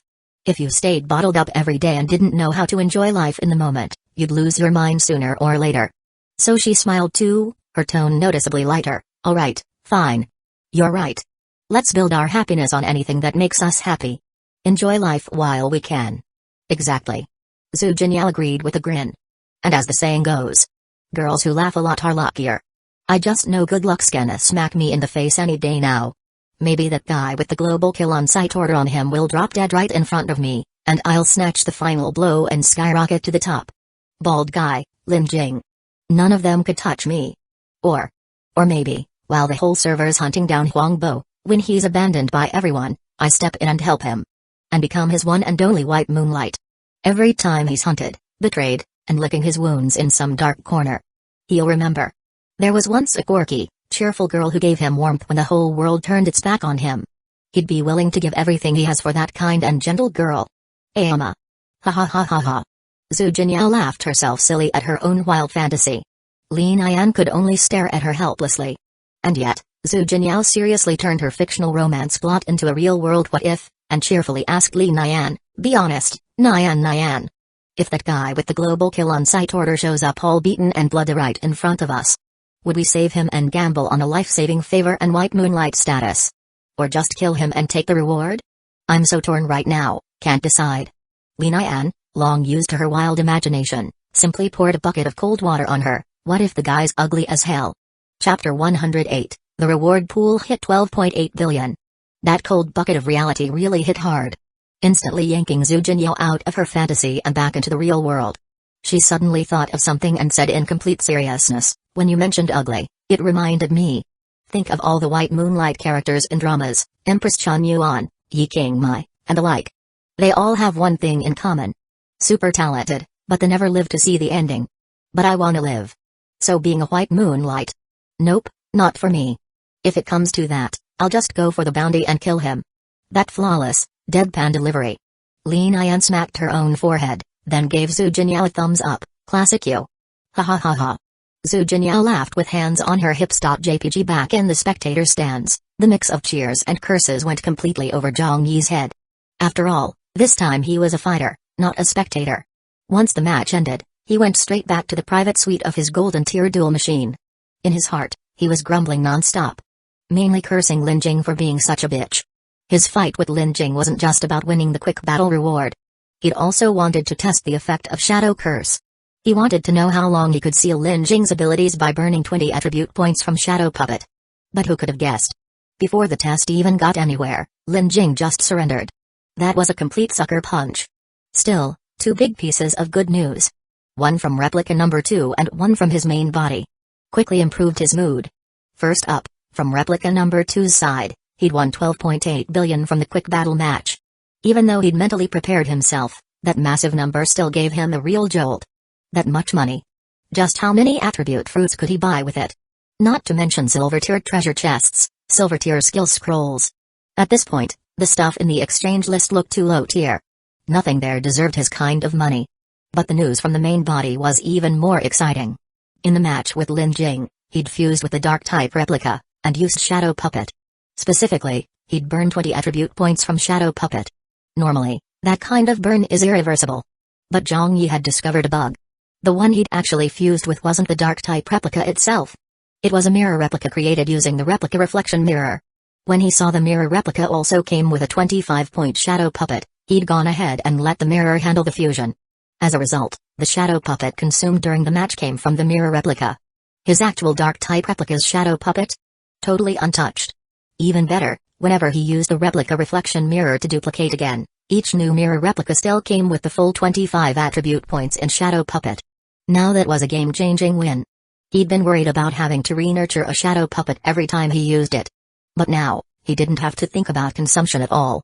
As long as he never burned the real Dark-type replica's Shadow Puppet, and always used the ones from the mirror replicas, he'd be golden. With this setup, he might actually have a shot at endlessly nurturing the original Shadow Puppet until it had 10,000 times the attributes of the Dark-type replica. This news was honestly too good to be true.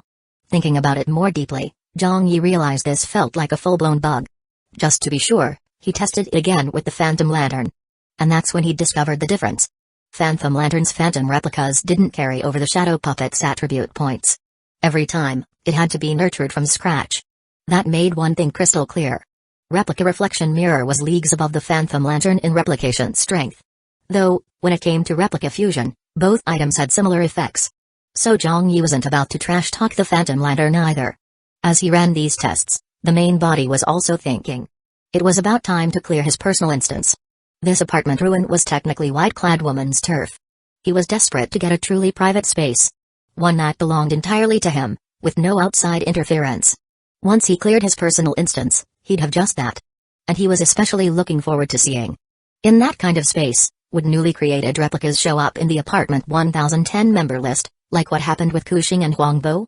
If not, then he could mass-produce replicas and set them up in different apartments as anchor points. Have a foothold in all the special numbered apartments. That way, with the replica swap skill, he could cross apartments freely. No need to burn through survival points. At that point, he'd truly be on the path to infinite replication. Right now, having only 6 replicas?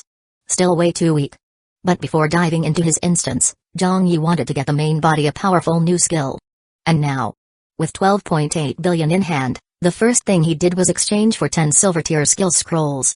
He didn't use them right away, though. Instead, he exited the golden tier duel machine.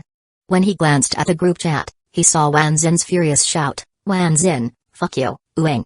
You promised to call me for Lin Shen's fake match. You didn't call me at all. At Ueng fan, that's not on me. You left, and like 2 minutes later, Zhang Yi matched with Lin Shen. I had no idea that was gonna be the fake match. They didn't coordinate anything in the stands either, Ueng fan, besides, the match wasn't even worth watching." Zhang Yi used his disguise mask's invisibility. Lin Shen pretended to search the whole field with blood-red eyeballs, couldn't find him, and just hit the eyeball and surrendered. Other spectators chimed in too, siding with Ueng fan and saying the fake match wasn't that exciting anyway. Still, tons of people started at Zhang Yi, asking how big the quick battle prize pool had gotten. How much did he make by teaming up with Lin Shen? There were so many mentions that Zhang Yi finally replied in one line, didn't get much. Just a measly 12.8 billion, the whole group chat fell silent for a moment. Then, like a storm. WTF WTF WTF. Say that again? Measly 12.8 billion? How big was your cut to get 12.8 billion? No way, right? That's gotta be exaggerated, yeah, no way. The whole pool being over 10 billion is already crazy. How the hell did your share hit 12.8? What kinda joke is this? Even Wan Xin added, Zhang Yi's the type to lie through his fucking teeth. This 12.8 billion is totally sus, but after he sent that, Wan Xin suddenly remembered. Zhang Yi wasn't just the kind of guy who lied with a straight face. He also had this weird habit of telling the truth in a way that made it sound like a lie. Like last time. He really had beaten him with raw strength. But talked like he'd only made the war god ranking because of a fake match. So this time, could it be that he actually... Nah, no way. After all, based on the description, Zhang Yi and Lin Shen didn't even fight. It was Lin Shen who voluntarily surrendered. If that wasn't a fake match, then what was it? So what Zhang Yi said that was probably true was that the entire prize pool for the quick battle was 12.8 billion, not that he personally got 12.8 billion.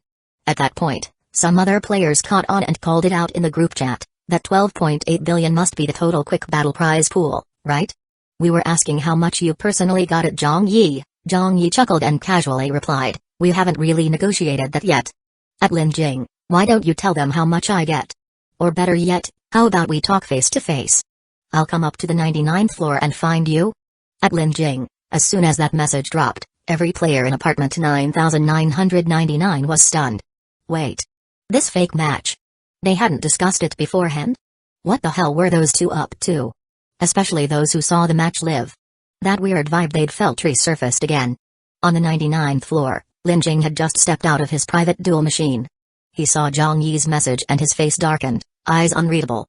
He didn't reply in the group chat, but before long, players in apartment 9999 noticed. Lin Shen's name had vanished from the apartment list. Wait. Did Lin Shen just leave across apartments? Told you. Lin Shen ending quick battle early had multiple reasons. It's not just that mysterious bald guy pressuring him. It's also the lure of the kill on sight reward. Huangbo is still on the run, could get taken out any minute. Lin Shen's probably gone to hunt him, but does he even know which apartment Huangbo's in? Is he gonna go door to door? That'd burn a ton of survival points, so what?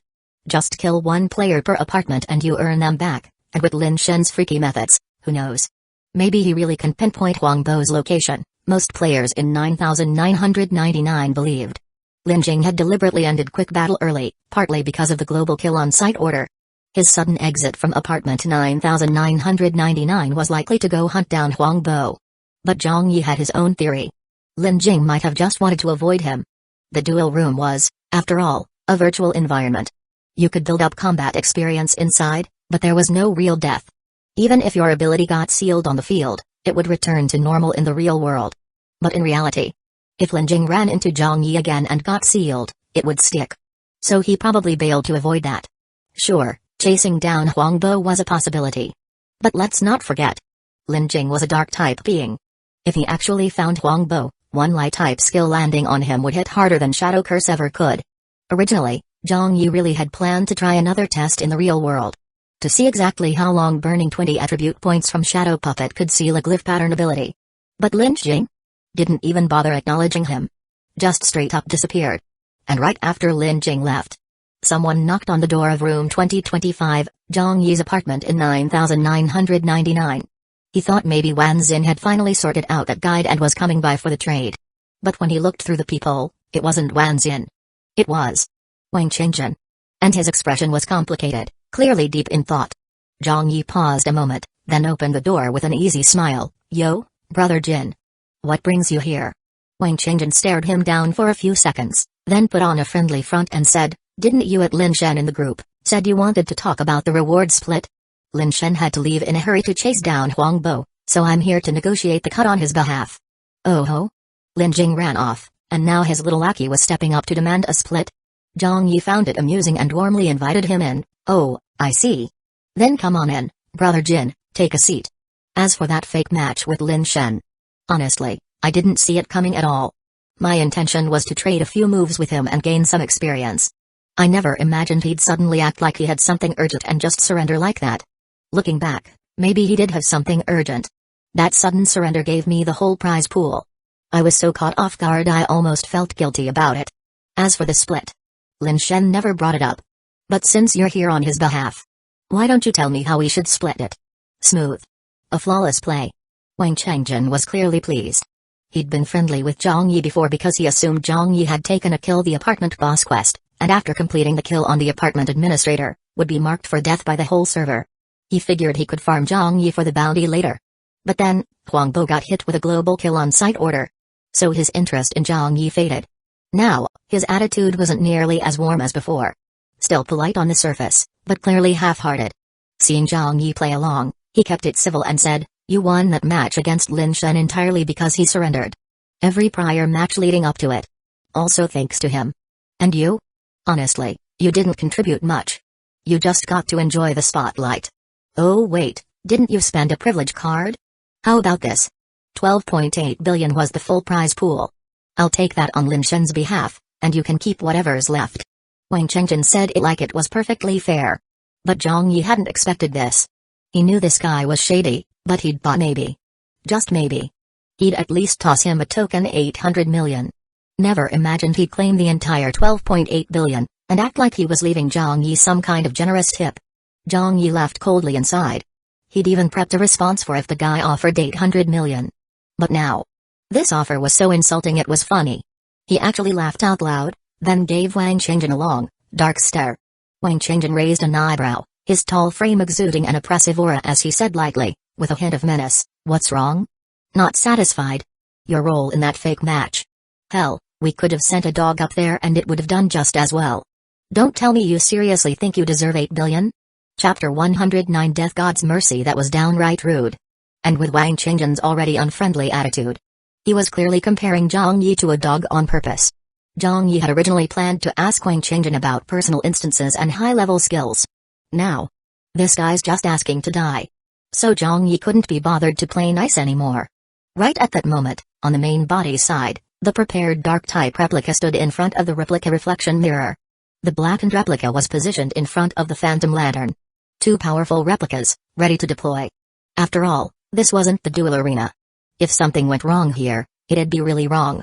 Naturally, he was on full alert. More cautious than when facing Lin Jing in the arena.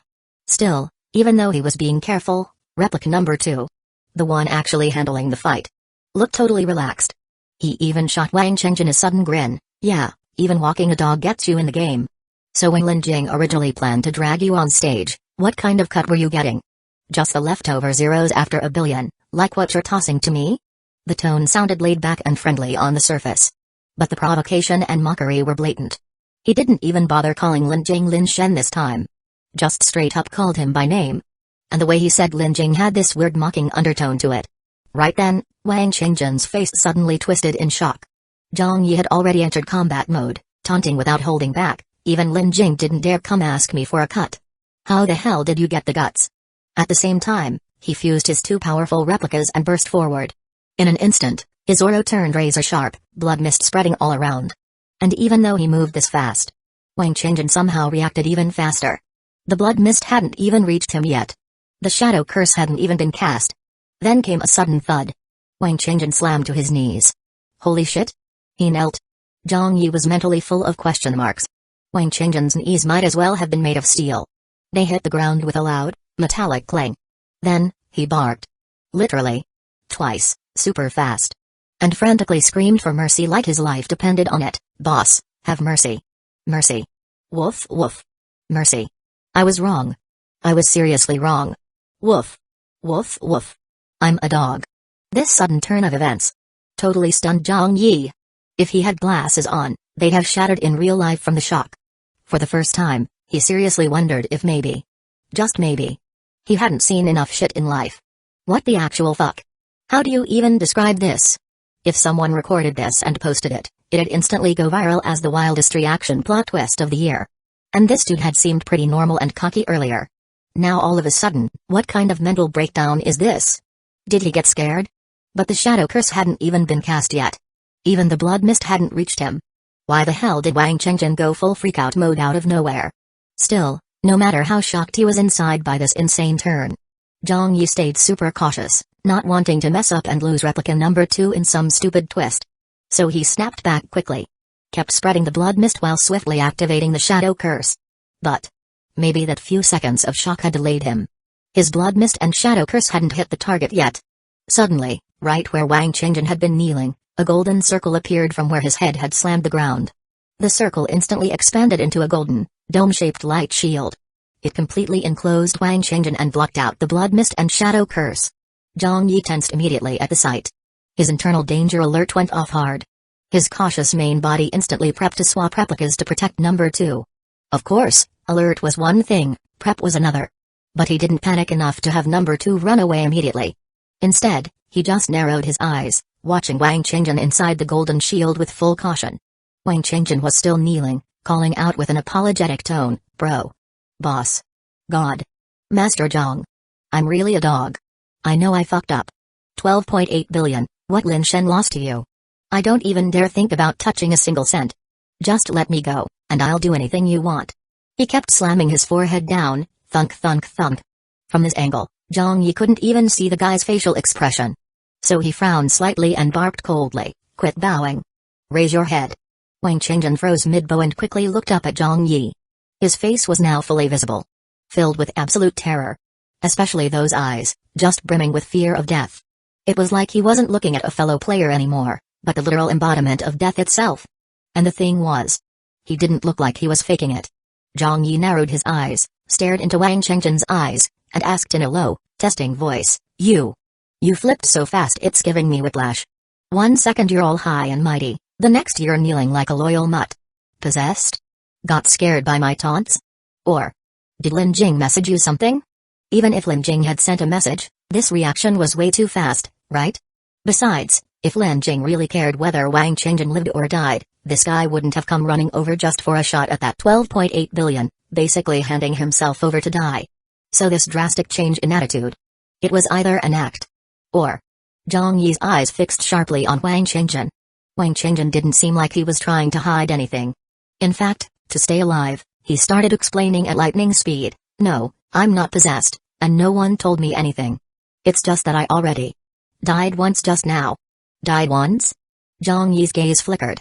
Wang Qingjin hurriedly continued, "It was thanks to a totally broken life-saving item, called Death God's Mercy, Fragment." The moment he mentioned a life-saving item and the words Death God's Mercy, his tone was clearly filled with pain. Then he quickly added, "It's an item that looks like a piece of black paper.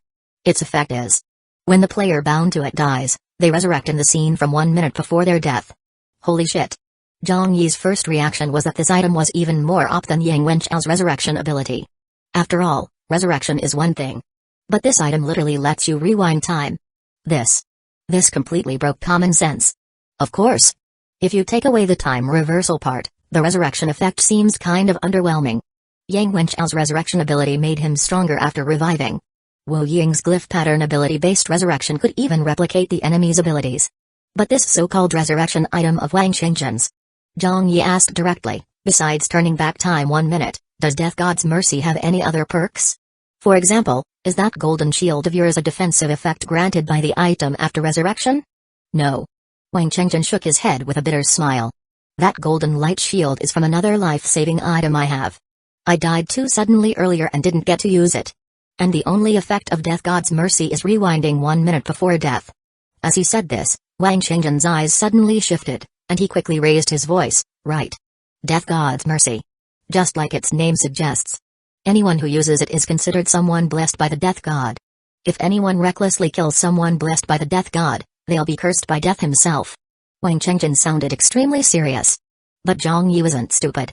He snorted coldly, "If you really want to beg for your life, you'd better stop with those crooked schemes. If I really want to find out what Death God's Mercy does, I've got plenty of ways to do that. And if I find out you've been lying to me about this, then I don't know which one of my methods killed you just now, but I won't mind using something that hurts more next time." As Zhang Yi said this, his voice was sharp and commanding, full of weight. But in his mind, he was thinking, looks like even killing people in this place requires caution. He wasn't like some villain who liked explaining everything to give people a meaningful death. But the methods he used to kill were, by nature, a form of information exposure. If under special circumstances, he thought he'd secured the kill but accidentally leaked important info in the process. And the supposedly dead target revived somehow, learning and possibly even spreading that info. That kind of situation was definitely not impossible. Thinking of this, Zhang Yi realized again. The dangers of this Doomsday apartment didn't stop at survival. They extended to killing people, too. He'd already had 3 special experiences involving killing. The first, and worst, was when the apartment administrator baited him into attacking. If he'd actually struck back then, he'd have handed over a weakness and unlocked the admin's authority to erase him.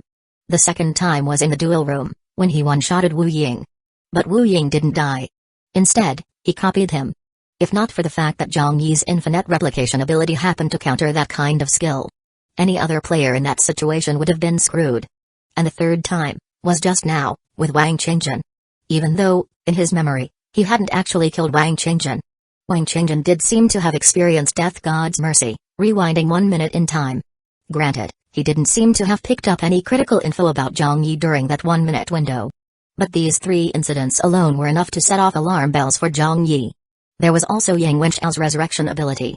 And the mysterious bald guy he matched with 5 times against Lin Jing. All of these things pointed to the same truth. In the Doomsday apartment, survival was hard enough. But when it came to killing, that required just as much caution. Of course, all these thoughts in Zhang Yi's mind were unknown to Wang Qingjun. He was already freaked out by Zhang Yi's threatening tone. After hesitating a moment, he quickly changed his tune. I just wanna stay alive. That thing about getting cursed for killing someone blessed by the death god. I made that up. Then he suddenly emphasized again, but don't you think what I made up actually makes sense? Just think about the name Death God's Mercy. Doesn't it sound like the person is favored by death himself? Killing someone with that kind of blessing. Wouldn't that be like slapping death in the face? So maybe what I said could be true. I mean, lots of op items do have hidden effects. A resurrection item that can rewind time like this. Maybe it does have that kind of hidden perk. It was clear that Wang Qingjun was really trying everything he could to survive. His tone was firm, filled with conviction, like he'd actually grabbed hold of a lifeline. Zhang Yi stared at him for a few more seconds, then suddenly asked, "This Death God's Mercy resurrection item.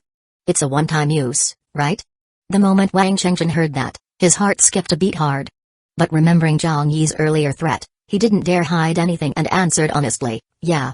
Resurrection-type items are usually one-time use, and extremely rare and valuable." Zhang Yi nodded. "What about that golden light shield? Does it have a time limit or a durability value?" Wang Qingjun stammered, It has a time limit." "How long?" "Just a little over an hour left." Zhang Yi asked, and Wang Qingjun answered. At this point, he didn't bother begging anymore. He was fully cooperative. Deep down, Wang Qingjun figured there was still a chance he could make it out alive. After all, there wasn't any deep, personal hatred between him and Zhang Yi. It was just greed over that 12.8 billion, and underestimating Zhang Yi, that caused the conflict in the first place. But just now, he'd already lowered himself enough. Groveling on the ground, begging like crazy. He'd practically crushed his own dignity with his own hands, all for Zhang Yi's forgiveness and a chance to live. Plus, even though he made up the stuff about Death God's Mercy having hidden features, he actually thought it made a lot of sense. With all those buffs stacked up, he felt the odds of Zhang Yi killing him again shouldn't be that high. Of course, he figured Zhang Yi would still squeeze some benefits out of him. Wang Qingjun was already mentally prepared to bleed him dry. Zhang Yi, meanwhile, had his own calculations in mind. At that moment, he casually plopped down on the living room sofa. Looking over at Wang Qingjun, he chuckled softly, "A little over an hour, huh? Then let's see if you can earn yourself a shot at survival during that hour." Wang Qingjun immediately understood. This was the part where he'd have to pay up. He'd already braced himself, so he didn't hesitate to respond, "What do you want? Or what do you want me to do? If it's something I have, or something I can do, I'll agree to it. After all, nothing matters more than staying alive." Seeing that, Zhang Yi didn't beat around the bush and said bluntly, "Embarrassing as it is, my biggest headache right now is that I still haven't cleared my personal instance."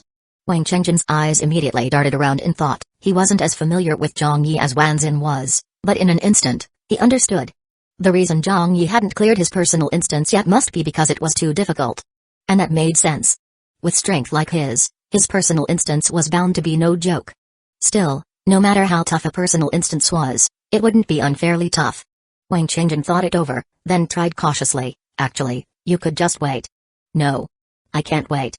Zhang Yi sat up straight and cut him off. "You should know, I accepted the mission from the NPC to kill the apartment boss. I'm already on the boss's radar.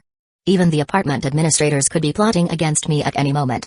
So I need to get a private space of my own. As soon as possible. Hearing that, Wang Chengjin understood. So he shifted his thinking. But before he could come up with anything, Zhang Yi suddenly asked straight out, "Do you have any way to help me grasp an S-tier skill?" Chapter 110, The Negative Effect of the Void Mirror. As he spoke, he added, "Don't tell me to wait for apartment 0000 to open. I want this. To comprehend an S-tier skill before apartment 0000 opens." This early opening of apartment 0000 was most likely targeting him. He hoped to let his main body master a more decisive S-tier skill before that happened. Especially after witnessing the S-tier skills of both light-type and dark-type abilities, Zhang Yi became increasingly convinced. When it comes to skills, S-tier was a huge dividing line. As long as his main body could master an S-tier skill, his overall strength would undergo a qualitative leap. By then, whether it was clearing his personal instance, killing administrators, or entering the newly opened apartment 0000, he'd have a lot more confidence. And that confidence would compensate for his disadvantage compared to other game players. Namely, that he had never played games. Zhang Yi had it all figured out. Meanwhile, Wang Chengjin was cursing in his head. If it weren't for the current situation, he really wanted to say, "You want to comprehend an S-tier skill? Do I look like an S-tier skill to you? If I had that kind of ability, would I be kneeling here like this?" Wait, no. Even if he did have that kind of ability, he'd still have to kneel. Because even if he had one or two more S-tier skills, he might still end up dying at Zhang Yi's hands. Lin Jing had an S-tier skill, and didn't he still surrender? Thinking that, Wang Chengjin was confused. To be honest, he thought that with Zhang Yi being so strong already, an S-tier skill shouldn't matter that much to him. It was like a regular person winning $1 million in the lottery. Life-changing fortune. But for someone earning $1 million per day, $1 million was still money, but nowhere near as meaningful. Zhang Yi was like that rich guy. He was already so strong. Why obsess over an S-tier skill? Wang Chengjin found it odd, but with the current power dynamic, he just wanted to survive and didn't dare question the man holding his life in his hands. So after a brief moment of thought, he quickly offered a few ideas. He started with a disclaimer: during the beginner apartment phase, except for when awakening initial talents, whereas S-tier or SS-tier players have a chance to comprehend S-tier skills. It's basically very difficult to learn S-tier skills. First, S-tier skill scrolls are extremely rare and hard to find. Second, even if you get one, beginner-level comprehension is usually too weak to master it. You'd just end up wasting the high-level skill scroll. That same disclaimer had already been explained to Zhang Yi before by Cheng. Back then, Zhang Yi had backed off.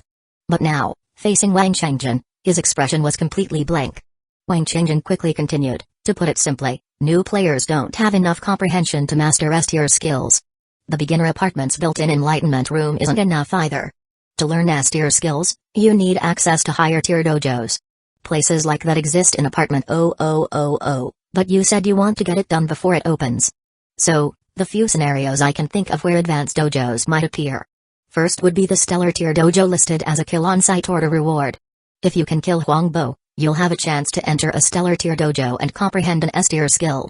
In fact, there's likely a Dao monument inside the stellar tier dojo. If you meditate there long enough, you might even awaken the talent associated with that Dao monument. Sounds tempting. But Zhang Yi shot Wang Chengjin a sideways glance, clearly growing impatient. Wang Chengjin quickly added, "Besides that, extremely difficult personal instances might contain dojos too, some unique secret realms might also have them. And the illusion trial within the void mirror might also." 3 sentences in a row, 3 mights. He could tell Zhang Yi was getting increasingly annoyed. Just as he was about to say more, Zhang Yi suddenly asked, "The void mirror you mentioned. Are you talking about the item that's a reward for the 30-win streak? What exactly does that thing do?" Wang Chengjin let out a sigh of relief and quickly explained, "The void mirror is a pretty powerful eerie item. It has 5 main effects. Effect 1, peering into the past. The mirror can show glimpses of a person's past. So this is mainly used on enemies or people under interrogation. To learn about their history. Effect 2, foresight. The mirror surface can display vague future images. Of course, it's not accurate. These predictions are more like warnings. What might happen, not what will happen. Effect 3 is soul healing. Used to treat mental or spiritual damage. Effect 4 is the illusion trial I just mentioned. It's kind of like a secret realm trial, but like the duel arena, it's virtual.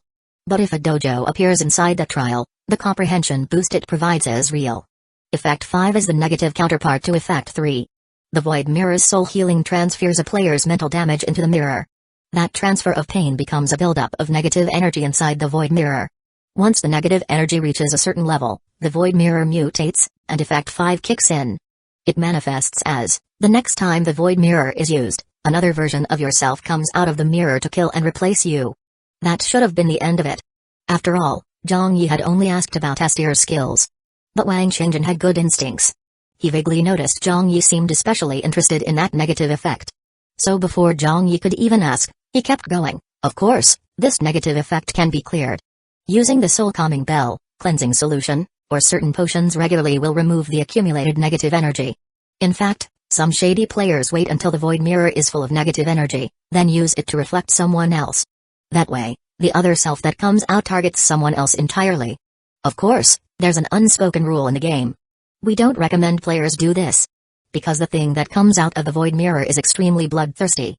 After killing the player it's based on, it will rampage and start killing others, ruining the game experience for everyone. And it's a pain to kill, too. And doesn't drop anything useful. So in the game, we usually just clear the negative energy with potions. At this point, something seemed to click for Wang Qingjin. A game was one thing. This situation was not a game. Sure, game players love to trash talk, and some had questionable manners, but most still followed those unwritten rules. After all, they were part of society.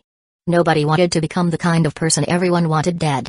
But now, would people still follow the Void Mirror's unspoken rules?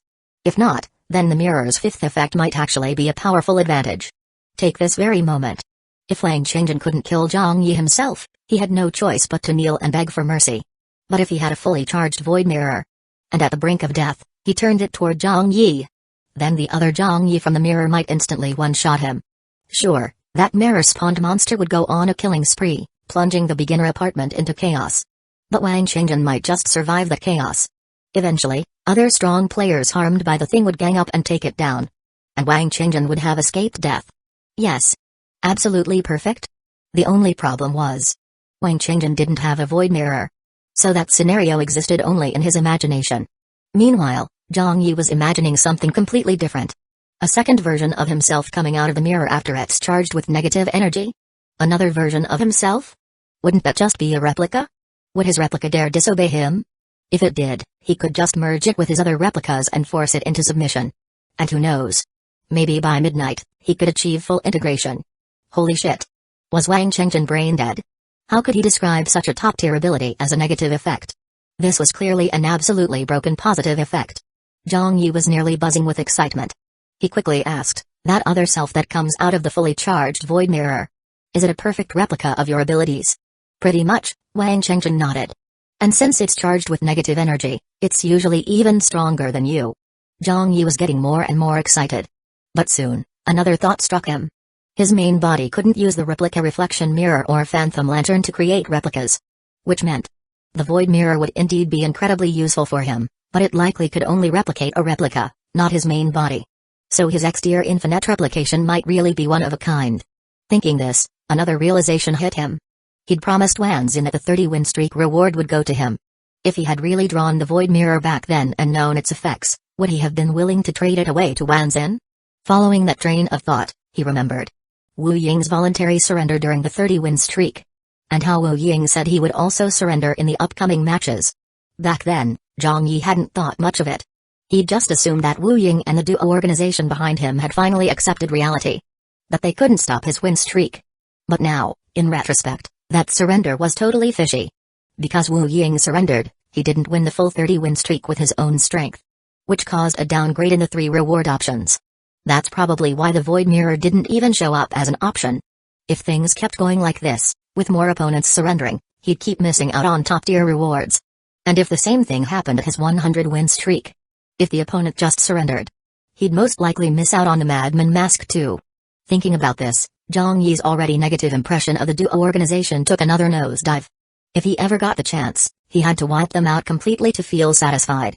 As his thoughts spun, his eyes narrowed again, and he turned to ask Wang Qingjin, I heard from Wanzin that Lin Jing's 10-win streak reward was the distorted box. Do you know if his 30-win streak reward was the Void Mirror? As soon as Zhang Yi asked that, Wang Qingjin figured they were thinking the same thing. Zhang Yi was probably worried Lin Jing would use the Void Mirror's fifth effect against him.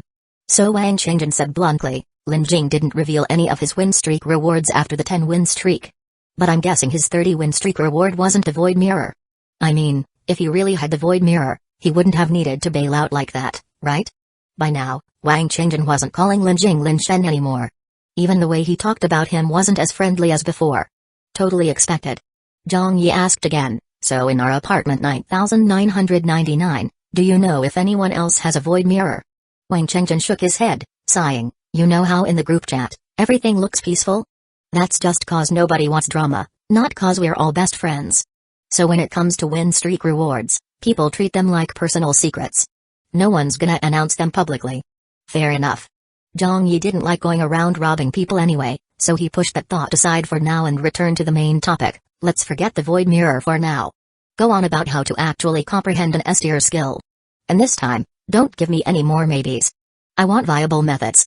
Wang Changjin could tell Zhang Yi was getting impatient, let out a slow breath, and continued, besides using a high-tier dojo with a skill scroll to enhance comprehension, the other methods for learning an S-tier skill are a bit sketchier. As he spoke, Wang Changjin suddenly paused, and his expression shifted slightly. Because Lin Jing, who had just recently left apartment 9999, was suddenly back. The group chat was already buzzing with his return, full of chatter. Wang Changjin glanced at the chat, then at Zhang Yi.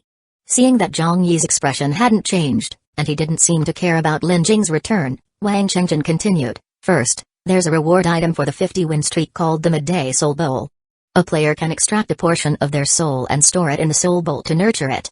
Then, by adding the heart's blood, corpse oil, or souls of other powerful players, the soul bowl can gradually cultivate a powerful divine soul.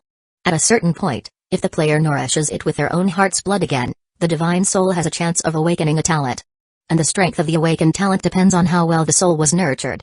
In other words, the stronger the players you sacrifice through their heart's blood, corpse oil, or souls, the higher the chance the divine soul awakens a powerful talent. And once it awakens, it'll also come with an initial skill. If the divine soul awakens an SS-tier ability, there's a significant chance it'll come with an S-tier skill.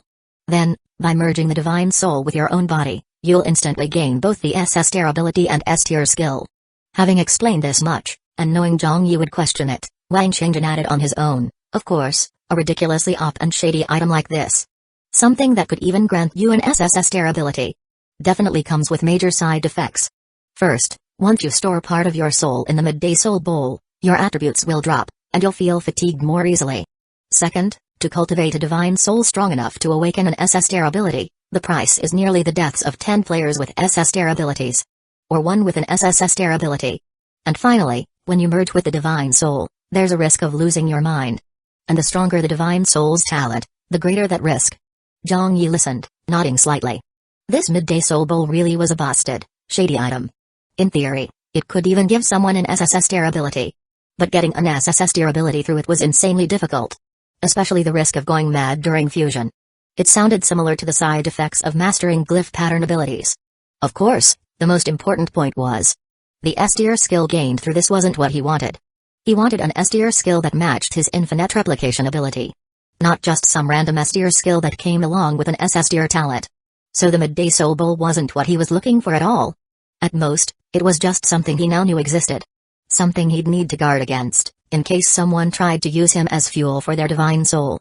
Wang Changjin could tell Zhang Yi wasn't too interested in this shady method, so he quickly moved on. There's also the reward for an 80-win streak. But just as he began to speak, there was a knock at the door of room 2025 in apartment 9999. Chapter 111, Sealing the Apartment? Lin Jing had just returned not long ago. And now, someone was knocking at the door. The visitor outside wasn't too hard to guess. Zhang Yi was getting lazier and lazier. He didn't even want to move, just sat on the sofa, fusing the phantom replica with the blackened replica. Then, with a raise of his hand, an eyeball floated over to the peephole and showed him a scene outside the door. But the visitor wasn't the just-returned Lin Jing. It was Wang Fan. And Wang Fan looked quite serious. Not at all like his usual joking self, like when he teased Wan Xin in the spectator stands. Zhang Yi paused slightly, and then the eyeball at the peephole transformed into a hand, gripping the door handle and opening the door. But as soon as the door opened, the hand vanished. From Wang Fan's perspective, he didn't see anyone open the door for him. It was as if the door had opened all on its own. He was slightly startled, but his attention was quickly drawn to the glowing golden shield, where Wang Changjin was still kneeling. When Wang Changjin was kowtowing to Zhang Yi earlier, he hadn't felt anything wrong. After all, Zhang Yi was stronger than him, and could decide his life or death. Begging to live wasn't a big deal. But now, with an outsider suddenly here, staring at him in astonishment, Wang Changjin's face burned with shame. Like he'd just been slapped repeatedly across the face. Wang Fan usually acted just as carefree as Wan Xin, but he was actually sharp and observant. Yet now, his eyes rolled and he said something completely tone-deaf. Holy shit. Brother Jin? What happened to you? Your forehead's all swollen, and you're still. His exclamation was deliberately dramatic. And the look in his eyes as he stared at Wang Changjin was pure, unfiltered shock. Wang Changjin felt utterly humiliated by that exaggerated reaction. He wanted nothing more than to shout at Zhang Yi, "What the HLL are you doing letting someone in here? Are you trying to humiliate me?" Of course, in his current situation, he didn't dare say that out loud to Zhang Yi. So he swallowed it, redirecting his frustration toward Duang Fan, glaring and growling, "I have my reasons. The real question is, what are you doing here, goofing off all day?" Duang Fan wasn't actually clueless. He didn't flinch at all and fired back, "I came here for a reason, of course. I'm here to see Master Zhang." As he spoke, he turned to Zhang Yi, his tone respectful. On the sofa, Zhang Yi's posture looked relaxed. But internally, he was still very much on guard. Even in the face of Wang Fan's slightly fawning attitude, he replied bluntly, "Aren't you afraid you'll end up like Wang Changjin?" That line made Duang's expression stiffen for a moment. But he quickly recovered and responded politely, "Wang Changjin ended up like this because of his own actions. I believe Master Zhang isn't the type to kill indiscriminately." Hearing this, Wang Changjin suddenly realized. This Wang. He seemed to know about Zhang Yi's strength. How did he know? Did he guess it just from seeing him kneeling? Or did the recently returned Lin Jing tell him? Or did he have some intel on Zhang Yi himself? Wang Changjin was full of doubts. But Zhang Yi knew. Wang probably knew about his strength before he entered the room. That serious look the eyeball caught through the peephole. That was real. Yet even knowing how strong Zhang Yi was, Wang still came willingly. Was it because he believed Zhang Yi wouldn't kill recklessly? That might be part of it. But Zhang Yi was more inclined to think Wang had some kind of trump card. With that in mind, he wasn't going to randomly target Wang. Accepting the not a killer label, he raised an eyebrow casually and said, "So, what are you here for? Don't tell me you're here as Lin Jing's messenger to negotiate?" Wang blinked, then smiled and nodded, "Yes. I really am here on Lin Shen's behalf to discuss something with you." Zhang Yi nodded. "Speak." Wang took a moment to organize his words, then said slowly, just like the group chat was guessing, Lin Shen had left to go after the kill-on-site order target. Huang Bo. And he's already located the apartment Huang Bo is in. So what? Zhang Yi didn't bat an eye. Because the Void Mirror Palace had a unique structure. Even if tens of thousands of players entered at once, they were unlikely to run into each other. Not to mention, his light and shadow escape skill made the palace his home turf. And more importantly, Lin Jing was most likely a dark-type being. If he really dared approach a light-type presence, it would be suicide. With that confidence, Zhang Yi raised an eyebrow at Tuang and said, "So what? Is Lin Jing inviting me to team up and hunt down Huang Bo?" But Tuang shook his head. "No." He glanced at Wang Changjin, hesitated for a moment, then said directly, "Lin Shen's idea is to seal off the apartment where Huang Bo is." Seal it off? Zhang Yi was momentarily surprised. Wang nodded. Apartment administrators can apply for the authority to seal an apartment. Once an apartment is sealed, the rooftop teleportation array is disabled. Players in the apartment can no longer cross between apartments. The whole place becomes one-way. Entry allowed, exit not. Any light type would be completely trapped inside like a turtle in a jar. That. If it were a normal light type, they really would be stuck like a turtle in a jar. At that point, a swarm of non-countered, non-dark type players could just storm in and kill them easily. But Zhang Yi wasn't just any light type. He could completely bypass this using replica swap to cross apartments. So he remained calm and said with a straight face, sealing the apartment. What's that got to do with me?" Wang pursed his lips, looking a bit helpless. Lin Shen said he already approached the administrator of Huang Bo's apartment to discuss sealing it. But that administrator absolutely refused. Because administrators are quite restricted. They can't cross apartments. And since this one is also a dark type being, he's naturally terrified of light types. He's desperate for the light type to get the hell out. No way he's going to trap such a dangerous figure in his own apartment. Well then. Apartment administrators weren't even part of the kill on-site order rewards. So for them, killing a light type was something they hoped other players would do. While they just reaped the benefits. Not their business, not their problem. And to a dark type, a light type was like the scariest viral bioe app imaginable. Trapping one in your own apartment? Yeah, no thanks. So, Zhang Yi thought for a moment, then looked at Wang and asked, so Lin Jing's plan is for the two of us to kill that stubborn administrator and then take over his post so we can seal the apartment ourselves? But Wang shook his head again. If we players did it, we might not make it in time. And rushing to kill an administrator is too risky. So, Zhang Yi followed his line of thinking, especially that phrase we players, and quickly guessed, Lin Jing wants to have an NPC kill the administrator, doesn't he? This time, Wang finally nodded. That's exactly what Lin Shen means. Because if an NPC attacks an administrator, it won't trigger the erasure mechanism. Instead, there's a chance they can win by pure strength. So having an NPC kill the administrator is feasible. Lin Shen approached me first to ask if I had connections with any powerful NPCs.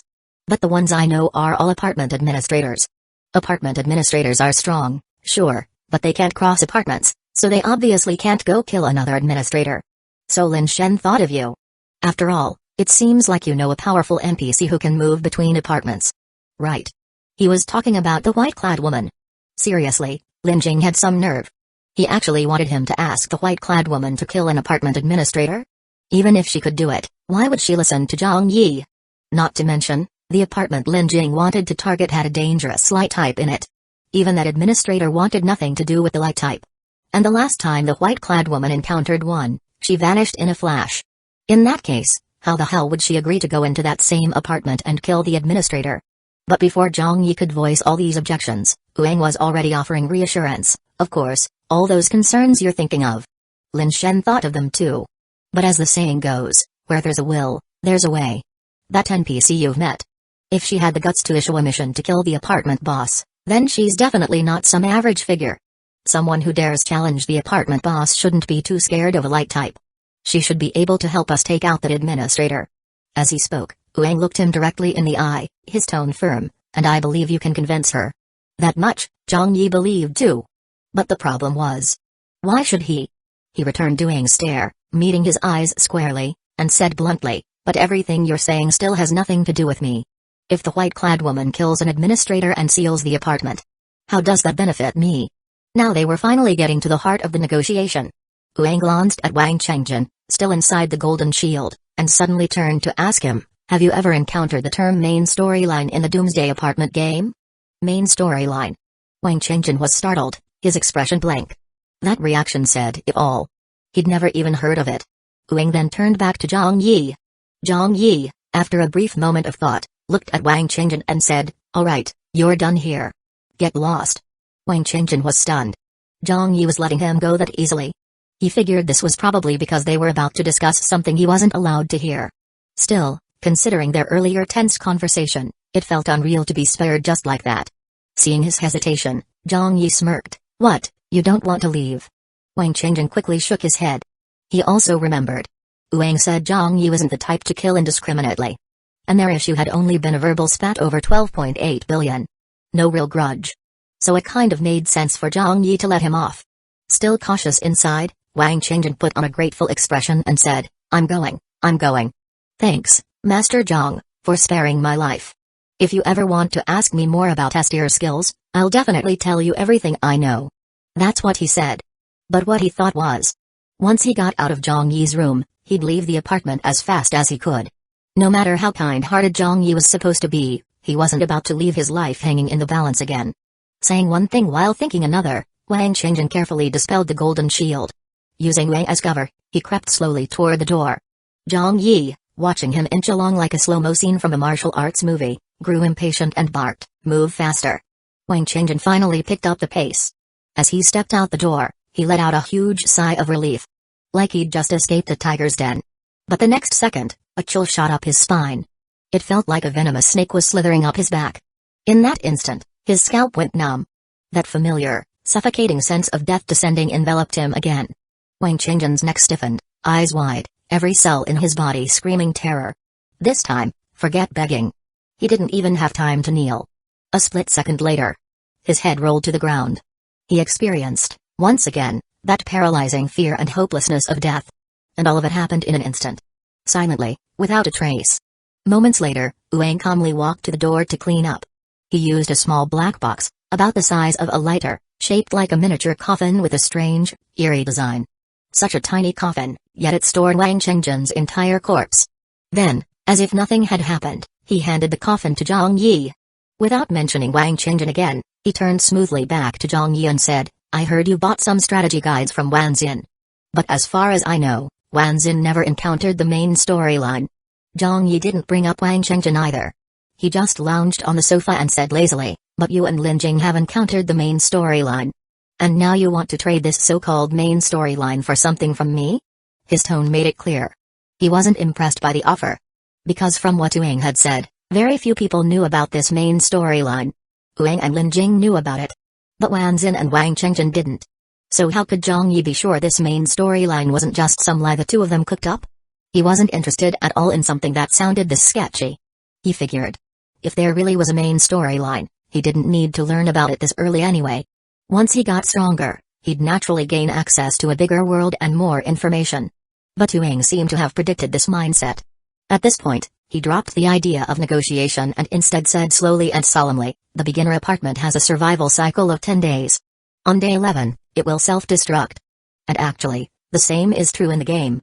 The Doomsday apartment also ends on day 11. When I encountered this info in-game, I thought it was just a storyline device meant to push players to explore. But now, it might be something that every player will have to face in real life.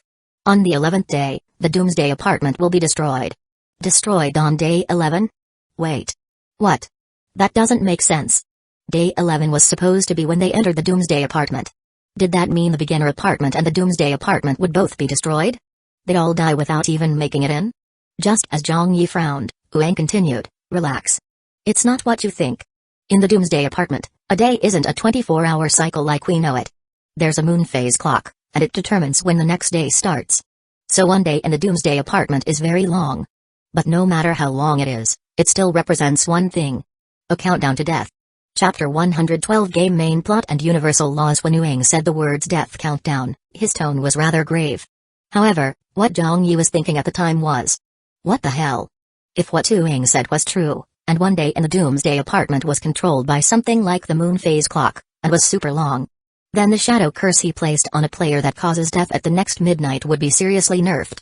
Originally, he thought death at the next midnight meant not surviving the next 24 hours. But in the Doomsday apartment, who the hell knows how long it'd take for the next midnight to arrive? This. Zhang Yi was speechless. But soon, he snapped back to reality and looked at Uang with a blank expression. So what you're saying is, no matter how strong or arrogant I am now, when the Doomsday apartment meets its end, I'll perish along with it. So from a big picture perspective, we players struggling to survive are tied together by fate. You want to use that as the foundation to invite me to cooperate. Have me join you and the other players who've touched the main storyline, to try and change the doomed ending of the Doomsday apartment? He spoke calmly and clearly, his tone mild and even. But Uang could obviously sense the resistance in his words. He didn't answer directly, but instead asked out of nowhere, you look pretty young, are you a student? Have you learned C language? The sudden change of topic caught Zhang Yi off guard, but he still nodded slightly, even though our computer teacher was often sick and the math teacher had to fill in. I did learn a bit of C. That surprised Uang a little. From what Zhang Yi said, it was obvious he was still a high schooler. After all, in university, math teachers wouldn't be hijacking computer classes. On the contrary, if you were a computer science major, C would be a core course, and stuff like calculus and linear algebra would take a backseat. Uang himself was a computer science major in college. Realizing that Zhang Yi was even younger than him gave him a bit of a mixed feeling. After a moment of silence, he asked again, you learned a bit. So you know what int is, right? Zhang Yi nodded. Integer data type. Uang, short? Zhang Yi, short integer. Seeing that he really knew his stuff, Uang returned to the main topic, then what's the difference between int and short? Zhang Yi answered smoothly as ever, short integers take up 2 bytes, so they have a smaller data range. The range for int? Zhang Yi had no idea why this guy was suddenly talking about C language. But thinking that, well, it's a game, probably connected to coding somehow, he still gave an answer. I remember int is 4 bytes, 32 bits. So the range is, for negatives, down to -2 to the 31st power, for positives, Up to 2 to the 31st minus 1. Wang nodded again, then seriously asked, so if it I equals 231 to 1, what would the value of I be after I plus plus?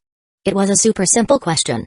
Zhang Yi answered immediately, after overflow, it naturally becomes negative 2 to the 31st. Wang nodded again. Right, you know overflow. In games, when there's a bug, sometimes this kind of data overflow also happens. When a number exceeds its range, it jumps straight from the positive end to the negative end. So in the game world, when a number gets too big and overflows, it becomes negative. Only now did it seem like Wang was actually talking about the game. Zhang Yi followed his logic, thinking things through. But then, this guy suddenly switched topics again and asked another question out of the blue. You know the law of entropy increase, right? Entropy? Zhang Yi was a science student. In high school physics, they barely touched on entropy, though in chemistry it came up in entropy change questions. Still, he knew that the law of entropy increase Wang was referring to was from physics. After thinking for a moment, he answered seriously, if you mean the specific thermodynamic function, I don't really get it. But if you're talking about the general conceptual meaning, I think I do. Entropy increase is a spontaneous and irreversible process. And according to the law, all living things will eventually go extinct. Even the universe is constantly heading toward destruction. Wang nodded. Yeah, that's exactly what I meant. According to the law of entropy increase, everything is destined for extinction. And preventing the end of the world. That's exactly what the main plot of the Doomsday apartment game explores. All the major factions in the Doomsday apartment should be working on this issue, trying to find a way to stop the inevitable end. And the part of the main storyline that Lin Jing, and most of the core players encountered came from the Duo organization. According to the leader of the Duo organization, if the world's inevitable demise is derived from the law of entropy increase, then, is it possible that if we find a way to reverse entropy, we can prevent the world's destruction? But the law of entropy increase is an established rule. From a scientific standpoint, reversing entropy is completely impossible. But, just like I mentioned earlier, when I is assigned the maximum positive value of int, and you do I++, that I, in an instant, changes from a max positive number to a negative number. The principle is simple, data overflow. And the method the Duo organization came up with to reverse entropy is just like this overflow with I. Essentially, it's not a true reversal, so it doesn't violate the law of entropy increase. If you think of the law of entropy increase as something like I++ in programming, then this kind of reversal doesn't happen by rewriting I++ to I. Instead, you wait for I to increase to the point where it breaks through the limits of its own data type. Just like in my earlier example. It instantly shifts from 2 to the 31st minus 1 to negative 2 to the 31st. So although there's no decrease in the process, the result still achieves the reversal of entropy increase. Wang probably worried Zhang Yi wouldn't understand, so he explained it all in detail. But in truth, from the moment he brought up reversing entropy, Zhang Yi had already gotten what he meant. He even knew that Wang was likely using I++ to analogize the law of entropy increase, and data overflow to analogize the reversal of entropy, just to make it easier for him to understand. Actually, Wang didn't need to use that analogy. Zhang Yi already understood what he was trying to say. But it was precisely that analogy that deeply shocked Zhang Yi. Because Zhang Yi had seen a similar sci-fi video before, one that also talked about the law of entropy increase and trying to reverse it to change the world's inevitable destruction. In the video, humanity had already gone extinct, but had left behind an iRobot named Cosmic Tree. This robot's mission was to reverse entropy and stop the world from being destroyed. By the end of the video, of course, the iRobot had failed its mission. In the end, it was forced to admit, entropy cannot be reversed, the world's destruction is inevitable. When the video demonstrated the world's end, the screen turned pitch black. At that moment, Zhang Yi saw his own reflection in the black screen. His eyes were surprisingly calm. After all, the destruction of the world felt far too distant, so distant, it seemed unrelated to him. However, just as he was about to exit the video, a beam of light suddenly lit up on screen. What followed was the depiction of the universe's birth. From the moment God said let there be light, the universe came into existence, and gradually evolved and developed. The video, which had been quiet, was now accompanied by an epic soundtrack. Zhang Yi smiled faintly. He thought, what the video meant to express was, the destruction of the universe is followed by its rebirth. And this was quite consistent with the idea Wang was trying to convey about reversing entropy. So the moment Wang brought it up, Zhang Yi understood. Because he had seen that video. What truly shocked him was Wang using programming language to draw an analogy. Back then, while watching the video, Zhang Yi hadn't really thought deeply about why the destruction of the universe was followed by its birth. But now, from Wang's perspective of data overflow, He suddenly realized. Why would the rules of the world resemble the rules of programming so closely? Could it be that the world he saw was actually a massive database? The entire world was like that variable I. When it reached the limit of its data range, it overflowed and jumped back to the start. Zhang Yi originally wasn't very interested in this so-called main storyline. But at this moment, he felt a bit dazed. Seeing his expression, Wang sighed helplessly, I think I've made it pretty clear. You still don't get it? Zhang Yi snapped back to reality and shook his head. It's because I do get it that I'm a little shook. Then, after a brief pause, he took the initiative to speculate. So based on this theory, the Duo organization's true goal in the main storyline isn't really to save the world. Because by their logic, after the old world is destroyed, a new world will naturally be born. So their goal is to figure out how players like themselves, who live in the old world, can achieve individual entropy reversal during the greater process of world-scale entropy reversal, and survive into the new world. As he said this, his eyes lit up with surprise. Isn't this kind of situation really similar to the reincarnated Deary in the beginner apartment? If the beginner apartment is seen as a small world system, then it also transitions from destruction to the birth of a new world. And the reincarnated Deary would be the one who managed to achieve individual entropy reversal and survived the old world's destruction into the new one. Then he went even further. The beginner apartment is destroyed on the 11th day, and so is the Doomsday apartment. So maybe the birth and destruction of the beginner apartment is actually a simulation of the Doomsday apartment? And the Duo organization is trying to find answers from these simulated scenarios? Wang stared blankly for a moment and nodded stiffly. He hadn't expected Zhang Yi not only to truly understand, but to make so many leaps in thought. He couldn't help but exclaim, "You really never played the game or touched the main storyline?" Zhang Yi shook his head. "Really never. But I've seen sci-fi videos that align quite a bit with what you've described about the main storyline." Wang's look grew a bit complex. After a long pause, he finally said, "So, do you believe what I've said about the game's main plot now?" Zhang Yi thought for a moment, then raised an eyebrow. "I believe it. About 70 to 80%. But just a moment later, he changed the subject. "As for helping you guys convince the white-clad woman to kill the apartment administrator, I'm willing to agree. But, the conditions. I set them." Wang had come here to talk business. But now, Zhang Yi had clearly taken the initiative. Wang considered it for a moment and nodded. "All right. Go ahead. First condition." Zhang Yi raised one finger and said steadily, "I can go talk to the white-clad woman, but whatever conditions she asks of me in return for this task need to be passed on to your side." Wang thought for a bit, then nodded. "As long as it's not something outrageous, that's fine."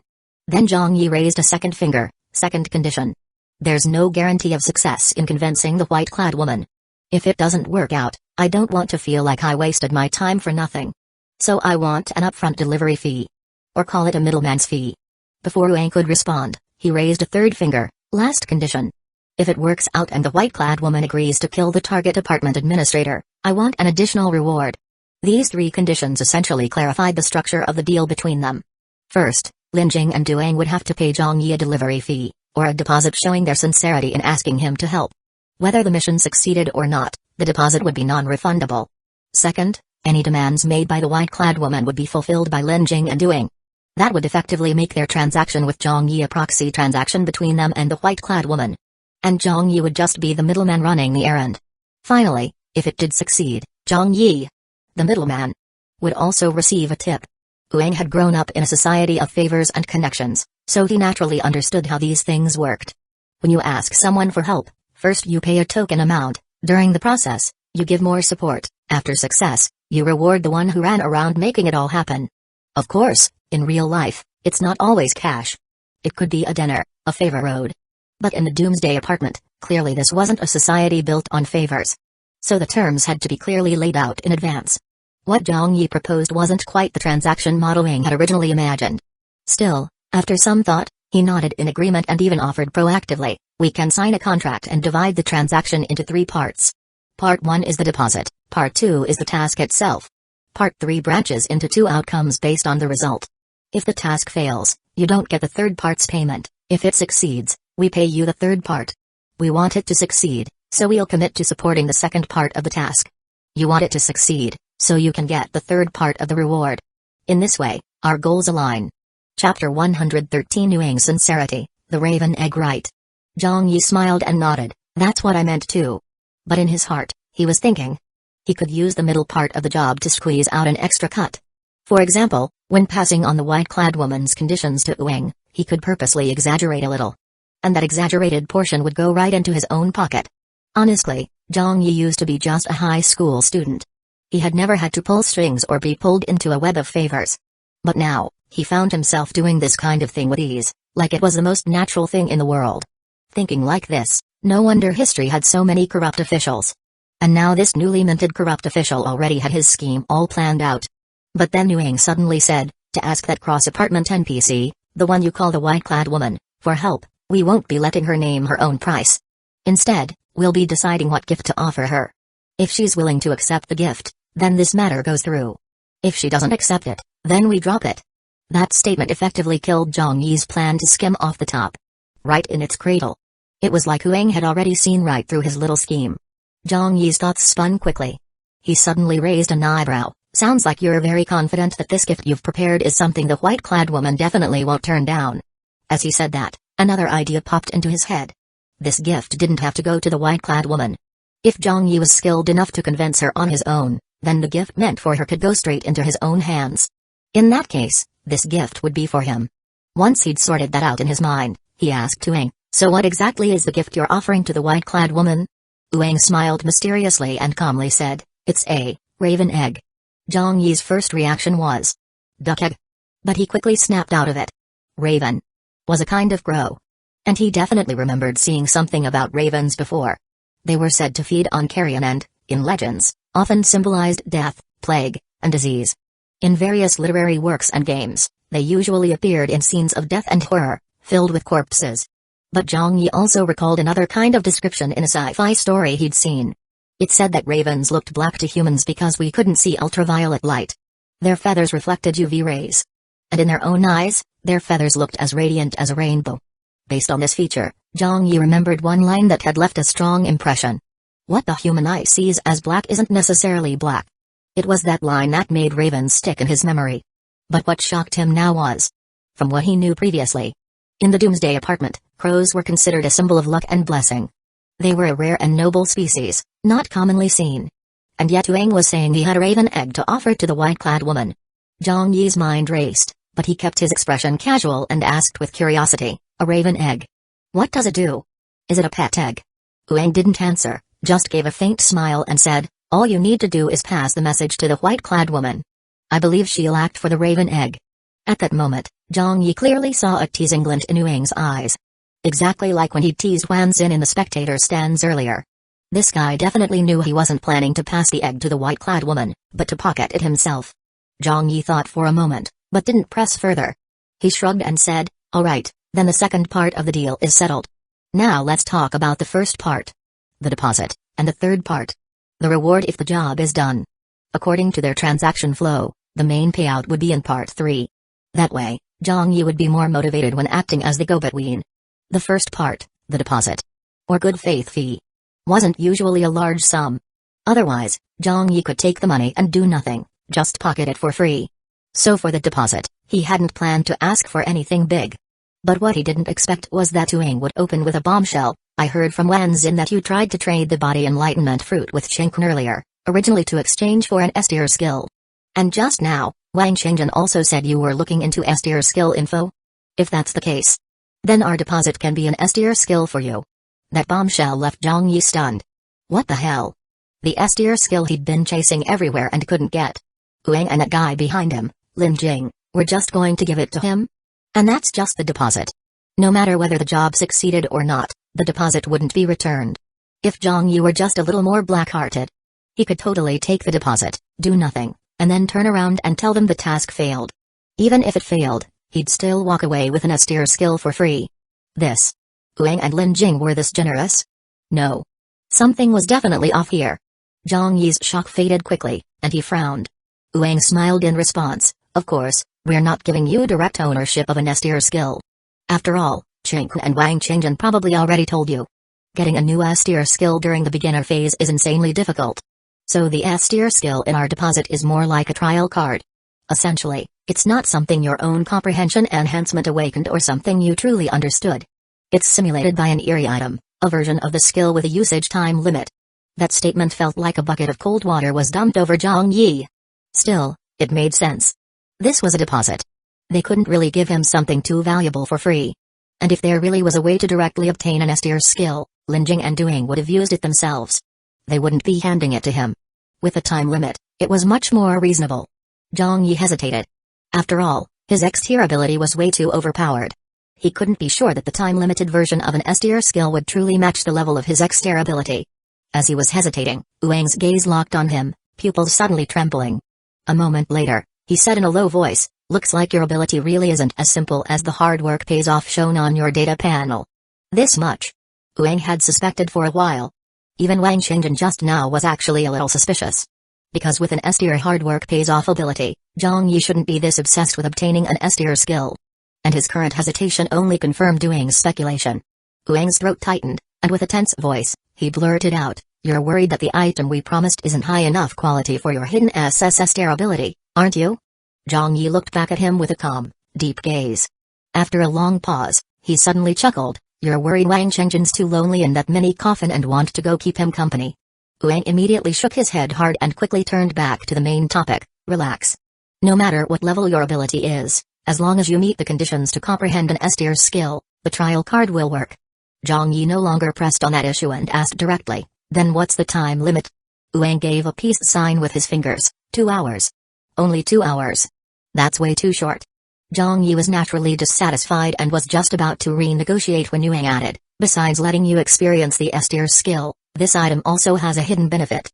If you try to learn the same S-tier skill later, it'll be easier for you.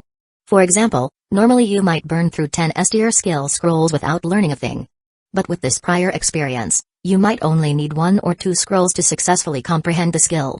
If that were true, it would save him 8 or 9 S-tier skill scrolls. Zhang Yi thought about it briefly and asked, "What about the reward for the third part?" Seeing the negotiations were nearing an end, Wang let out a slight breath and continued steadily, "The third part reward includes 3 items. First, information about the game's main storyline we discussed earlier. This includes the relationship between the duo organization and the apartment boss, their goals in running the beginner apartment, and their strategies for dealing with the end of the world." He paused, then added, "And also the connection between the duo organization and the Ravens. That'll be delivered to you as part of the information package." Only then did Zhang Yi realize. Raven, duo. So there was a connection. Then for Wang and Linjing to be able to offer a Raven egg, they must be entangled with the duo organization too? If that's the case, could this entire negotiation be part of a duo organization scheme? Zhang Yi thought about all this, but didn't let it show on his face. Wang continued, "The second reward is a red light elevator card for apartment 0000. Each floor of apartment 0000 is a unique environment. There are no actual apartment rooms. Even the red light elevators on each floor don't have fixed coordinates. Without a red light elevator card, a player will find it extremely difficult to explore each floor of apartment 0000. Even if you're strong enough to avoid death, you'd waste tons of time exploring blindly. But with the elevator card, you can go directly to the environment you want to reach, making exploration much more efficient. You can ask Wanzin or Chinku about how rare and useful these cards are." Zhang Yi nodded. He was satisfied with this item too. Given how things were going, he'd probably end up entering apartment 0000. Having an elevator card to save time would be really handy. Next, Wang's expression grew a bit more subtle as he continued, "The third reward is in Bitter Buddha's Heart. It's an eerie item with 3 effects. First, it hides your data panel, making it immune to any detection method. Second, if you're trapped in an illusion, the Buddha's heart will ache faintly to warn you. Of course, the illusion here refers to any level of illusion. Third, over time, it subtly enhances your comprehension. Also, it serves as a pass to enter the 10,000 Buddha's Cavern." "The 10,000 Buddha's Cavern?" Zhang Yi raised an eyebrow. "Never heard of it." Wang wasn't surprised and explained, "It's a special secret realm filled with the tension between sin and salvation. Inside, countless deity and Buddha statues are imprisoned, all bearing deep sins. They've been repenting in darkness for so long that their resentment twisted them into grotesque, terrifying forms. Any player who enters and manages to restore even a single statue to its original form will be handsomely rewarded. Different statues offer different rewards. But one reward is guaranteed for every statue. A moment of enlightenment. You've already experienced how hard S-tier skills are to get. Then above that, SS tier and SSS tier skills are practically impossible to find. Even the stellar tier dojo rewards from kill on-site orders can't easily help players comprehend those top tier skills. But the enlightenment granted by the Buddha statues can. In fact, in the game's basic rule set. Whatever your ability rank is, that's the rank of skill you're capable of learning. At those words, Zhang Yi was seriously tempted. After all, his ability was X tier. But X tier skills. He didn't even dare to dream of them. Forget X tier. His main body didn't even have an S tier skill yet. But if the 10,000 Buddha's Cavern really could help him attain a skill that matched his X tier ability, then that place was somewhere he had to go. Still, no matter how stirred up he felt inside, Zhang Yi kept his cool on the surface so Uang wouldn't see through him. He even raised an eyebrow and said, "Sounds great, but I'm guessing those Buddha statue rewards in the 10,000 Buddha's Cavern aren't easy to get, are they?" Uang smiled and nodded, "Of course. After all, if the rewards were that easy, there's no way we'd offer such a rare item to you. But even though the rewards are hard to earn, the bitter Buddha's heart is still extremely valuable. Especially for players with higher ability ranks. Its value only increases. If you don't believe me, you can ask Wanzin too." Zhang Yi said nothing, remaining quiet. Uang continued, "Besides those 3 parts of the 3rd reward, we can also throw in a 4th. The 4th reward will be after the mission is successful. Sealing off the apartment. If at that time, I or Lin Jing win the kill on sight order reward, then the stellar tier dojo in the reward. We'll let you use it to help you comprehend an S tier skill." That additional reward was certainly generous. But to Zhang Yi, it meant nothing. Because there was no way he was letting these two take the kill on sight order reward. Still, to avoid letting Wang catch on, he acted tempted and even said bluntly, "All 4 parts of the reward are very generous. I accept the deal. But once the apartment is sealed, I'll still be competing with you for the kill on sight order reward." That was a perfectly normal response for a player.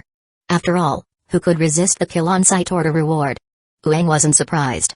He nodded and said, "All right, in that case, shall we draft the contract now?"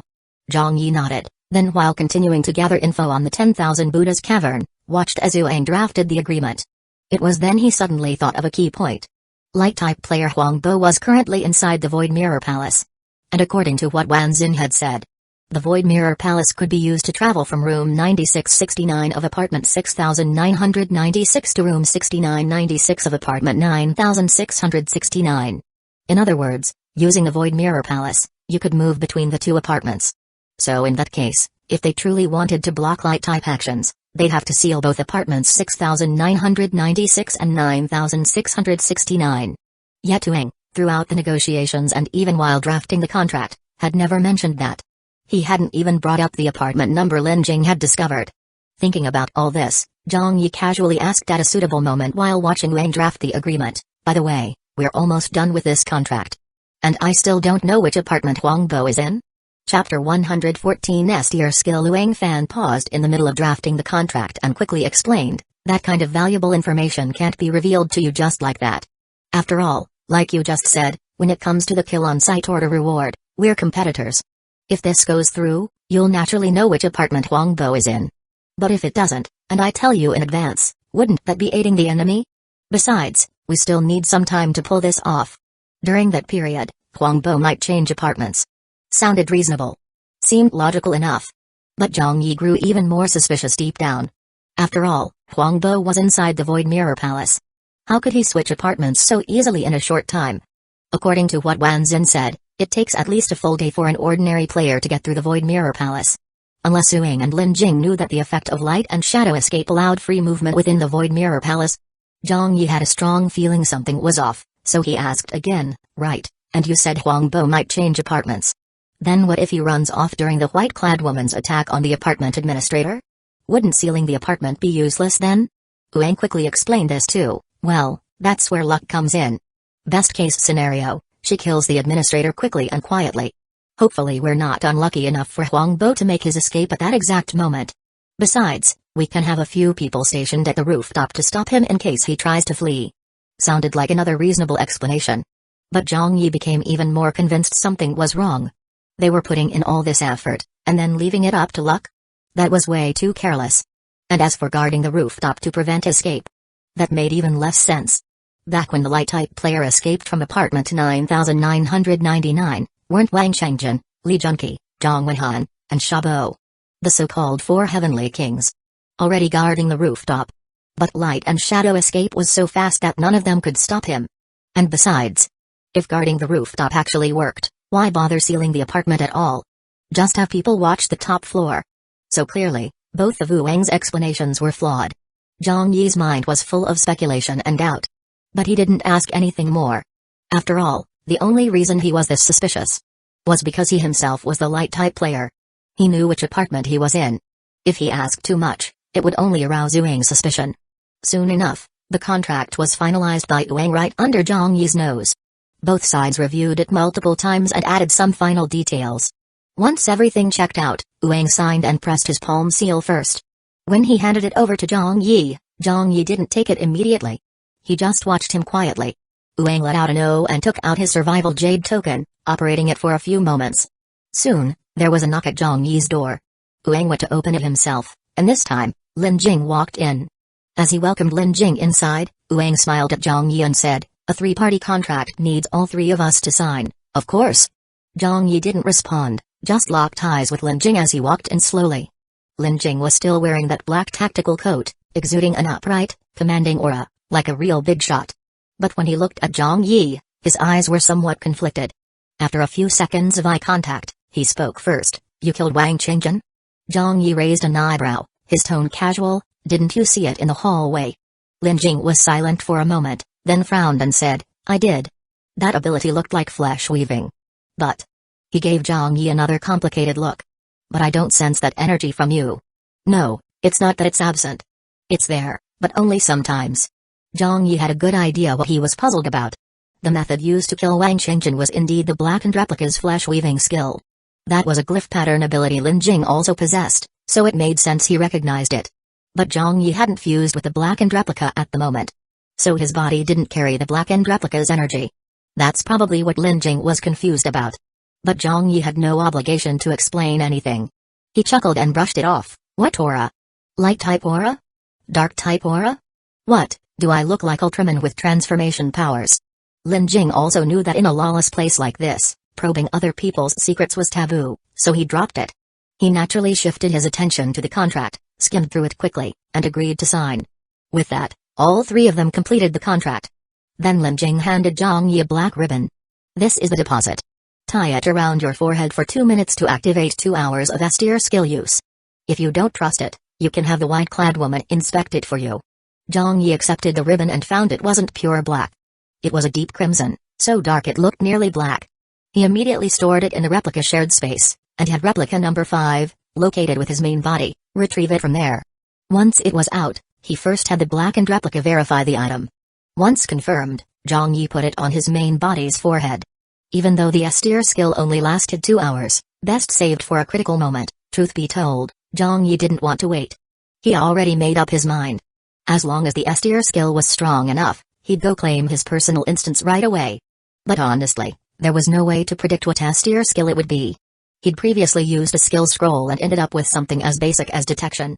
That was clearly a generic skill. Not something derived from his X-tier infinite replication. Sure,